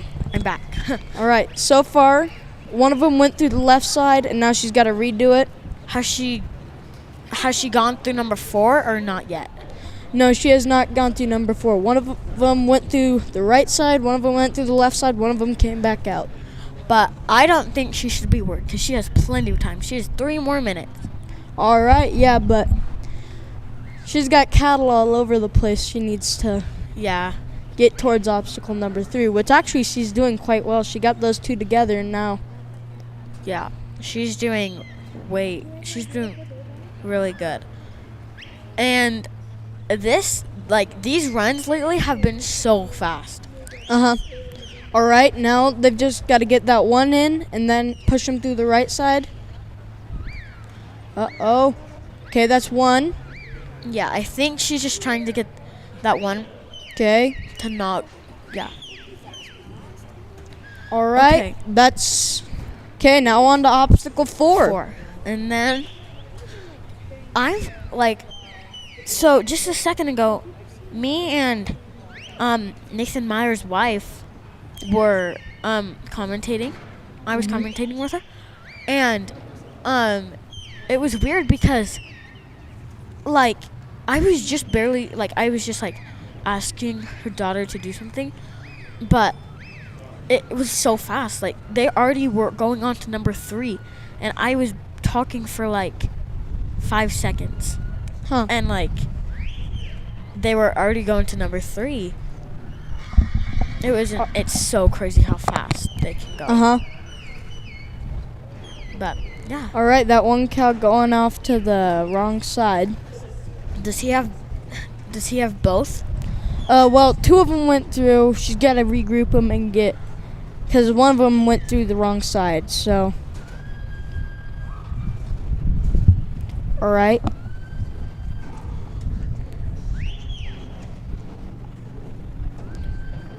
All right, that's 1, 2, and 3. Now on to obstacle 5 and 6. Looks like they're coming at actually a pretty good pace. That one kind of doesn't care about the rest, which actually I'd get that one out as soon as possible. Doesn't really matter what order they do the brown, and through that panel, or do they have to do it in a specific order? Yeah, but it's I hope that this arena doesn't get muddy again, because the first 2 or 3 days, the first 3 days of national finals were so wet. Yeah. Yeah, but it didn't downpour on us. It was just in the night. I could hear it okay. Continue. Yeah, so I could hear it in our cabin, and the rain pounding down on the roof where we were staying, and it was so loud. And that's time on the last cow for Jeannie Biggers and MISR Zuki.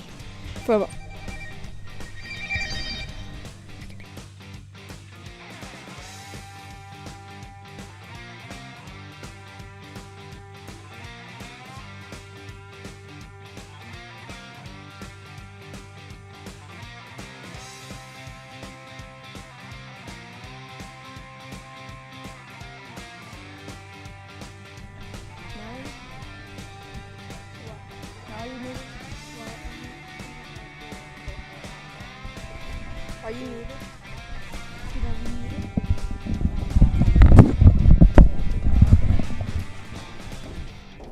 Hello?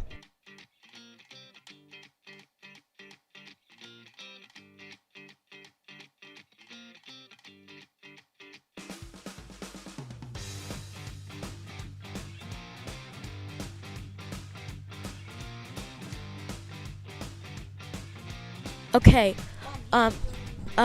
big thank you to our 2023 champion buckle sponsors: Red Baron Drive-In, Afton, Wyoming; Sheer Bliss, Arizona National; JB Waterwell, Alpine Animal Clinic, Chubbuck, Idaho; Advantage Plus Federal Credit Union. So yes, a great thanks to our sponsors. Now we were on to Mike Thompson and Jeannie, and they live in Hobbs, New Mexico.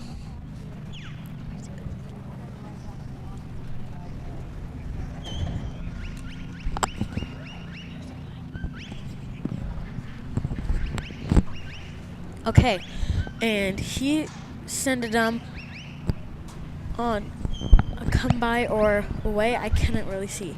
It was a come by. Okay. Looks like he's trying to head him to the right.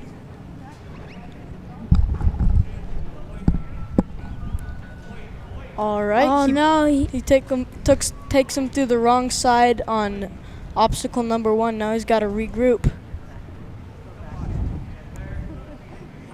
I can't believe how far these guys have traveled to come do dog trials. All the way from Hobbs, New Mexico. Yeah. California and everywhere. All right.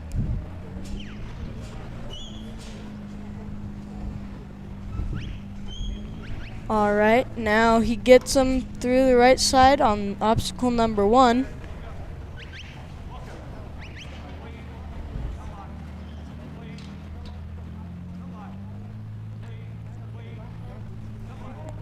All right. Okay.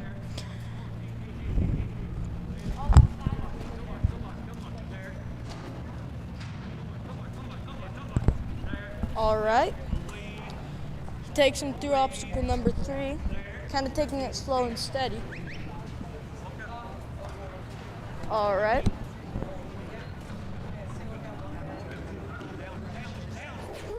All right, now I'm handing the headset over to Sherry White.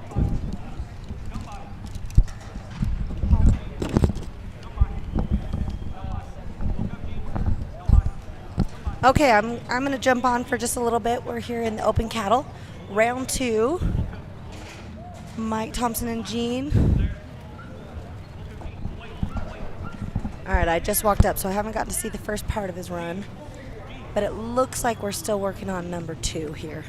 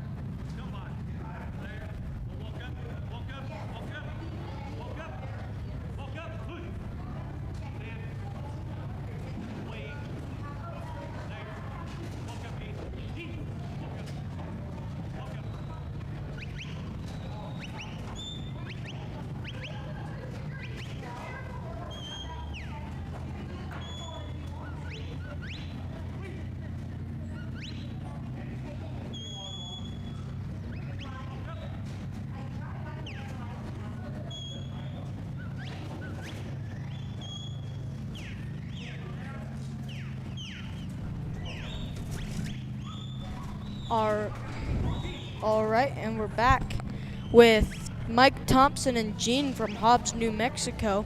Coming into obstacle 5 and 6, he's got his cattle going at a mediocre pace.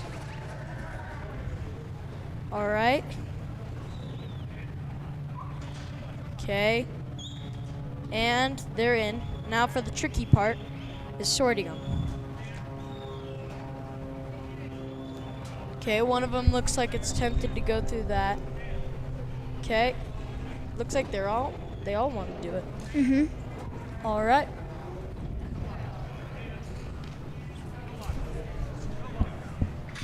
All right, he's got the brown gate open. Now he's just got to bring one of them through.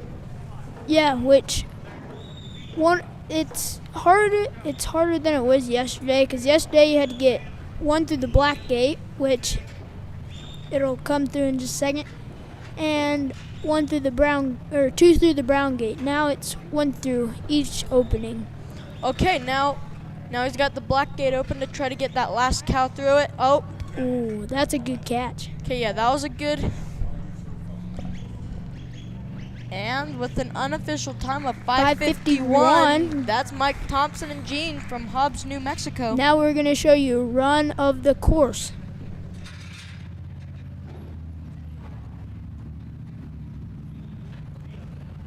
This is intermediate round 2. The handler will call for the cattle. They'll come down to the fetch. The cattle can go to the right or the left. They must go to the left to get the points. They'll then bring the cattle down towards the handler and stick them in this tight U. They'll go inside the tight U and go out. The handler then still has to stay behind the line and drive the cattle away from him up to obstacle number 3. There's a hole to the left and a hole to the right. They must go to the right. They will then go down and push the cattle to the other end of the arena and pull them back towards them for obstacle number 4. Then the handler can move anywhere they want. They're going to bring the cattle down and put them in the pen. All 3 cattle must be in the pen before they let one out. Then they open the gate, let one cow out, shut the gate. The next opening is just straight open, straight out. Then they must go over there the whole time holding the cattle in the pen, open the gate, and let the 3rd cow out. Time stops when the last cow goes out the gate.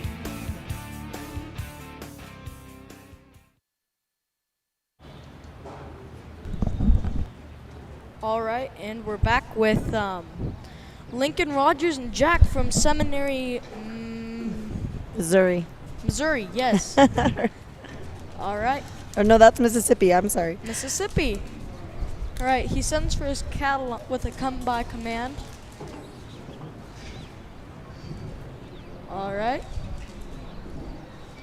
Now we've just got to see if the cows can go through the path that he needs them to. Lincoln's had a really good week. Yep.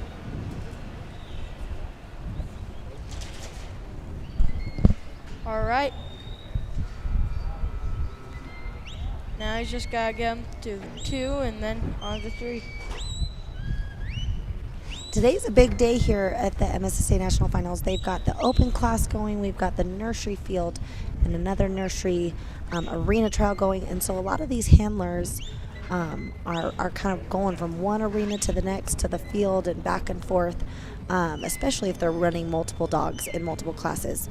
It's a big day for some of these dogs. Some of these dogs are putting a lot of effort out today, especially depending on what classes they're running in. But it's a busy day for a lot of them. All right, now let's just see if they'll choose the right.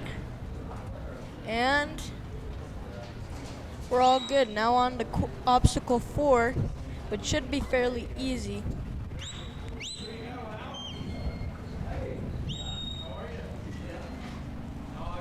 Lincoln's got a good time going right here. He's coming into 4 at 1:30 unofficially. He hasn't had any bobbles, anything that's held him up too much. All right, yeah, he's actually having a really smooth run.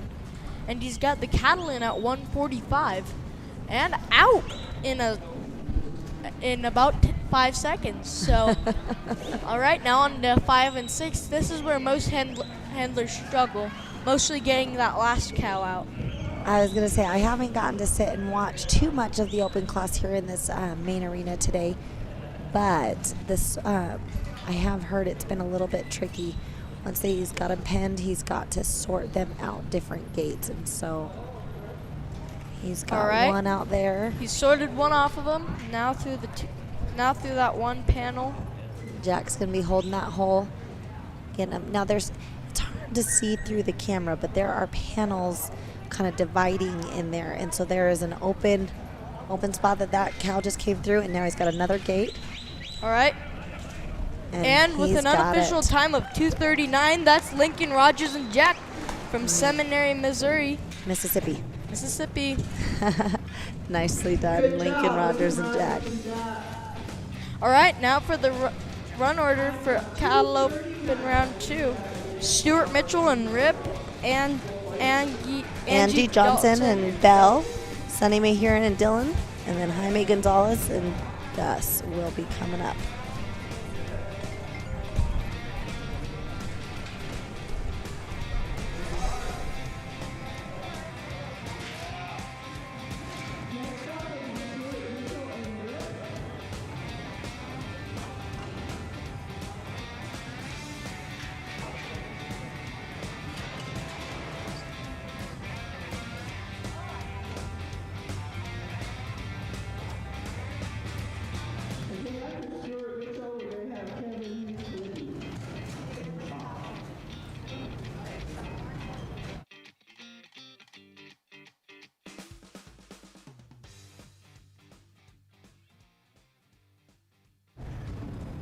All right, we've got Stuart Mitchell and Rip from Rainsville, Alabama.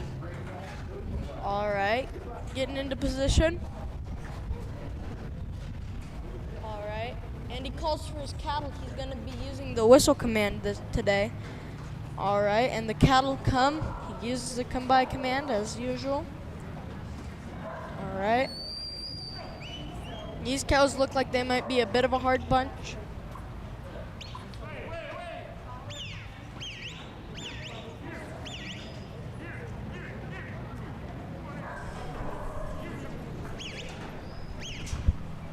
All right, I'm gonna hang out here with Stone for just a minute longer, watching Stuart and Rip. Stuart, you've probably heard him throughout the week on some of the commentary lines. He sat down, I think, in the field yesterday and commentated there. He helps us out quite a bit. He's a great guy. Uh-huh. Got a little bit of a hang up on the fetch, and I don't know how well you can see it through the live feed, but on the fetch there, they are coming in directly into a panel, and so a lot of the time the cattle, depending on the angle, aren't seeing those two sides to go through, and so it can be a little bit trickier, especially if they come out of the gate at a different angle or something that way. Uh-huh. All right. He's had a bit of a hang-up with this first obstacle, but now He's set him up just perfect for that. He's got it now. Now he's on to the second.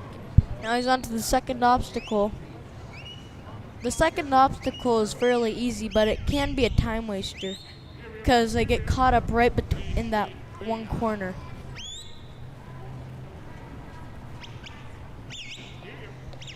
All right.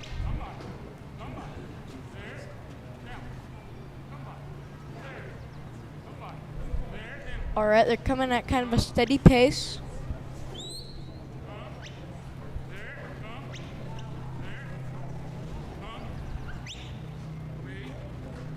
All right, and they're in.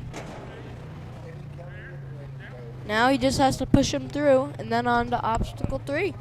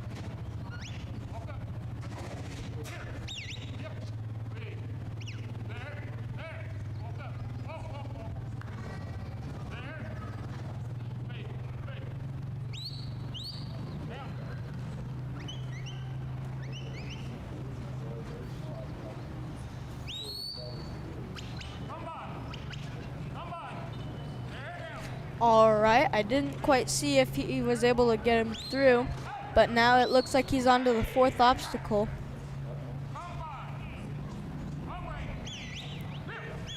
All right, overflanked, pushes him too much to this side. All right, he's getting around them.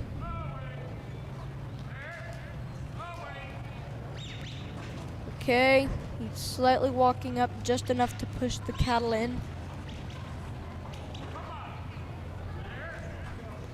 All right, he's got all the cattle in 4 at a time of 4:05.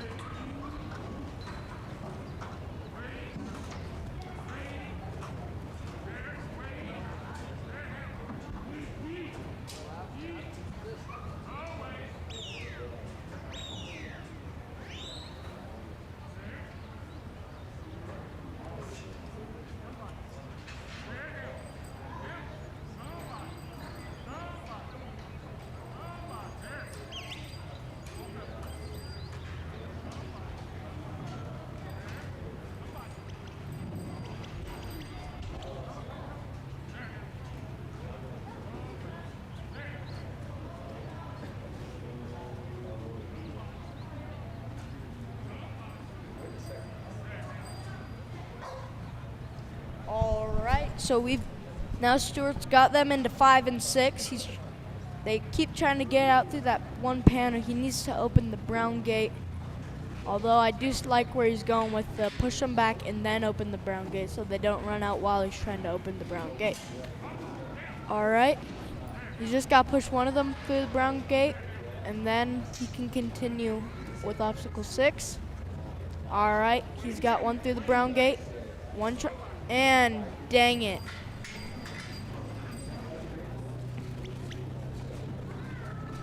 All right, now he's got to redo it. One of the cows just pretty much ignored his dog completely and ran out the back.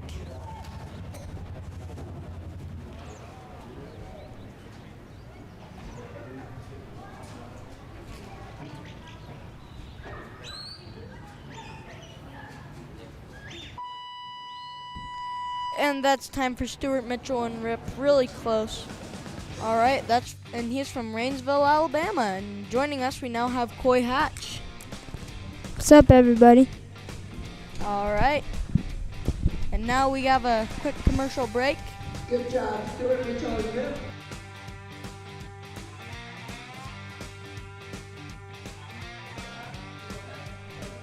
All right, we've just got an official time for Stuart Mitchell. He had a time of 6 minutes and 2:25 points.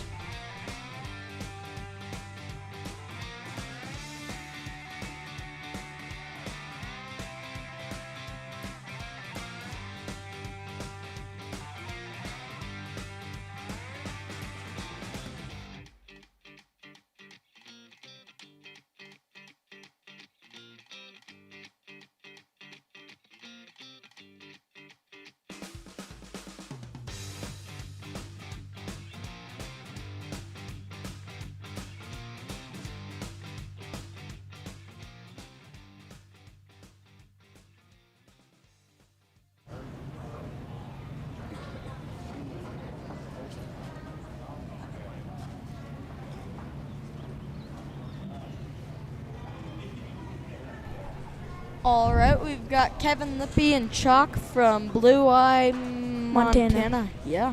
No. Wait. I think no, because Montana. MT. Okay, from Missouri. No, Missouri is MI, isn't it? All right, from somewhere. Yeah, it could be Missouri. Okay, I guess it's so Missouri. He sent Chalk on a come by. All right, we got to stare down between the dog and that cow. This seems to happen a lot with with dogs and cows, especially if the cow's a yearling. Yearlings are really curious. And they also want to see if the dog's like really serious about pushing them. Yeah. All right, another stare down. Just gotta slightly push him. Ever so slightly. There you go. And they're through obstacle 1. All right, at a time of 1 minute actually. That was comes in through obstacle fairly 1. easy. Yeah, now on to obstacle 2. Which is just that little S obstacle. Uh-huh. And the corner I seems think- to be the hardest. Uh-huh. I think it's actually more of a V shape. Half S. Cursive V, I think. Maybe. Either way, but he gets him in pretty easily. Now it's just around that Alright. corner. All right. All right, he pushes them through actually at a pretty good time of 1:40. Now on to obstacle 3.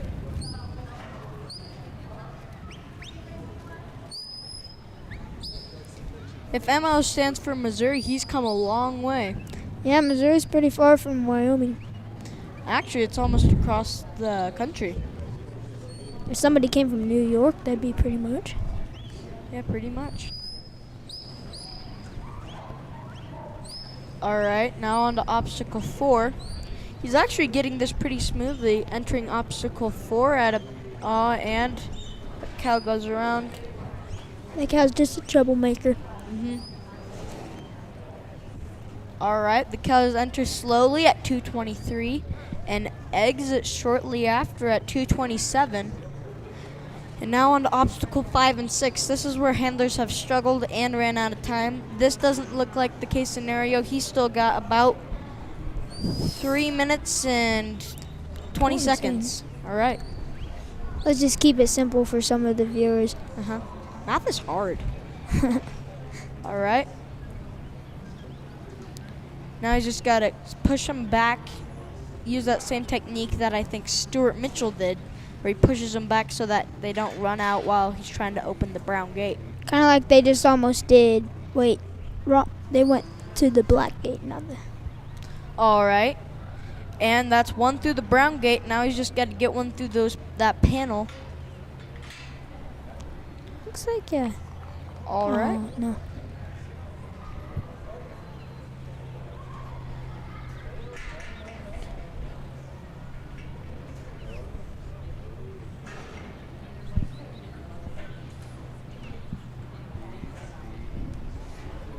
All right. After Kevin Lippy and Chuck, we'll have Verona Butler and Eddie, which actually is James. That's Ellie. Ellie. Yeah, I said Ellie. Oh, and- oh. Dang it. Jukes. Okay, he's still got some time to spare. All right. Now he's just got to push him back into 5 and 6 to redo that. But he has about 2 minutes to spare, so I think he can get this done in time. All right. I don't know if this dog's a border collie. It could be a Kelpie, and we have a bunch of about 3 other dog breeds here. 4 German Shepherds, 1 There is 1 McNab, 4 Kelpies, 3 Australian Shepherds, and 1 BC Cross. The rest are border collies. Got it. All right. That was one of our fun facts. That was actually some pretty good in sync. Looks like he got him back in there with about 2 minutes to spare. A minute to spare. All right. He's going to have to kind of hurry, but not to the point where the cattle will rush out like that one did a second ago. All right. He's got 1 through the brown gate. Now he's just got to get 1 through the middle, which he just did. Now he's got to hurry and cut it off. And then, I think it's that same one. I think it is. All right. Now he's just got to get it to that black gate. Which he might just be able to get him to do. And with an unofficial time of 5:14, that's Kevin Lippy and Chuck from Blue Eye, Missouri. Yeah, Missouri. Now we're going to go through a walkthrough of the arena, and we'll catch you after it.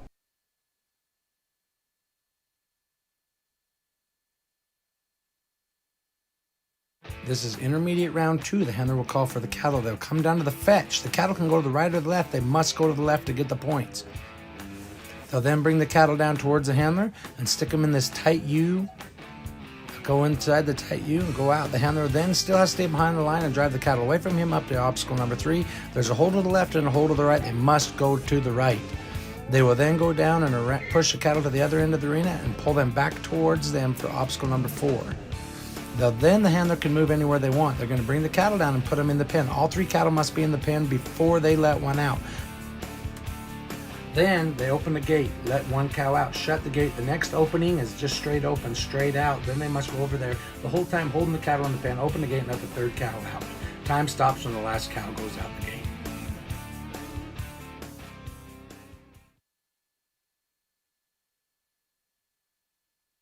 All right, we're back with Angie Johnson and Double J Bell from John Day, Oregon. All right, and Coy has a fun fact for us.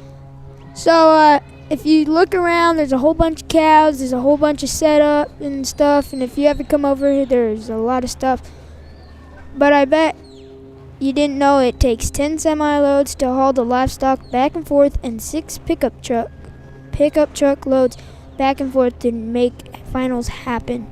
And also, we have an interesting fact. California has the most handlers at finals this year, followed by Idaho, Wyoming, and Utah are tied for 3rd. All right. Wow, I never actually knew how much effort was put into these finals, but apparently a whole bunch. Yeah. There's karaoke, there's dinners. If you guys ever get the chance to come to Afton and actually be able to see this at the grounds in person, there's a lot of fun things set up that we do. There's an auction, awards. All right, now she's trying to push them back, and they're heading towards 5 and 6. That one really wants to get past her. All right, she's going to have to show it who's boss. There's always that one that's trying to make all the most trouble as possible. And I'm pretty sure these are all yearlings, aren't they? They might be. I actually do not know. Just by the curiosity of looking at the owner and the dog, I would assume they're yearlings. All right.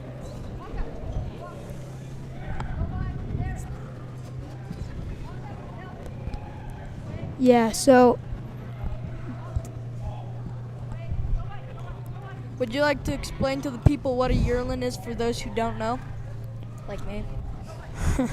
So a yearling is, so I'll describe. Some people say there's cows out there, but if there are yearlings out there, they wouldn't exactly be cows. Cows are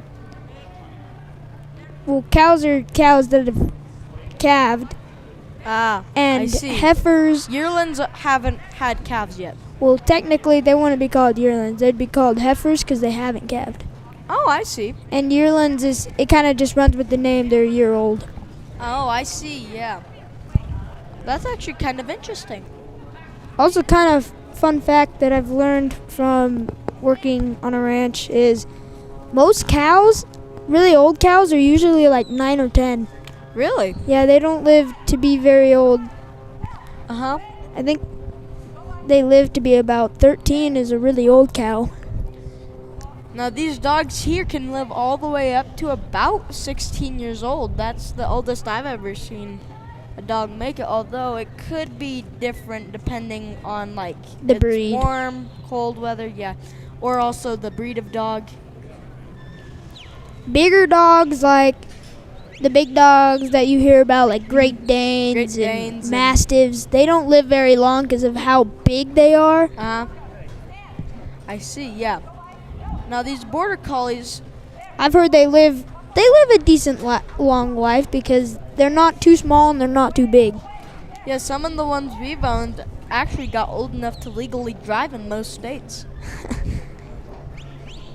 All right, now on to obstacle 4. These cattle don't really want to cooperate with the dog or the owner. All right, yeah, they've kind of got a little convoy heading towards obstacle 4. All right.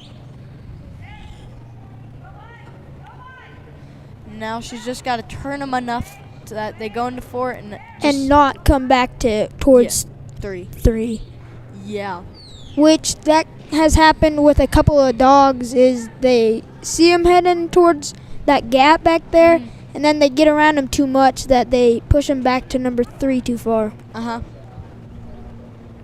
Now to 5 and 6, which, like you said, for the past like 2, this is where the dogs and the handlers kind of have to work together. Yeah. work together in actually like doing cow work. All right.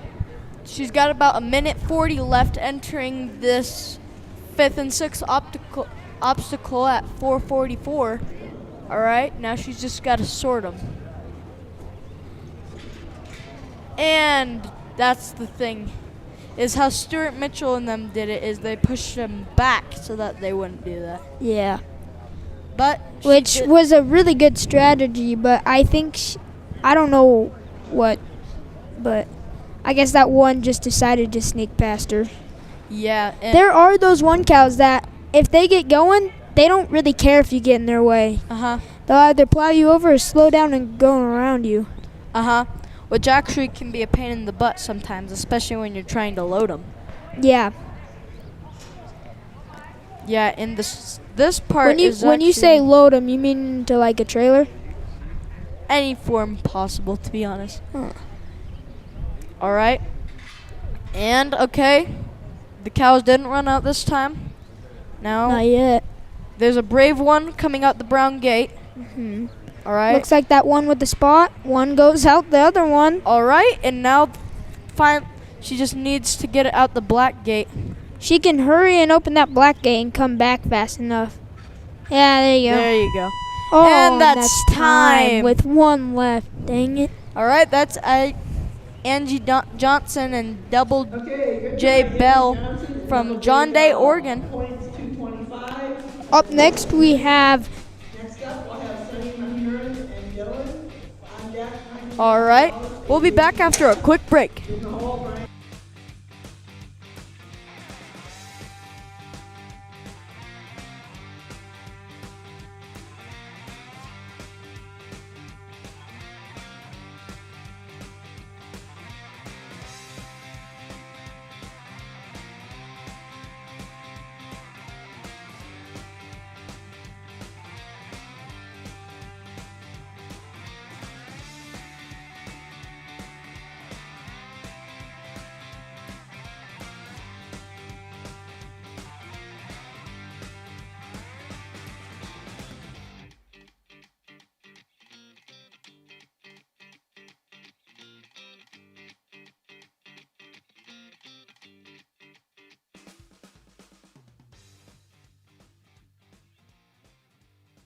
And we're back with Sonny Murren and Dylan from Thayer, Kansas. All right. He calls for his cattle. Gonna send him on a come by. I really want to see what happens if they will send him on a away command. I don't know if Stockton will do it. Like he said, he was commentating a little this morning. And I did ask him about that, and he said, yeah, I sometimes do. So if next time he shows, we're going to have to watch for that. Okay, and for the viewers at home, come by if you make a C with one of your hands, and it's the right type of C, if it's the right direction, that's come by, the other side's away. All right, and then, coming through obstacle 1 at about 30 seconds. Ooh, that's pretty fast. Yeah, now he's got them kind of going at a steady pace. Maybe. I was about to say. So, it was. When you get ahead of cattle, they mostly will turn around because they see you in front of them. So they just have that natural instinct of running the opposite direction. Like now, if she's behind them, they run the opposite direction. So if she gets in front of them, they're gonna have the same instinct to just run back. Which can be hard, especially when you have cattle all over the place, because there'll be one that will be left behind in a form, and you're trying to get the other ones moving, but that ends up just turning around the other one. Yeah, It's especially hard when you only have one dog too. Which also could be hard with two dogs, because you could say combine to one of them. And they both go. Yeah, that could also That would be hard. very confusing. You'd have to teach them a whole different signals and whistles and words. Yeah. Or just say the name after every command. Oh yeah, that might help too. Yeah. All right. Like now they do the C and then they're like Dylan, and then you know come by. All right. Yeah, heading towards almost to obstacle four with about 4 minutes left. Okay, yeah. He's actually going pretty fast for the times that we've seen, and especially for this course. This course, let's just say, isn't necessarily a walk in the park, although some of these competitors really make it look like it. Well, it's the competitors and the dogs too. Yeah. It depends on the dog. Like that last one, because like Angie Johnson and Double J Bell, they did pretty good, but this 6 and 5 that Sonny and Dylan are on right now is what got them with the time when the. And every time that they run out of time on this obstacle, I feel like they're so close. Yeah, it's always 6 and 5 because one will run back or two will run through and they have to circle around and get them again. All right, that's one through the brown gate. Looks like they have one standing by the black gate, which could be good. Which could be good if he can just keep that one right there and then get that other one through the one other obstacle. Yeah. And then that could be really good. Yeah. So looks like he got him to go through. Now he's just got to keep that one cow back in there. Dang it. Kind of looks like she came back around, which this could be an easy part. I don't think any of this obstacle is easy because yesterday when it was just the brown gate and the black gate, it was once you got one out the black gate, easier. It was fairly simple. But now you got to get one through each one, which makes it harder. Yeah.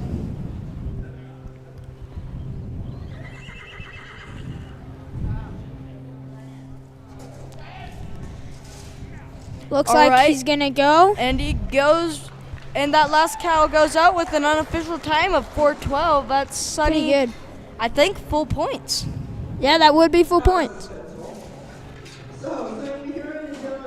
That's Sonny Murrin and Dylan from Thayer Tech, Kansas. He got full points. All right.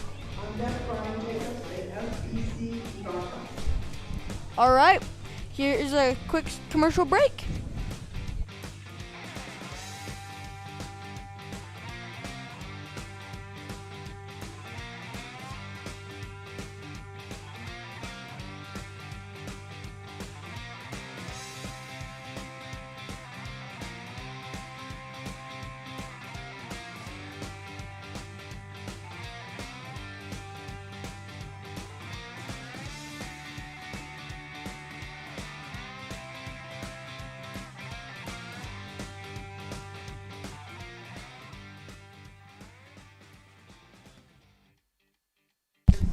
And we're back with Brian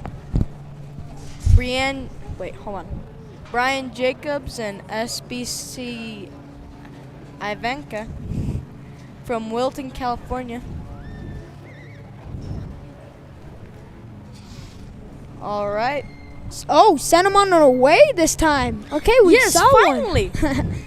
Sent him on our way. Okay, actually, that's doing really good because it gets there super fast and pushes them just the right way. Depends on if you're closer to the left or to the right side of the fence, which one would be faster, but oh no, that one cow. Okay, there we go.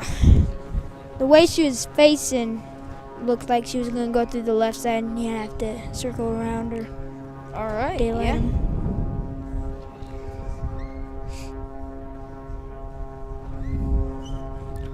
All right, got him through. This is actually a really good run. He's almost got him through obstacle 2 with about 1 minute. Yeah, he's going pretty good with them right now, but That happened with like 2 dogs ago. It was going pretty good, and then he kind of got hung up on 3. But I think they lost time at 6 and 5. Yeah, that 6 and 5 actually is where most of the people run out of time because it takes about a minute or 2. Yeah, to get them all. Maybe a through. minute 30. Oh. Yeah, Oh, no. And they go through the left side. All right, he's gonna need to redo that. Maybe daylight them. Send them back through the way they came. All right, yeah, maybe he could try to send them back straight through. Nope. All Just right, barely missed bring it. them around. All right. All good though. All right. So we've got. All right.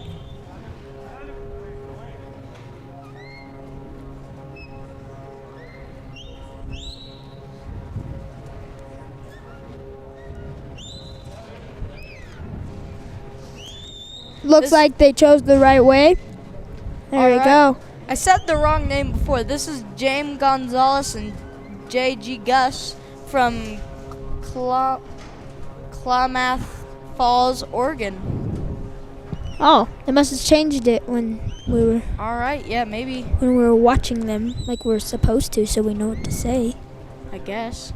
All right, now he's taking them at kind of a steady pace towards obstacle 4. All right.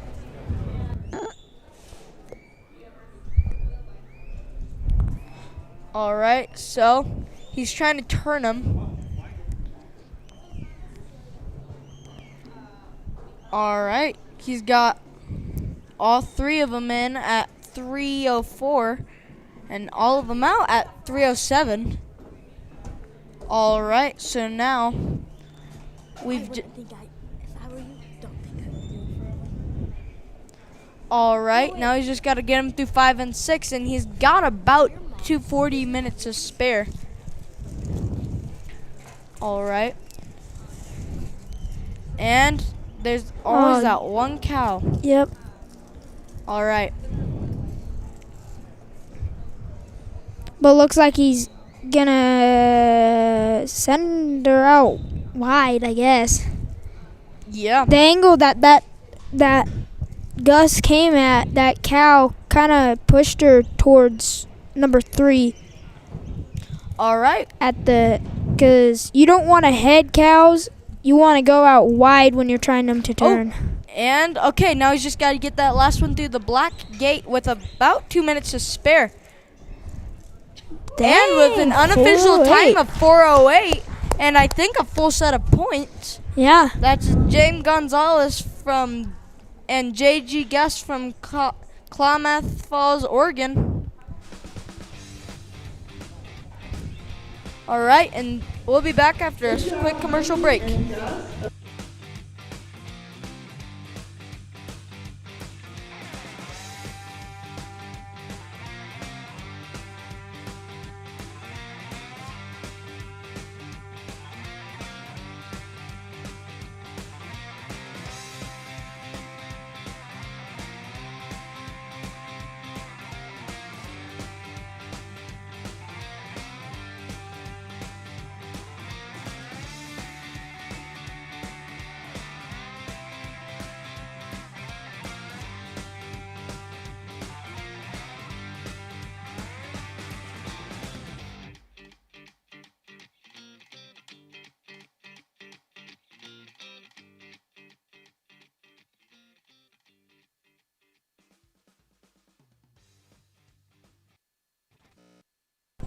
Welcome back. We are here with Brian Jacobs and SBC Ivanka, Wilton, California. Okay. The cows, they look pretty. I'm not. Okay, yeah. Wait, am I on? Okay, now I'm on. So, the cows, they look pretty calm. They look like a pretty calm set.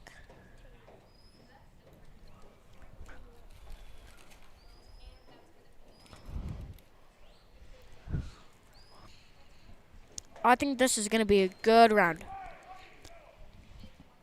If that dog could just get them all back together, it would be a really good round. That would be a really good round.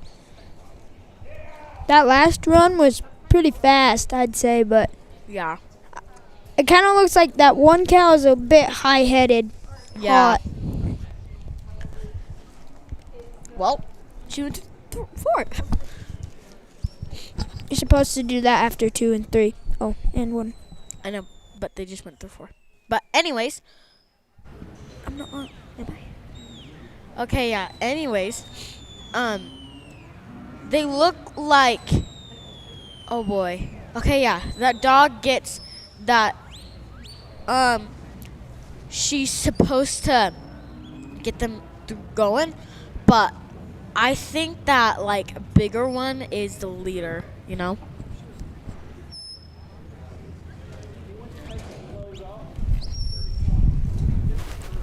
Looks like he's going to head him into number 2.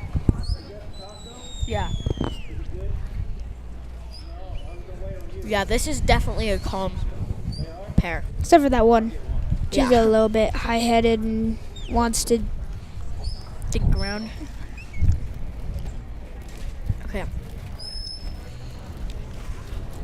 Yeah, that like white is black one's kind of cool, but yeah, he just needs to like they're doing pretty good because the cow saw that his friends were on the other side, so he just went over there. Or the dog.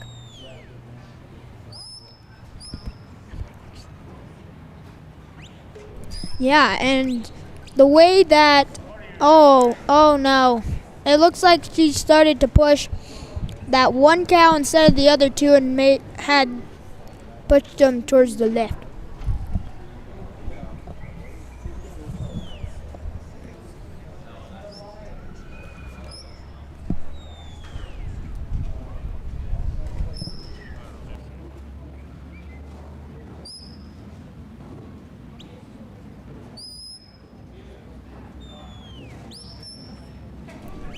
All right.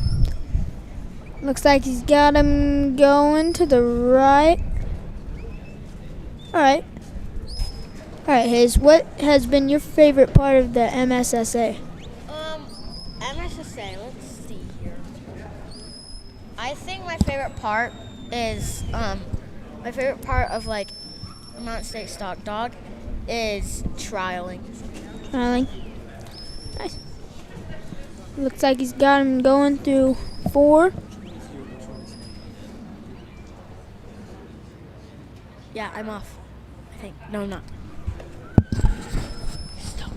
Alright, anyways, he got him through number 4, I think. Trying to get him to go into 5.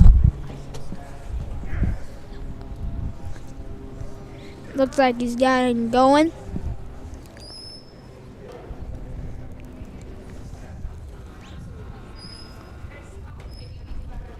Yeah.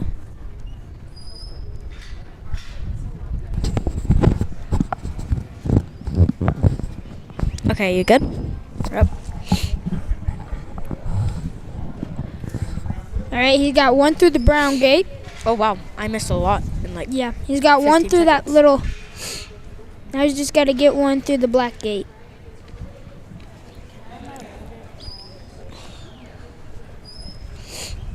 And with an unofficial time of 2:28 or 4:28. That's a pretty good. That's these runs lately have been fast. Yeah.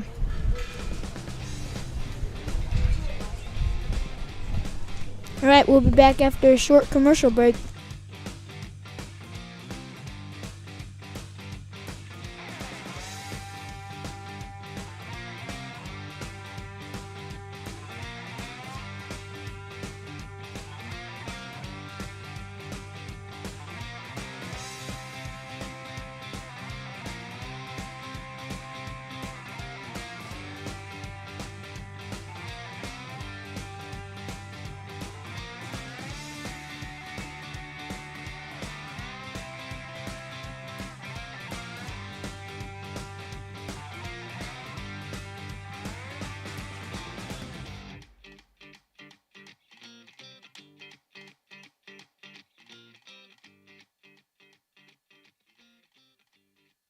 say like a thing. All right, welcome back. We got Lincoln Rogers and Otta from Seminary MS. I don't know what state that is. It might be somewhere in Canada. But anyways, he sends her on a come by. She's a pretty fast dog. And this looks like a pretty calm set of cows. She looks like she just got washed. Yeah, she probably did because there's a washer over there. Like a. Oh yeah, that's true. Get her looking slick. Maybe that's why she's running so fast. She's wet and slick, yeah. Slick, just slips through the air. Yeah, but looks like she got him going through number 1, getting around him to head him over to number 2.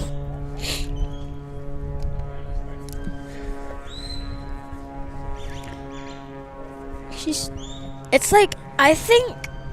Have you seen like when they're trialing with the whistles? Do you think that they're like they communicate better, like they respond better than the voice? Sorta, cause it depends on how loud your whistle is and how loud your voice is. Yeah, because if your voice isn't very loud, then they don't hear it. Then you want to practice with the whistle more than your voice. Yeah. But still, it's really good to practice with your voice too, and know. Like you could practice with like a whistle, some trials, and then do like some with your voice. Looks like one cow went through the little gap that's right over on number 3 by that pink ribbon.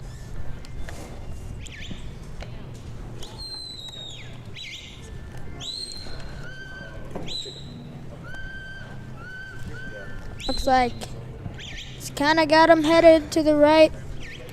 Yeah. But you never know with these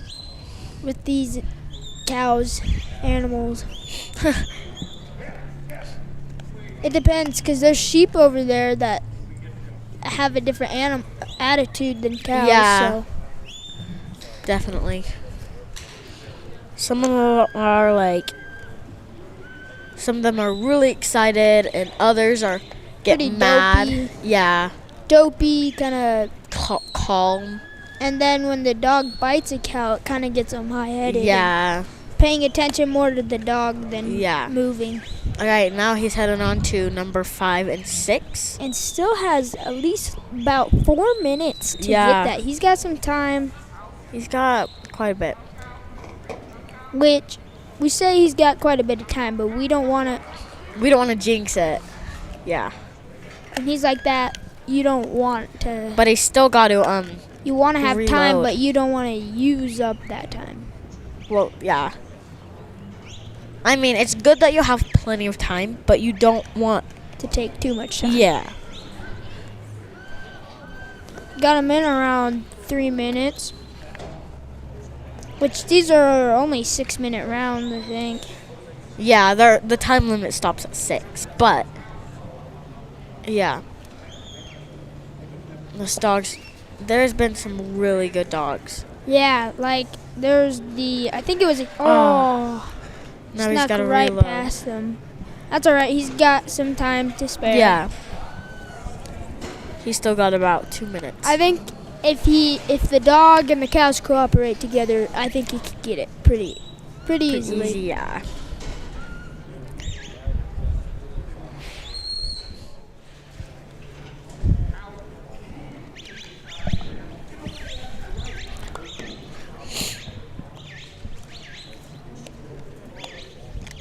But yeah.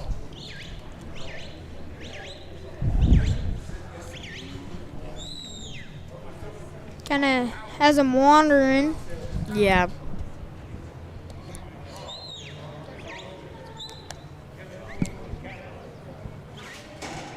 What?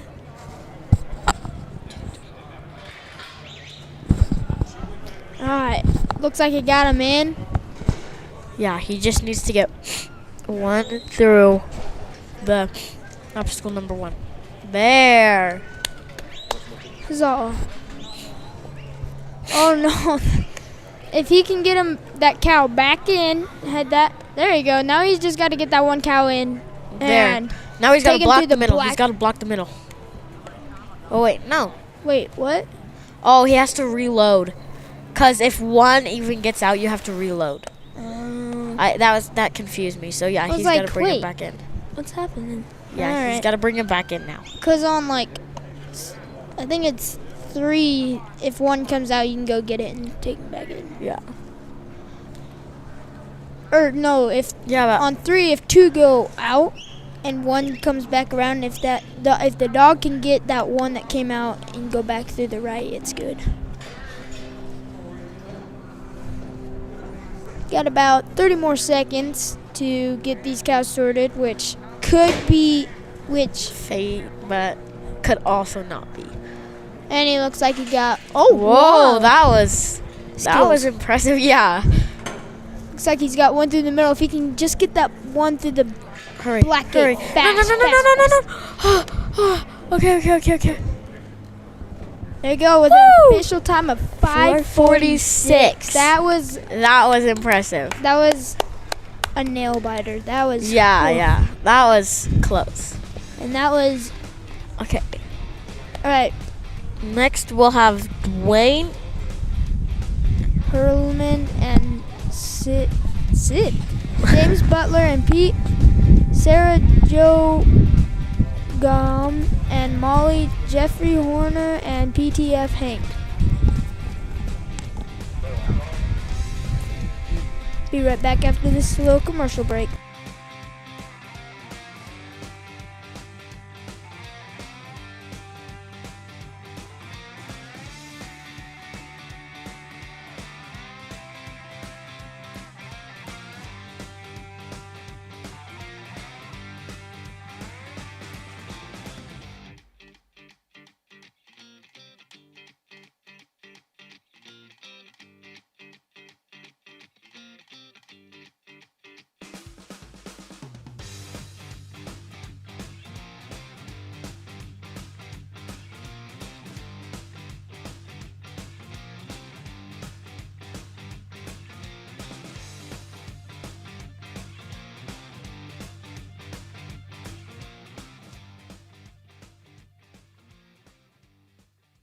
About stuff. Okay, we're on. Okay, we have James Butler and Pete. They live in Center, Texas.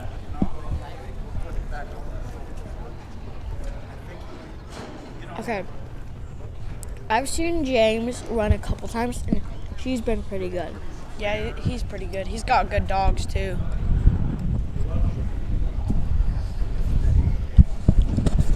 Yeah, he's pretty good. Okay. So he's with Pete. Yeah.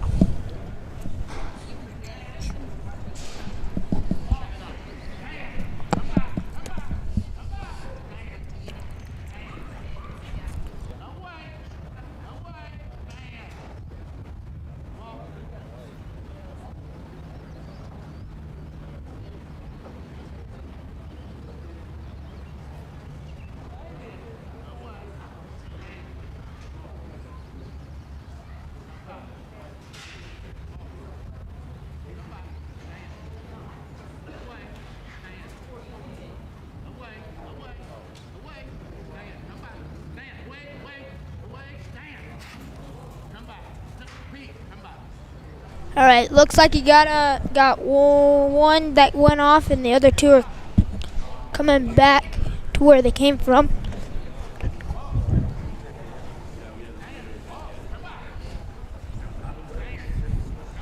Okay, yeah. Looks like that red one is kind of leading that black, white-faced one. The baldy. It's Baldy, not Baldy. Same difference. Okay. Anyways, this. I have not seen this dog yet, but I've seen other dogs like him. Yeah, by James. James is a really good trialer, like contestant. Last time we saw James Butler was a couple runs ago. I can't remember how many it was. He got hung up on 6 and 5, and he ran out of time there. So let's see if he can get it now. Yeah, if he's already on obstacle 2, and he's already done it in 2 minutes. He's gonna be just good. He's gonna be fine. It's gonna be a really good round. He looks like he got it through 2. This is gonna be a really good round. Yep. Okay. And they go through the right corner of the number 3. It's just like, to me, it's just so like amazing. It's just really cool how like the dog can adapt from like puppies to not knowing, like barely knowing their name, to knowing like a whistle to go right and, like, or lie down or something. Yeah. It's And just like crazy. most dogs can lie down or something, but Yeah, lie down's pretty easy from to doing teach. working from a puppy that, like you said, can't remember its name or just learning to walk, he can become a dog like Pete. Yeah. Pete is a great example of like, a great working dog. Yeah. It's extremely useful. It's especially to come to dog trials. Most of these guys actually have farms and ranches, and they use these dogs to actually help work the cattle that they own. Yeah. And it really helps. And it's just kind of like, Yeah. how do I use this? Like, you practice like a sport, all right, and Yeah. then you kind of use that sport in life, like football It's like a or sport. basketball, like Yeah. the NBA or NFL, and you practice that, and it's your job, it's your life, and then Yeah. when you come, and then you just like kind of go and Like- play. like That's kind Nathan- of what these dogs are doing now. They're just doing what they would usually do if they were at their home. Yeah, like Nathan Myers, he's a dog trainer, and he's kind of like devoted like a lot of his life to like training dogs. Yeah. And it's just kind of like his life now. Yeah. Especially if you really love dogs. Like, people always say dog is man's best friend. Yeah. When you get a dog that will listen to a whistle, that's extremely it's a like good dog. That's pretty rare. Pretty rare. There's like 150. There's like over 200 dogs here. Okay, yeah, but it's like rare to people in like different countries, you know? Yeah. But like here in America. the States of America, yeah. Like this is just like a kind of like, for us ranchers, it's just kind of like an everyday sight. Yeah. But we mostly use horses more than dogs. yeah. I haven't been on a horse, or I haven't used my dog for a while, but I know that horses, you can train horses to kind of act like dogs, but not as not like they have horses trained and sold for like a lot of- billion or like a million or something More like like- that. Yeah, but like hundreds of thousands of dollars because they Yeah. can sort a cow off like just with one. with a simple Like- nudge of the reins. Yeah, or like they can, like, for the people that like can't see or no, like can't talk. Wait, no. Sorry. Like for the people that can't use their legs, that are like paralyzed, they can have like straps on their legs for the saddles. That's true. I And, have like- seen one of those saddles. Yeah. I can't remember what store it was. It was somewhere down in New Mexico. Yeah, and like it's just amazing what animals can be trained to accomplish. Yeah. And that's time. Looks like he got hung up in the same spot he did last time. What? All right, now we're going to show you the walkthrough of the arena. The handler will call for the cattle. They'll come down to the fetch. The cattle can go to the right or the left. They must go to the left to get the points. They'll then bring the cattle down towards the handler and stick them in this tight U. Go inside the tight U and go out. The handler then still has to stay behind the line and drive the cattle away from him up to obstacle number 3. There's a hole to the left and a hole to the right. They must go to the right. They will then go down and push the cattle to the other end of the arena and pull them back towards them for obstacle number 4. Then the handler can move anywhere they want. They're going to bring the cattle down and put them in the pen. All 3 cattle must be in the pen before they let one out. Then they open the gate, let one cow out, shut the gate. The next opening is just straight open, straight out. Then they must go over there the whole time holding the cattle in the pen, open the gate and let the 3rd cow out. Time stops when the last cow goes out the gate.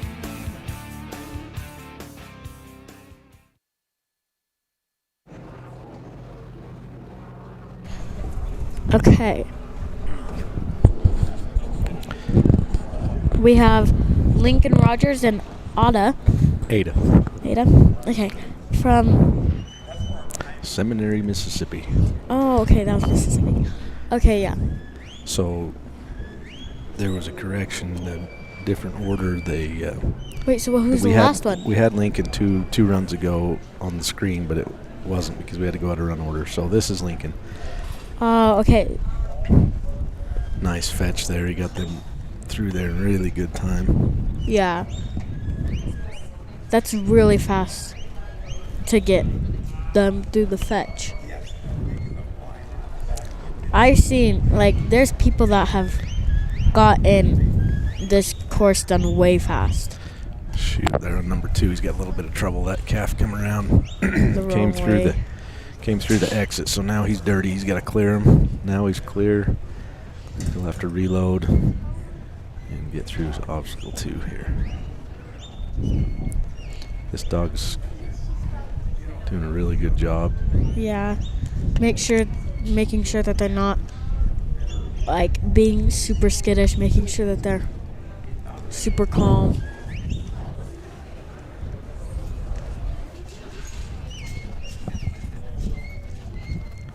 Go good. He's going to want to flank him right. There we go. Those calves always want to come out of number 2 and go right because they want to exit. Just need to flank them left. Quick. Oh, that dog. In there. Otto's pretty good. Ada. She is a good dog. Oh, darn it. Out the wrong side. He's got to reload now.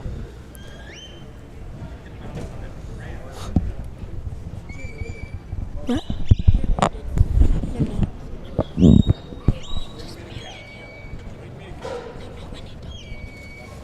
After this trip.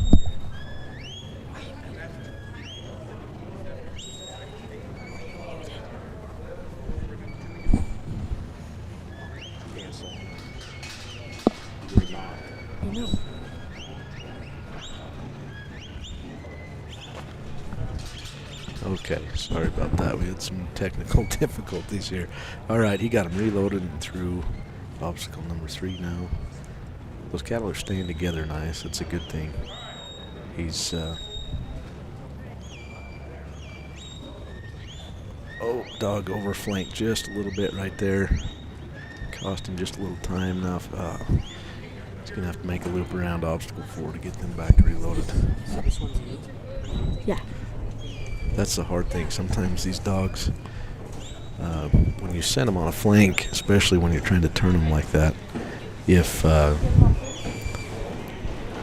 you don't stop that dog in time, they'll overflank and turn them clear back. There, did it just right. Stopped just in time, balanced back and through that.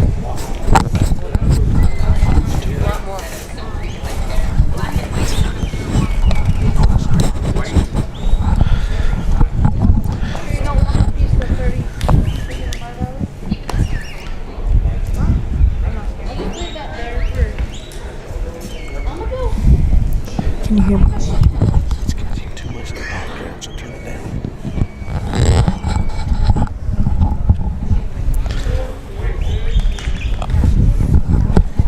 Can you turn it down? It's catching all the background noise.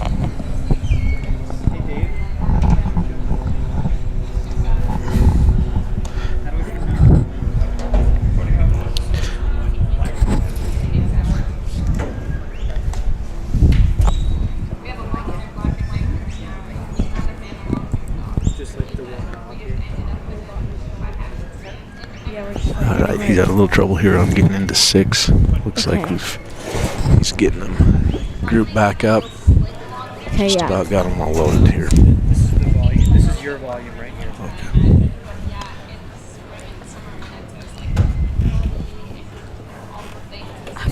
Alright, he's got them loaded, just trying to get one sorted off. Looks like she's looking at it. Usually, Oh, That's the hard thing about splitting those calves.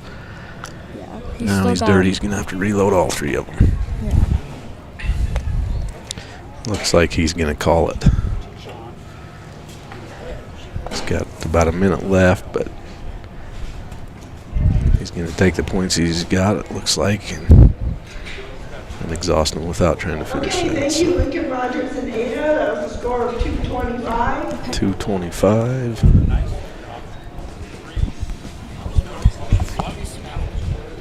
Time 4:58 unofficially. Okay.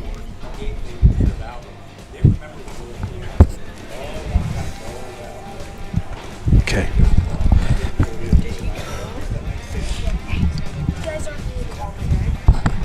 Yeah, this is a break, isn't it?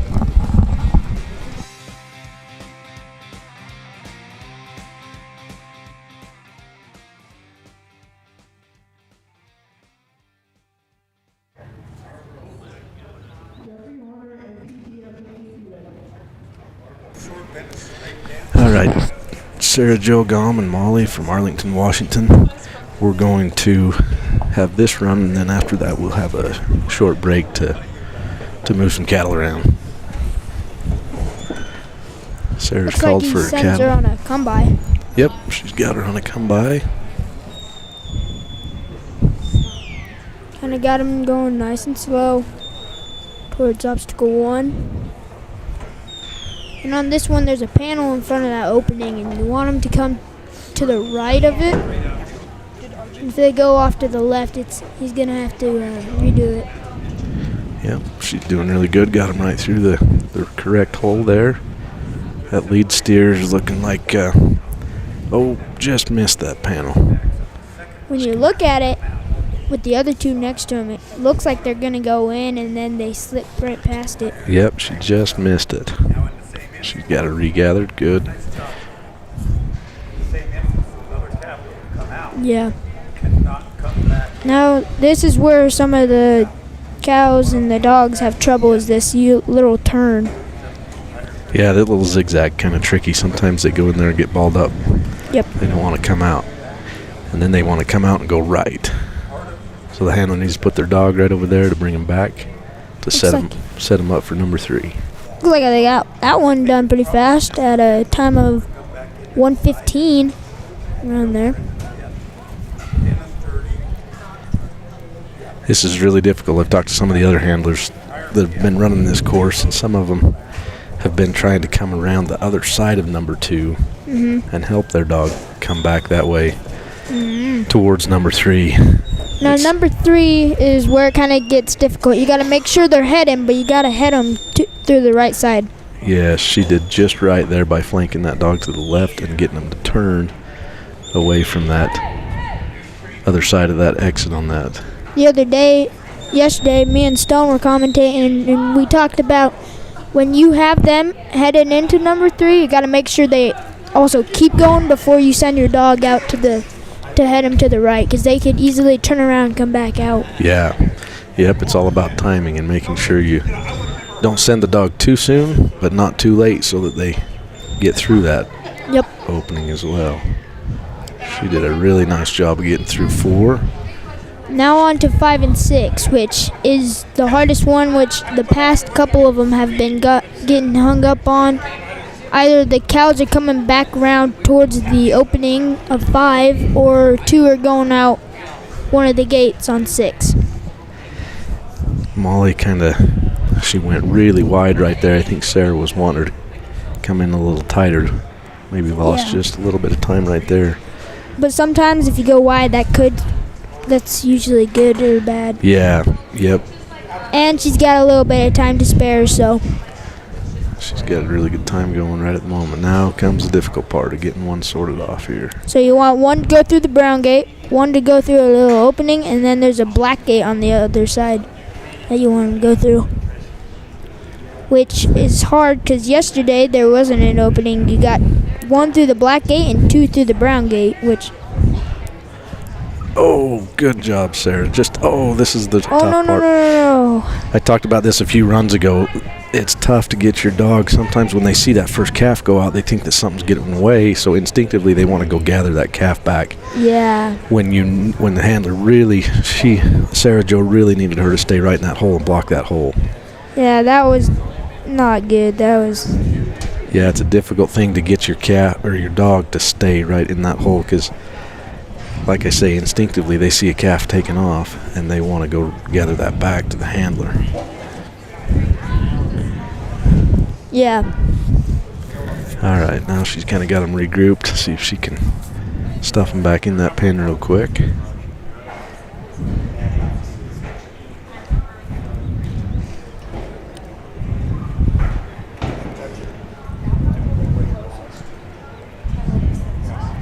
The hard thing about once those calves get out, then they don't want to go back in that pen because they know what's gonna happen. Yep, they get in there and they feel that pressure before and they don't want to go in there. Yeah.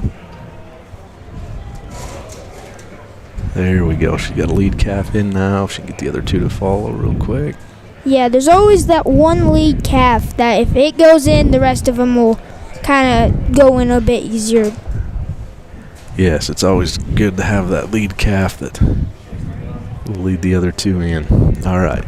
She's going to want to be real careful. See the calf coming back. Like I say, once those calves know that they can come back out that, it's really difficult. So if she can hold those two calves in. That dog, he keeps going a little bit. I don't know if it would be a little bit too wide, but it's going out pretty wide. Yeah, she's a little bit wide. Which sometimes would be a good thing, but other times it would be bad. Kind of like when that first calf came out. Okay, Molly did a really good job of getting that calf back in. Now if she now can as long as Molly can stay there and kind of push them. It's really difficult right here because she needs to use Molly to go in and try and help sort, but she needs to keep them yes, in. Yep. She's got to plug that hole as well. So Molly did a really good job right there. I think Molly kind of learned from her first mistake of chasing down that calf. Yep.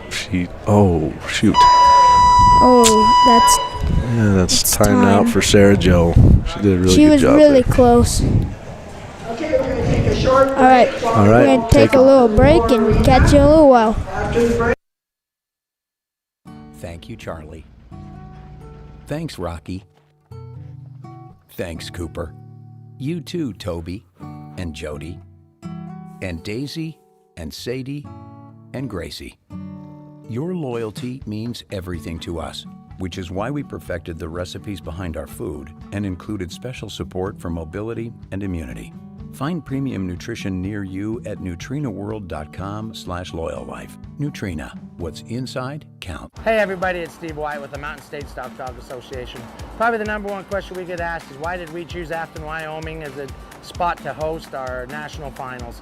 You know, we can be able to come here, it's cool days and cool nights. It's absolutely beautiful. The handlers love to come here. There's so many good places to eat. The women love to go shopping. They love everything about it. They can come walk up and down Main Street right from the fairgrounds. They don't have to get in their car. The recreation around here is great. They can go fishing. They get four-wheelers. They go riding up in the hills. Really what it comes down to, everybody, is we put on a great national finals here because this is a destination that everybody wants to come to. They save all their year worth of vacation just to be able to come here and spend 10 days worth of their life in Afton, Wyoming. We absolutely love it here and we look forward to coming back here every single year.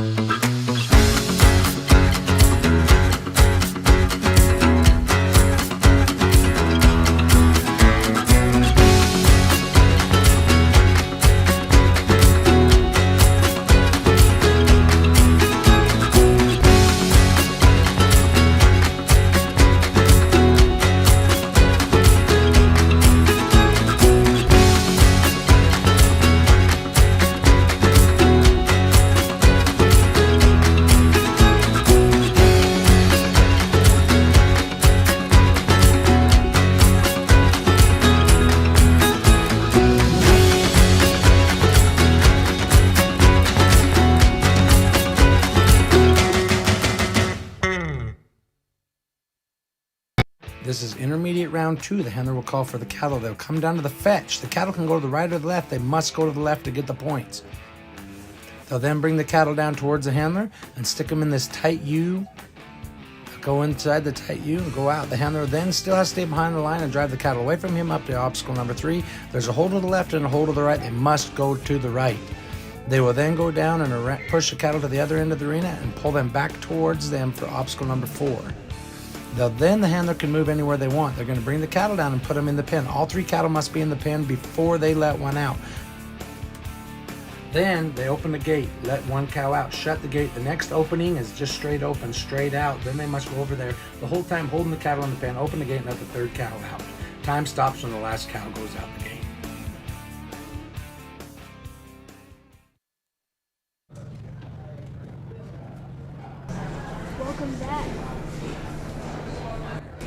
Welcome back. We are here with Jeffrey Horner and PTF Hank from Williams, Oregon.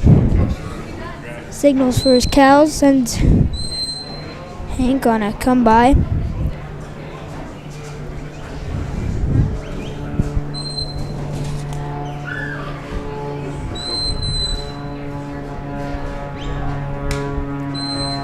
Gets him to go through the right side.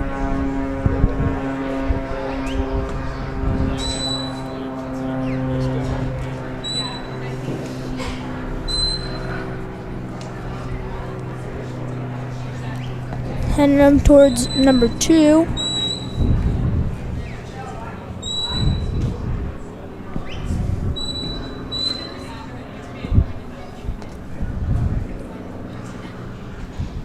Gets him to go through the opening pretty easily. Now on this turn is where most people have trouble with trying to keep the dog in between the fence and the cows so they don't go out and around her or in between her and the corner panel.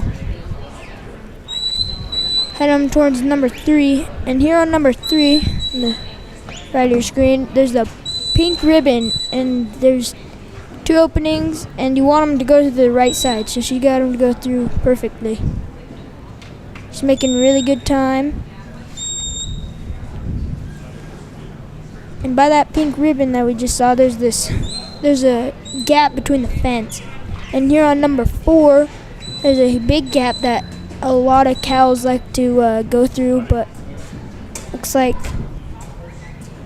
he'll get them to go through pretty easily. That was pretty good.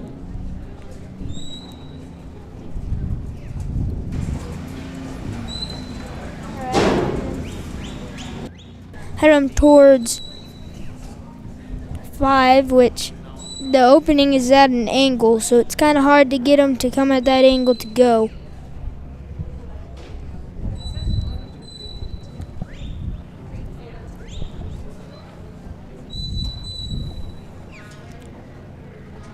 It's like she's going out wide, which on this one would kind of be bad, but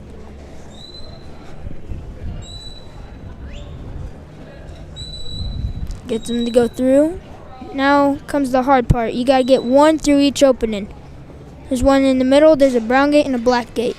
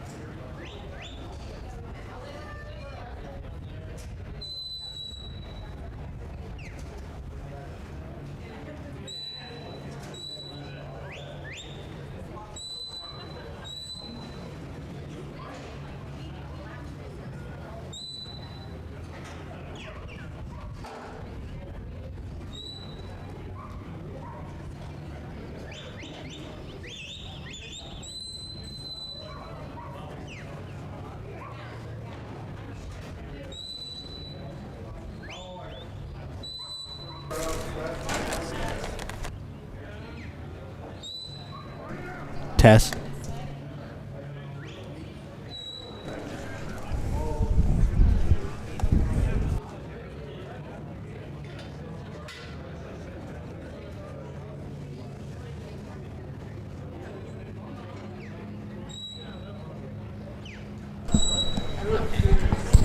Okay.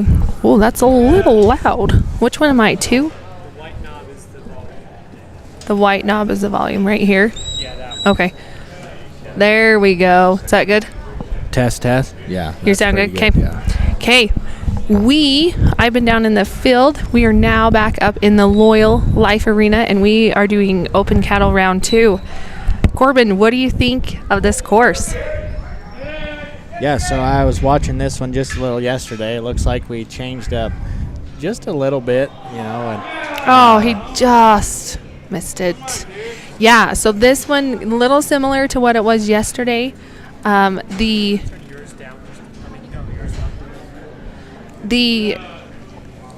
we're trying to get our audio. So this one doesn't matter. That's just the volume in your ear, so you can adjust that wherever you want. But yeah. Oh man, that's loud. A little bit higher. Other than that, it should be good. Okay, I'm going to turn mine down just a little bit. There we go. Test. That one's yours? Oh, that no one. Oh, there we go. I'm number 1. Okay. we're just trying to get some volumes Oh my figured goodness. out. Yeah, adjusting it and everything. So yeah, so this course is a little bit different than it was yesterday for the rounds that went. So really quickly, run order. Lincoln Rogers and Tuco is going to be up next. Dennis Bisnet and Reese. Jeannie Biggers and Got Beth will be up after that, and then Mike Thompson in Dallas. So today was a big day. We had 4 arenas going. Sheep just finished up. Cattle, I believe nursery cattle still going on. Yep. And then the ultimate field just finished up. I believe the time, it was a 3-4 something that won it down for the nursery. So super fast times down there. That was fun. I haven't been able to go down there, so that was fun. Huge thank you to XP Ranch Photography, Kit and Lori Herbal. You can see them around here. You can go to their website and also visit them on Facebook. They have some amazing pictures. So we are back with Lincoln Rogers and Tuco. He's been in the nursery field event as well today. He's been all over today, it seems like. So yeah, so to kind of talk about this course, like you said before, they kind of switched out the fetch. They put a panel straight in front of it. Yeah, that made it look like it's a dead end, you know. So, yes, for sure. And then cattle can go through the hole and then out either sides. Is that correct? I think so, yeah. As far as I know, that it doesn't matter what side they go around. And then as they come to this number 2, it's a zigzag. Not anything too crazy.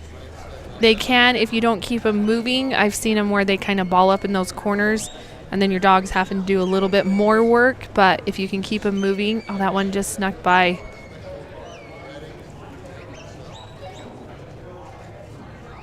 So he's going to bring those 2.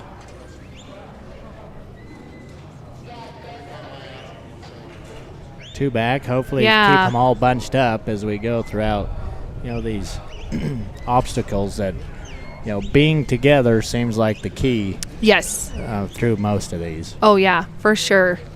Gets them through 2, no problem. I was going to say that one's kind of pretty self-explanatory. I haven't seen too much, you know, grief from that one, but this number 3, I'm not sure what side they have to go through.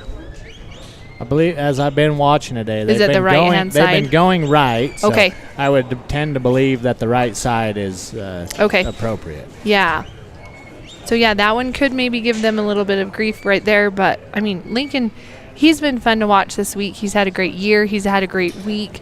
He's just one of those handlers that he knows what he's doing, and it's fun to watch, and he can put some really fast times on the board. So, and I think 4 is just a straight through.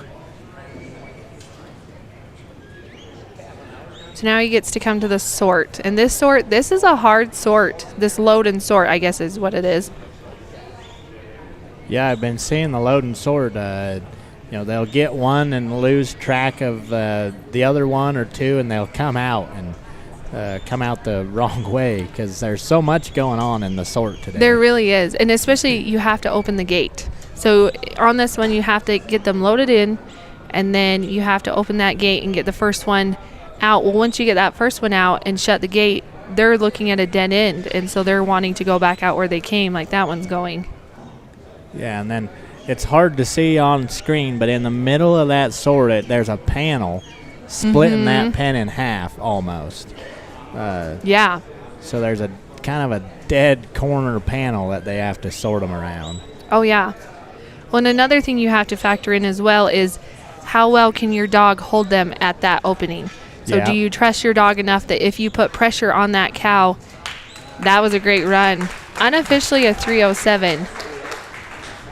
So that's going to be, yeah, let's do the walkthrough really quick.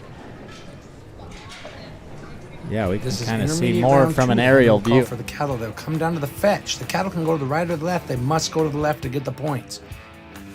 They'll then bring the cattle down towards the handler and stick them in this tight U.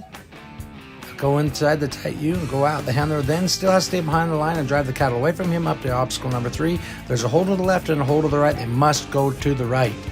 They will then go down and push the cattle to the other end of the arena and pull them back towards them for obstacle number 4.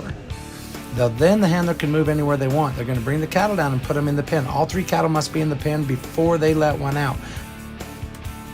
Then they open the gate, let one cow out, shut the gate. The next opening is just straight open, straight out. Then they must go over there the whole time holding the cattle in the pen, open the gate, and let the 3rd cow out. Time stops when the last cow goes out the gate.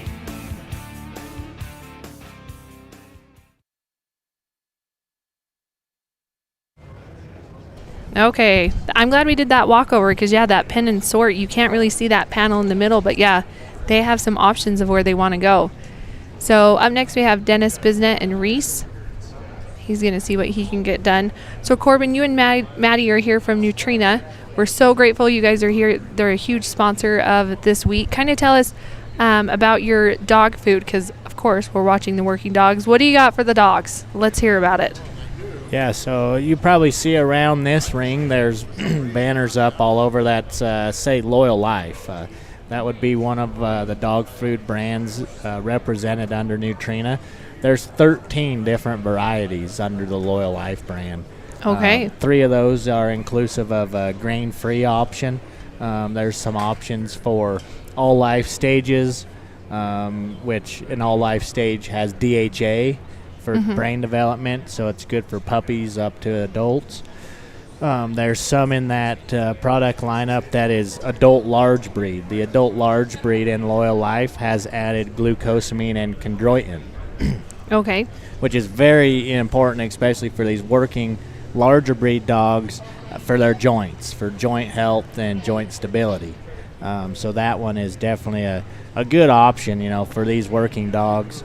One of the other rings we have represented is True, which True is a new brand of a couple old brands, you know, that we were able to combine in a sense to make a better dog food for these working class larger breed dogs. Yeah, so it's kind of a revamp of what you kind of already had and just added some new stuff to it. Added, you know, all of the True line has DHA. It all has the glucosamine and chondroitin, you know, again for those joints. Yeah. And it has added taurine, which is helpful for the heart. Oh, okay. Yeah. So we're asking a lot of these dogs. For sure. That not only working, but their heartbeat's going faster. Their their muscle, their recovery. So that True dog food is really designed for the working class dog. Yeah, and that's I said this earlier. I love that Nutrina. Some people don't like change. Some people once they like something, they like it. They don't want it to change. But if you don't make that change, you can't make it better. And I love that Nutrina. You know, you guys are always trying to find the next best thing to give to these animals because, these are athletes and we want to give them the best that we can so that they can perform to the best that they can. Yeah, and, that's what's so important is, I've talked earlier with Elliot, what do you recommend for feeding? What do you recommend for, the dog food? I think you really have to. Oh, shoot. Dang it. I think like me and Elliot discussed, the dog is going to tell you a lot. Yes. Right? If you pay attention to the dog and each individual dog, they're going to tell you what they need. Oh, yeah, for sure. Especially with, we talk about protein and fat differences.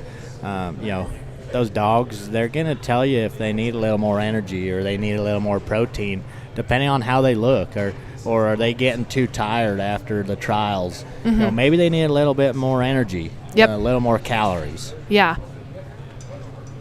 Yeah, and especially that's important because a lot of these dogs, this is kind of a fun thing for them, to come to these trials, but a lot of these dogs, they are working day to day, long days, and especially, even at the finals, there's dogs that are running 2 or 3 or even 4 times a day. And so just being able to make sure that you're giving them the best nutrients you can, it's so important. Yeah. Yeah, it looks like Dennis is trying to re-rack these dogs where it seems like once they know that they don't need to be in there, they don't want to go back in. It's so true. And we talked about this earlier in the week that, when they first come through for those first couple of rounds, they're a little bit more willing to do things. But as the week go on, they know the openings, and as soon as they find out that they can go through, it's a lot harder to get them loaded into these obstacles and then try that sort again. Yeah. It's like you can see, he needs to bring one out. There he gets it. And don't lose him out the out gate. Exactly. This is where you want your dog to be able to hold them. Yeah, so he's going to use his dog on the out gate, try and move him himself. Yep. There's not a gate there, and then he'll bring him back. And there. Nice.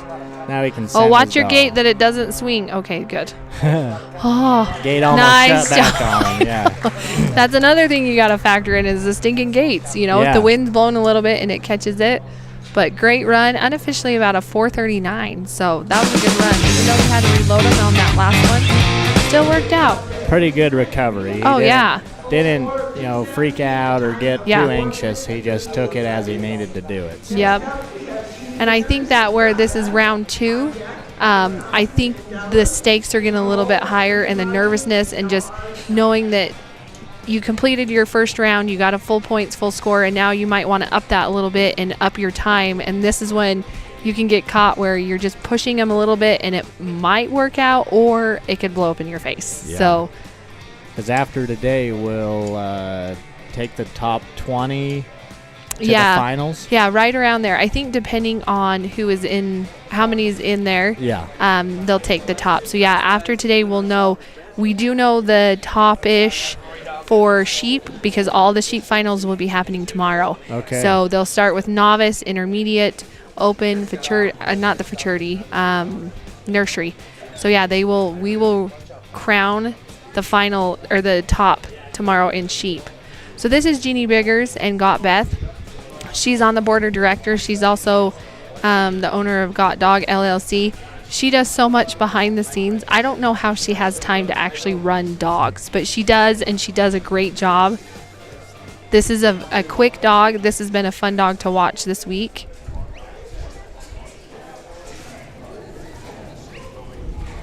Yeah, I watched this dog and Jeannie just a little while earlier in the morning in the nursery cattle, I believe. Okay. Did a wonderful job. Yeah. So, Corbin, the one thing I learned today, which I didn't realize, so that you guys have the dog food that's all phases of life, all stages of life that you can feed. Yeah. I think that is brilliant because I didn't realize it until we had to have somebody feed our dogs one time, and I was like, oh, these 2 dogs get this dog food. This dog gets this dog food. And I think that's so cool that you have one that you can just feed to all your dogs, no matter what the stage is. I think that was a brilliant idea. Yeah, it's definitely helpful for, the kennel situation or the farms that have, yes. You're going to have an older dog and you're probably going to have a younger dog if you're wanting to never run out. Yep. And you have the useless dogs, as my husband calls them. They can also eat that dog food. Yeah. Yes. Yeah, so, and the difference on that all life stages is, the DHA is in it, so that it's still appropriate for the puppies for that brain development. Okay. I believe, talking to Sherry and Steve White, I believe they feed a lot of that chicken and brown rice all life stages from Loyal Life. Okay. You can see that in some of these commercials they've been running. There's a few bags of those out in the field with their kids. Mhm. I believe that's the dog food that you can find there at the Mill Iron S Ranch that Okay. they feed a lot of. Yeah. So Jeannie's not really, I mean, she hasn't had really any bobbles so far, so she's headed to number 3. The one thing I think crazy is right now is yesterday this arena was swamp pretty Yes. much. And look how much it's dried out. Yeah, it's almost to the point where they might have to get the water truck tomorrow. Yeah. Nice job. She was Yeah. able to, Beth was able to kind of block that opening and get them moving. Typically see the dogs go on the outside of the panels, but Mhm. Beth decided to go on the inside, but made it work. Yeah, that's something we've talked about this week too, is how many dogs are comfortable going under the panels and how many dogs are not, and they'll just go around. And that's something you have to factor in as you're sending your dog, because if they're not willing to go underneath those panels, you're going to have to send them a little bit earlier.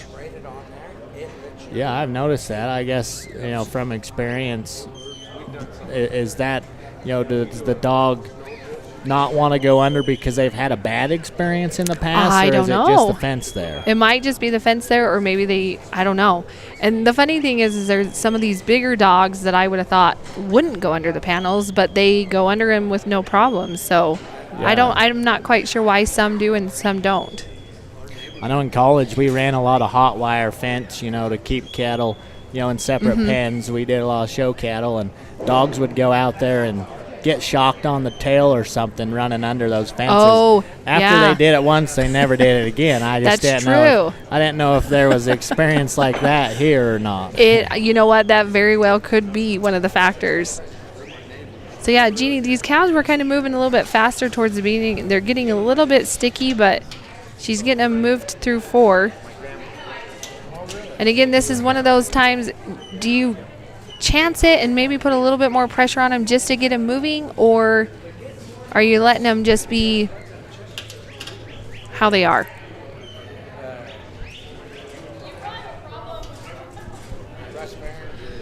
Great job. She gets them through nicely. So 4:24, so she still has time. Yeah, and this is kind of where you decide. You push a little harder, but then are you going to get a little bit out of control going into 5? But, Yes. You could definitely make up or lose quite a bit of time between 4 and 5 if they just want to kind of meander where they're there. Well, and if you push them a little bit and they go into those panel excited, I feel like you're going to have a lot more movement inside there, and they're going to be looking for those openings a lot more. So I think Jeannie's made a good choice of just moving them. I don't know if Beth is super excited about how they're moving, Yeah. but Beth wants to Beth wants to go to work a little bit quicker. yeah, for sure.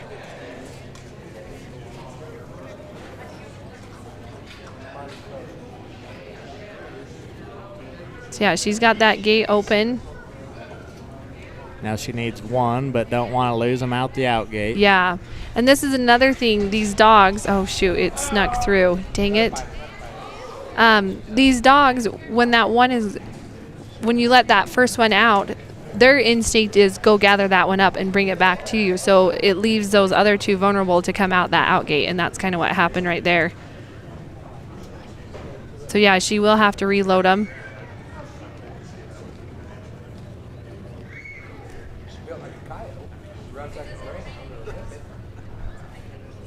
So yeah, but she recovered quickly. She got him right there, so hopefully she can get him reloaded. Yeah, and do we know the time on this one? I guess. Yeah, I was we'll gonna say find out. she just kind of ran out of time on that one. Tough luck for her. She was right there, but she just had that one that snuck out the back, and she wasn't able to get it done. So yeah, it looks like up next we're gonna have Mike Thompson and Dallas. Lincoln Rogers and Chet will be up after that, and then Nathan Myers and Vinny, Stuart Mitchell, and Katie, I believe is what it is.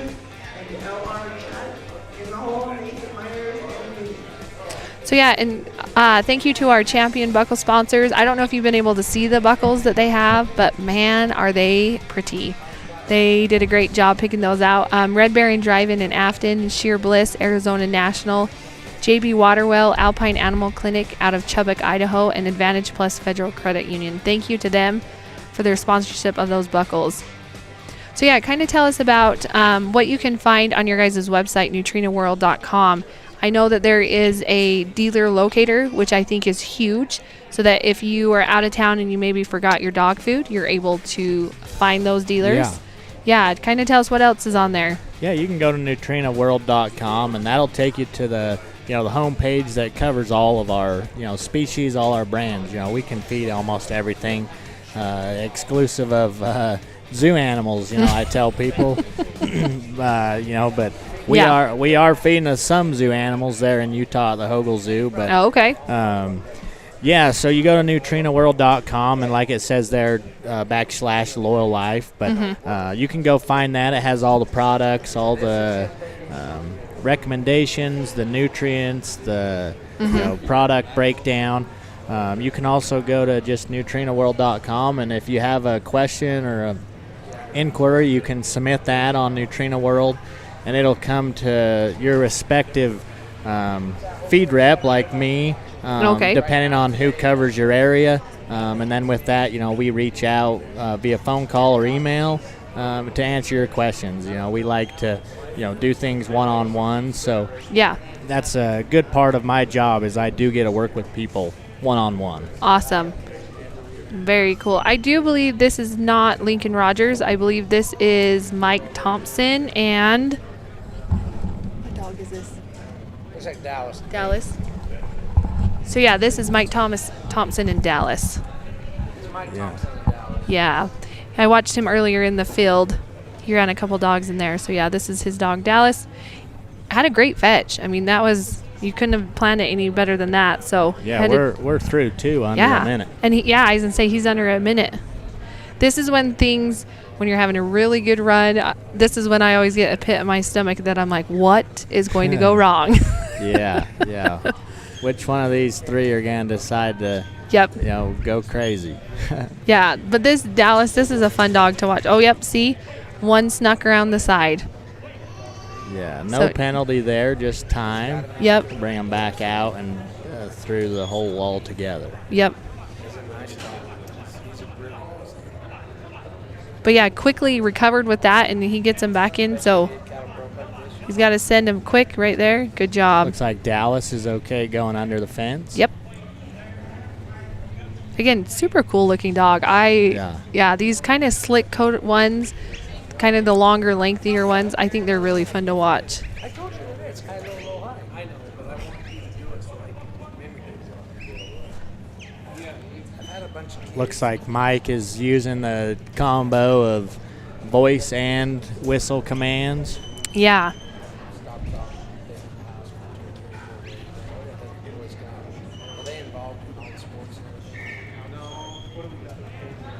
Good set of cattle, dogs working them real well. Recovered nice on 3 and headed into 5 right now. Yeah, I was gonna say they got on a nice trot, and they were going good. You can gather these up. They're headed right into the hole. Yeah, that was pretty. Oh, that one just snuck.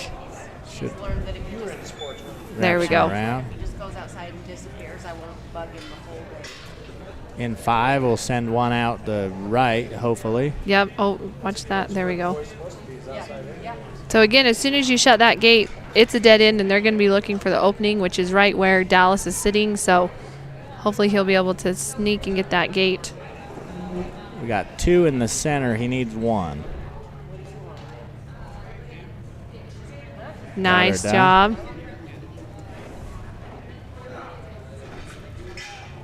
Going to get that gate open, and he's going to kind of hustle back and help Dallas.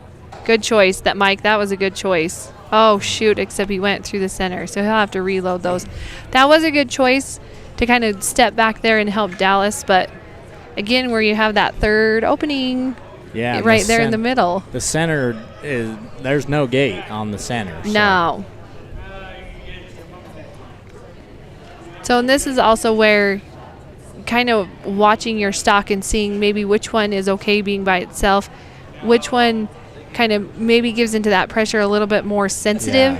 so that when you do get him into the pen, you can say, okay, if I can get this one out first, let's get this one out first. Yeah, if it was my guess, he's going to want to try and get rid of the black one first. Yep. That one seems to want to, not be alone. Yep. And especially where it blew out of there in that center this last time, it's probably going to want to try to do the same thing. So if you can just get him out of the equation, I think you're right. I think that will be his best bet.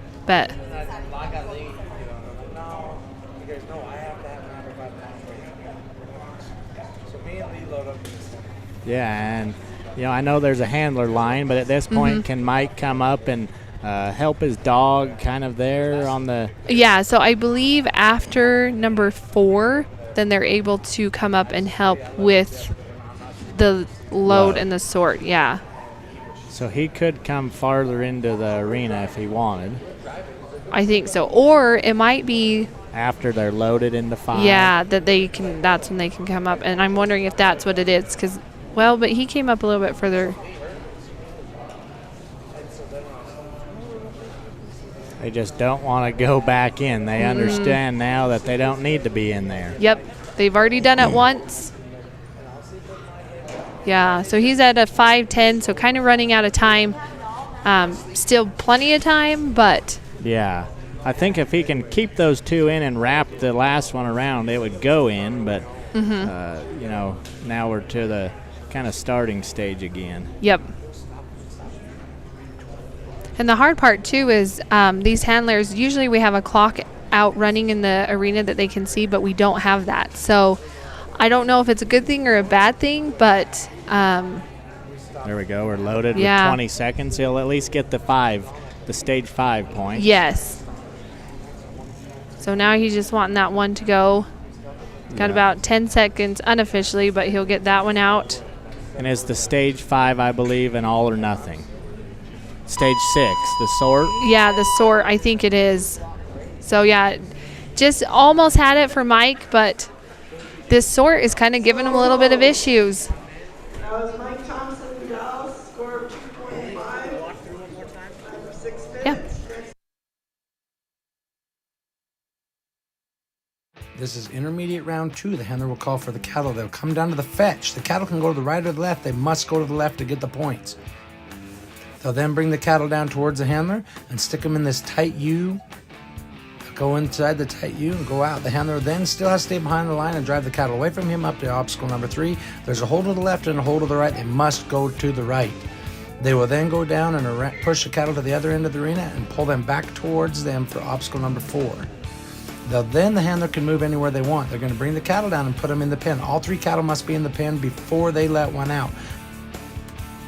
Then they open the gate, let one cow out, shut the gate. The next opening is just straight open, straight out. Then they must go over there the whole time holding the cattle in the pen, open the gate, and let the 3rd cattle out. Time stops when the last cow goes out the gate.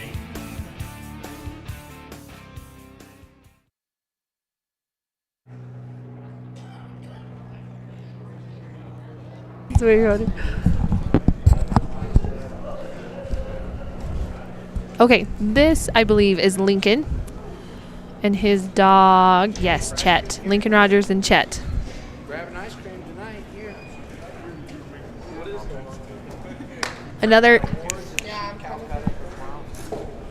Another fast fetch. So, and again, you can't really see it from the angle that we're at, but as those cattle, like you said before, as they're coming into this fetch, it's a dead end.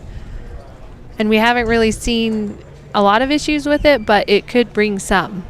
Yeah. Looks like Chet and Lincoln are on the faster pace schedule than we've seen some. Yeah. Yeah, he had, I believe it was this dog, if I'm not mistaken, one of his dogs. I can't remember which one it was, but he was down in the ultimate field and he went to run and he told us, well, you might as well just take a break. This one's not going to be a good one.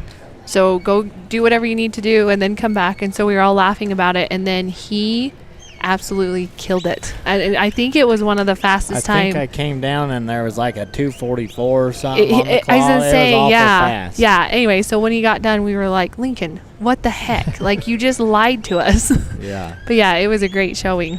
Maybe that's key. They don't want anyone watching sometimes, and they pull off the record breakers. Right, or we were saying if you set your standards low in this, or your expectations, not your don't set your standards low, your expectations low, then when you do that, you're like, oh, okay, this works. Yeah. Just go for broke, and I guess Oh yeah, it'll for pay sure. off. Yeah, no, it was a very pretty run. You know, this dog does very well with getting them moving, but then knowing when to lay off some pressure. Yep. To let them get through that obstacle. Oh, for sure.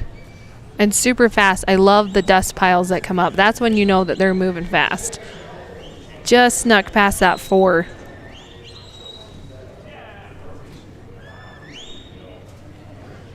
So he's going to send them back around. And he's going to go all the way around. Yeah. He missed the command there on the back side of 4, I think. He went right, and Lincoln wanted him to go left. So. Yep.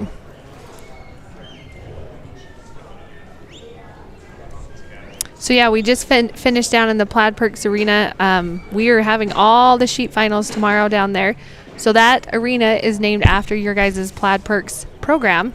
So kind of explain that to us. I think this is awesome. Yeah, so Plaid Perks is our rewards program that can be used across any dealer, that you get your feed. It doesn't matter where it comes from. The program works for all of them, and it's so easy to use. If you just sign up for an account, which is really just your name, address, and email. Yeah, super easy. Once you buy something, you can go to the store and, you say you buy some feed and buckets and halters for your horses. All you have to do is take a picture of the receipt and upload it onto the Plaid Perks app or the website, and the Plaid Perks program goes in and picks out the feed, so you don't have to do any of that yourself. And nice. It'll give you those points. And, okay. I believe, like 2,500 points. I don't know how much that exactly takes in feed. I haven't, been on playing that much with receipts or anything myself, but yeah. I believe 2,500 points gives you a $10 coupon to use for whichever product you want. Yeah. If you acquired those products over dog food, you can go on and buy chicken feed with that. Oh shoot! That was going to be a super fast one, and that one again, your dog right there. Sometimes they can stop those cattle, and sometimes the cattle just have a mind of their own, and they're going to just go over no matter what. So he will have to reload those. Still plenty of time, though. He's sitting at a 4:28 right now. So, and Chet was able to get him quickly back around. Yeah, and this second round, you definitely want to max out your points. Yes, exactly.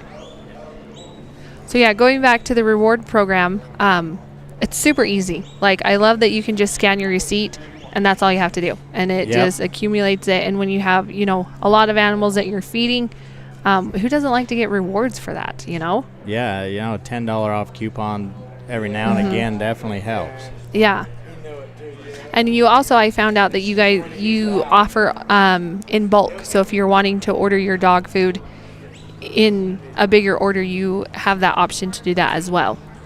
Yeah, you work with whoever's dealing your feed, and you can get that by the pallet. I know some retailers, they even offer a pallet discount. So if you were to go on and buy a pallet of dog food, it has a long shelf life. So you can get that pallet, work with your retailer, see if they offer a discount, and save yourself some money there also. Yeah. Has about 10 seconds. Yeah, I was going to say, he needs to, nice job. So just a nickel long on time of 5:51, but maxed out points. So so that's a helpful. completed run. And like we said before, this is round 2. In order to get to those top spots, you will have to have 2 full runs 5:51. Yeah, so that was awesome. Yeah, so with the points, he'll be a 5:40, hopefully, on the 2 runs. Yes. And his time added together might be a little longer than the other 270s, but at least he's in that full max point bracket. Yes, yeah. And the crazy thing is we kind of talked about this yesterday. Even though you might come in 20th place, let's say, oh my heck, it doesn't matter because anything can happen and it can move you up so fast. Things can change so fast. But real quick, Apex Ranch Legends Stock Dog, they have their summer auction coming up June 22nd through the 24th. Bidding starts tomorrow. I know I've talked about this multiple times this week. Chance Horrocks has a dog named Reba. I've been able to watch her cattle runs. What a showing she did there. She didn't have probably as great a run as what Chance would have liked in the field trial, but I thought she looked awesome. She did everything that he needed to ask. She's a young dog. That was a lot to ask of her. I think she would work for anybody. She would work at your ranch, or if you're wanting to get into trialing, I think she'd be an awesome dog for that. So you can visit her, you can visit all that information on apexranchlegends.com. So this is Nathan Myers and Vinny. He actually ran in the field today too, so he's been busy. And see, and he's a bigger dog, and he goes under the panels. Yeah, that dog, he went right under the panel. Probably not exactly what Nathan wanted him to do. Yeah. But at least we know for the rest of the course, he'll go under. Oh, yeah.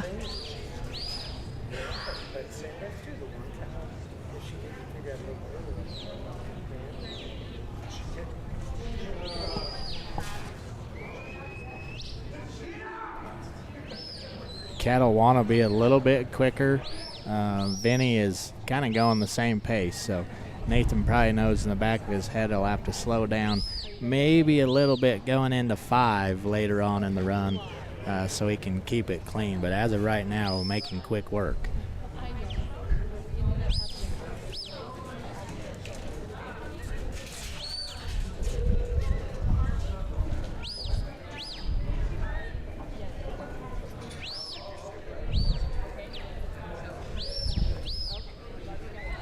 Yeah, if you're watching online and kind of have questions, with dog food, or you were impacted by maybe some of those brands that went away recently with the switch to True, just ask you to reach out to your local rep. If you ask your dealer that you get your feed from, they should be able to point you in the right direction. Or if you go to that NutrinaWorld.com, you can submit an inquiry and just ask for us to reach out or talk to you, so we can fill in those gaps of knowledge that the new dog food has to offer, or find you another dog food that'll work. If it's Loyal Life or True, we're always happy to help. So feel free to reach out. Maddie and I are here all weekend.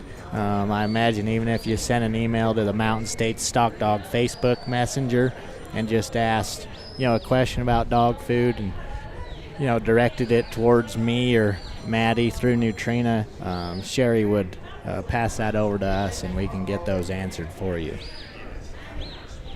Yeah, Nathan, like we said just a minute ago, making real quick work of this deal. Just this is where it comes down to just a little bit more control, so he doesn't lose any of these cattle. Yeah, and it's so important as a handler that you don't excite those cattle. So, you can see him kind of sneaking and being slower as he's opening those gates. Yeah, it looks like they're all 3 over there. We don't want to lose them. Vinny did a great job getting back. I feel like Vinny has that presence that he's able to stop those cattle.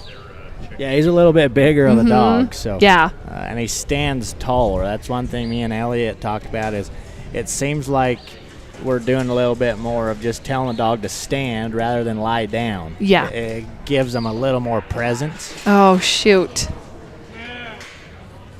Just a little too much pressure there. Yeah, I think Vinny got a little excited and maybe a little bit anxious. Angry, whatever word you want to use for that cow to leave. Yep. He stood there for quite a bit of time waiting.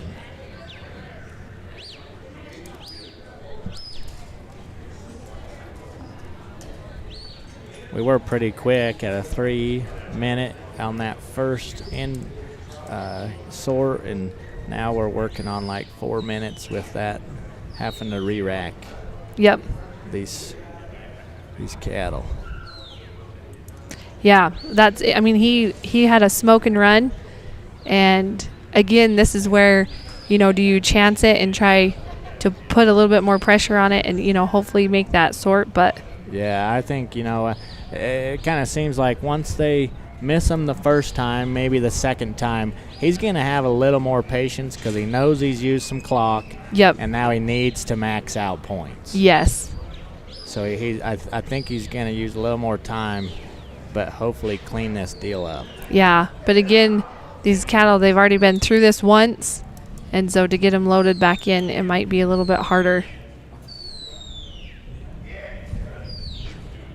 Hopefully that one will stay in and be a little bit of a draw for the other two, but it looks like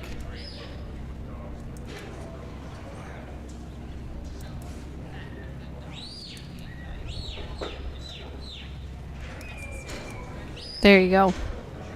There we go. Got them in with a minute left on the sort, so should be able to clean this deal up as long as they don't go out the backside. Again, he cannot open the gate until they're all loaded in there. So he just had to reset the gate. Yep. Which he did appropriately. Now he's got to leave one. Oh, shoot.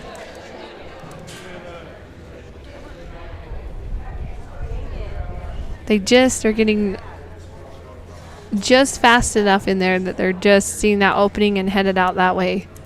And Vinny just a little bit too aggressive again, trying to push them and lost one out the back.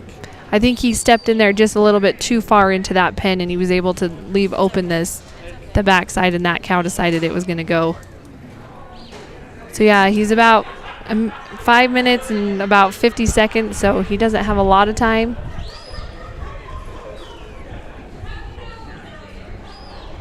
And with this, he keeps his points for 5 because he's accomplished that. Yes, yep. So he did get his points for 5, but unfortunately he didn't finish the sort, so he won't get full points. That was a great effort by Nathan Myers and Vinny. Score of 225 in 6 minutes. So 2:25 in 6 minutes. Stuart Mitchell and Caddy and Hunjack. So yeah, thank you to High Roller Angus James Butler.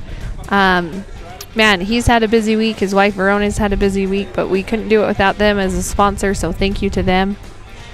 Yeah, looks like James Butler is an all-around guy. He's got the High Roller Angus, the High Roller Whitetails. Yes. And some of these dogs you see an HR prefix, which is the High Roller prefix on these dogs. Oh, yeah, I was going to say, yep, he kind of has his hand in a lot of different things, but I mean, honestly, what can you say about those? I almost am like, there's no words to describe these whitetails. They are just amazing. Yeah, wonderful to look at, and it's pretty faint on the screen if you can't see. The buck on the left is only 2 years old, and the one on the right's only 3 years old. So yeah, that's some incredible growth. I was gonna say, could you imagine him at 5? Like how? Oh man, they're just massive. So I believe this will be Stuart Mitchell. And I'm not quite sure on his dog. Stuart, he commentates a little bit.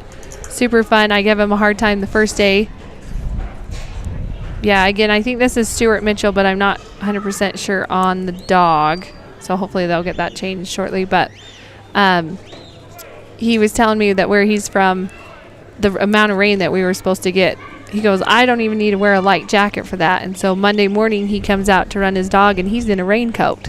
And I was like, what the heck, Stuart? You said that this was nothing. And he goes, man, that came down and it was cold. Yeah, it has been just a little bit cold.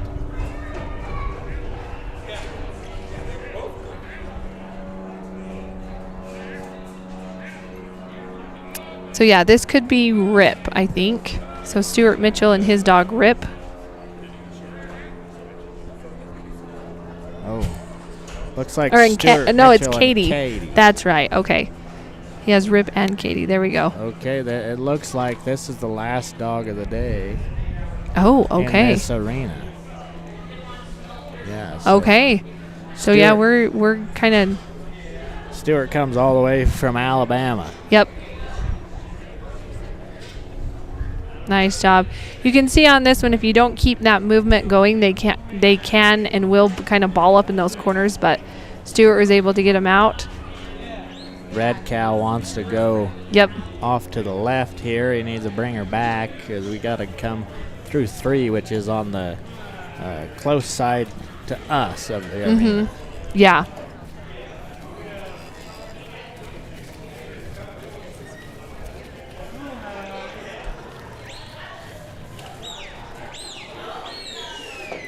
So headed to 3, they're kind of in our blind spot. There they come out. Cattle are still feeling good. The weather's been cool, so they haven't been, stressed with heat or anything. Yep. Oh, that one just snuck by. That was the thing with on Monday and Tuesday with the rain. They were kind of wanting to not move out as much, and so that was kind of a challenge as well. But overall this week, I don't think you could have asked for a better set of cattle. Yeah, first couple of days, we're kind of calm in terms of cattle. We're probably calm because they weren't getting warmed up and dealing with the rain. But now, as things get progressive into the week, I think things are starting to quicken up. Oh, yeah, for sure. And I think Steve White does a great job. So the cattle that he uses, he actually uses in a couple of trials a couple weeks before the finals even start, just to get them used to the dogs so that when they get here, you have the best chance. And I mean, you can't complain about the cattle that we've had. Oh, shoot. They just split it. Yeah, so we need 3 out the right side of that hole. And they're going to watch that hole because they've already been through it once. So, yeah, just being able to time your dog and send it at the correct time to hold that hole. There's a lot to cover on this number 3.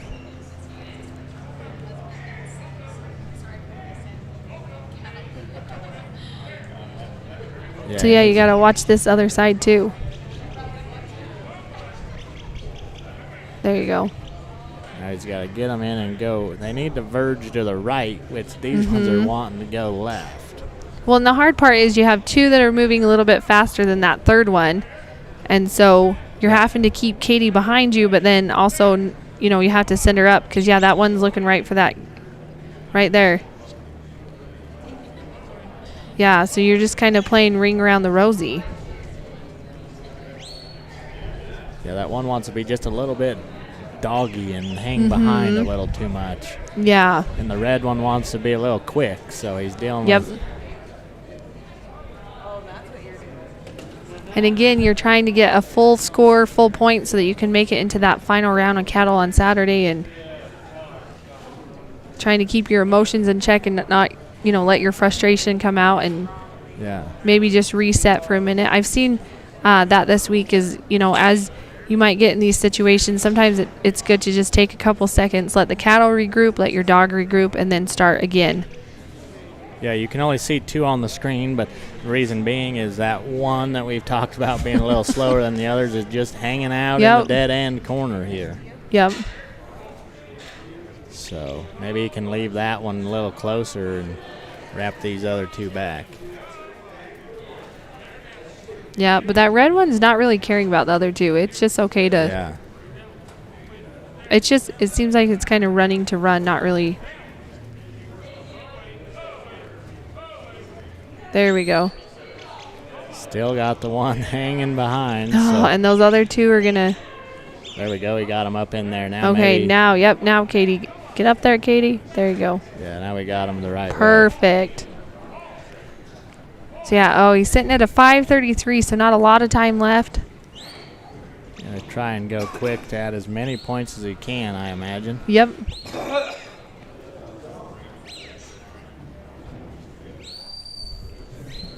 About 10 seconds to see if he can get through 4. Yeah.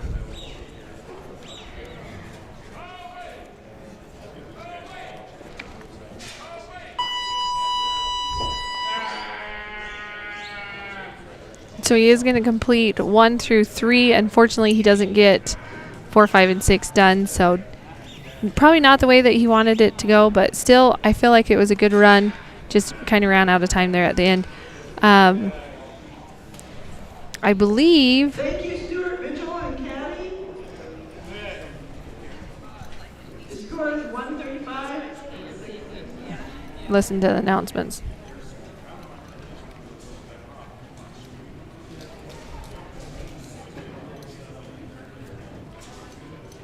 Anyway, I think that was our last run of the day.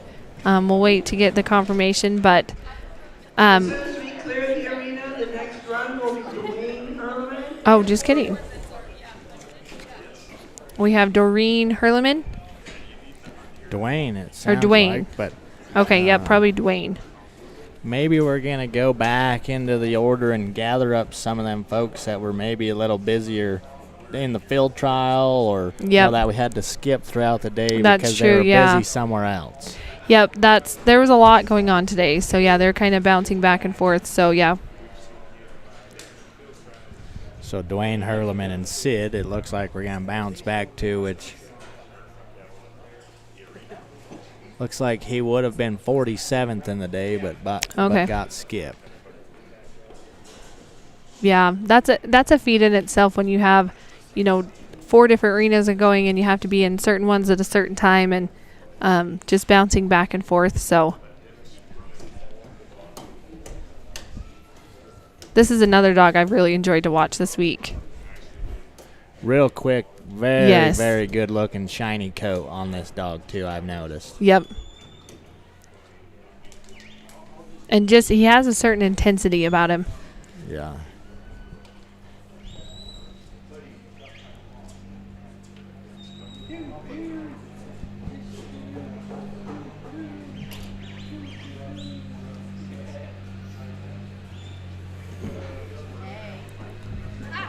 Yeah, so we'll Nice just job. go through this as we get told who's coming up. Where we're bouncing around on the schedule. So I was gonna say we'll wait for the announcements and see who comes where. yeah, stick with us as we find out who's who as they come in, and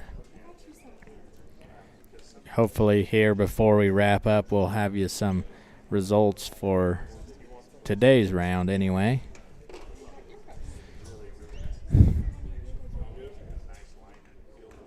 Dwayne working really well through 2. Calm set of cattle, but still good movement.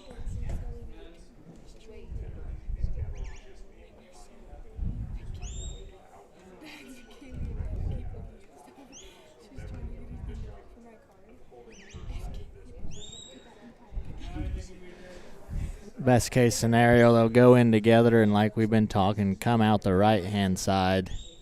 After they come out the right, they'll veer across the ring into 4.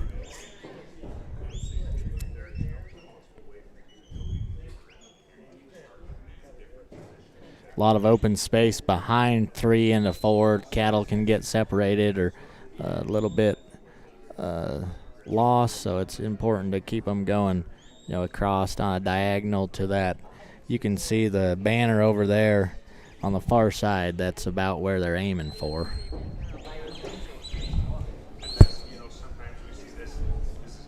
Quick through 4. I was gonna say that was a smooth transition.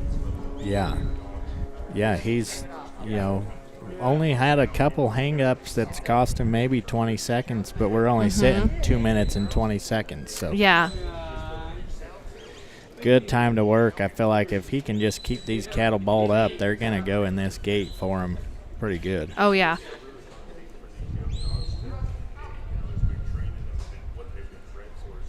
That slick one we see on the screen wants to be just a little bit of an outlier, but luckily for Dwayne, it's not one that just wants a runaway. It's one that pokes his head out but still stays where he needs him. Yep.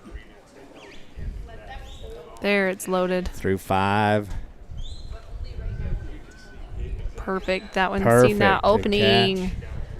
And then that Perfect middle, holy cow. Yeah, that's slick. Oh, you can't get too ahead of yourself. He got the perfect one to bounce out for him, though, because that slick one's been poking its head the whole time. So. Yeah, get that one turned and get that gate open. Now, there you go. Oh, watch it. If Sid comes up just a little. There you go. There we go. We'll come out. Nice 3. run. That was a great run. Yeah, wonderful. Unofficial 324. Yeah. I mean, that was a pretty sort.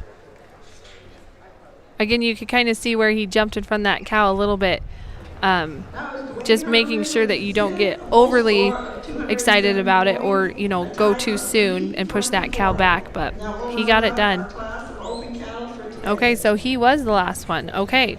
I don't know if we can get on the screen kind of the top of the day before we wrap up. No.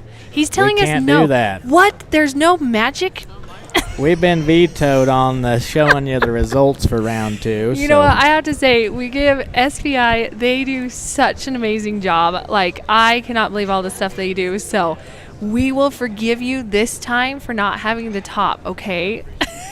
Yeah, we like to get a little quick. We do, yeah. We're just a little demanding. It's fine. It's to the point in the weekend though that's what's next is knowing who did the best and who goes to the finals. So. It's true. So tomorrow that rounds out this class today. The Neutrina True Arena is still going on with the nursery cattle, so you can jump on and watch that live link. We will be back here tomorrow. So in the Neutrina Loyal Life, we are going to have the Futurity Round 2. Again, this is for those dogs that this is their first year trialing. A lot of the dogs participate in the nursery class as well. There is some amazing dogs. I think all of them are, but it's going to be fun to see what Steve comes up for a course tomorrow and see how they can handle it. And then we'll find out who's going to go for that Futurity Championship. So tomorrow in the Neutrina True Arena is going to be the Novice Cattle Round 2. And then, like we said before, in the Plaid Perks Arena, it's all the sheep finals. So after tomorrow, we are going to crown those winners. It'll start with intermediate, then novice, then open, then nursery. So that's going to be super fun. I know there's going to be a lot of stuff going on the fairgrounds. From 12 to 3 tomorrow, there is a dog wash. So if you want to bring your dogs down, come grab some lunch, get your dog washed. You can jump in and watch. Again, we'll have those 3 arenas going. The sheep's going to take pretty much all day, so it'll be going where it's the finals. Anything can happen, and so as those people coming in maybe in that 20th spot or right around there, doesn't mean that they're out. They could come back and win it, and so that's going to be exciting to watch. So thank you, Corbin, for joining us. You guys will be also here tomorrow. Come on down to the fairgrounds and you can come visit with them. They have a wheel. You can spin and maybe win a prize. So we'll see you tomorrow. Yeah, come by, spin the wheel. Also, we got a drawing set out there. You write down a little information on a paper, put it in the box, and we're giving away a free year of dog food, which would be 12 bags. So nice. That's about a $600 value there. Oh, yeah, for sure. So, yeah, definitely come down. Yeah, we'll give that away. So if you're here, fill out your information if you're watching online, so we can give that away to one lucky winner. So okay, sounds great. We'll see you tomorrow.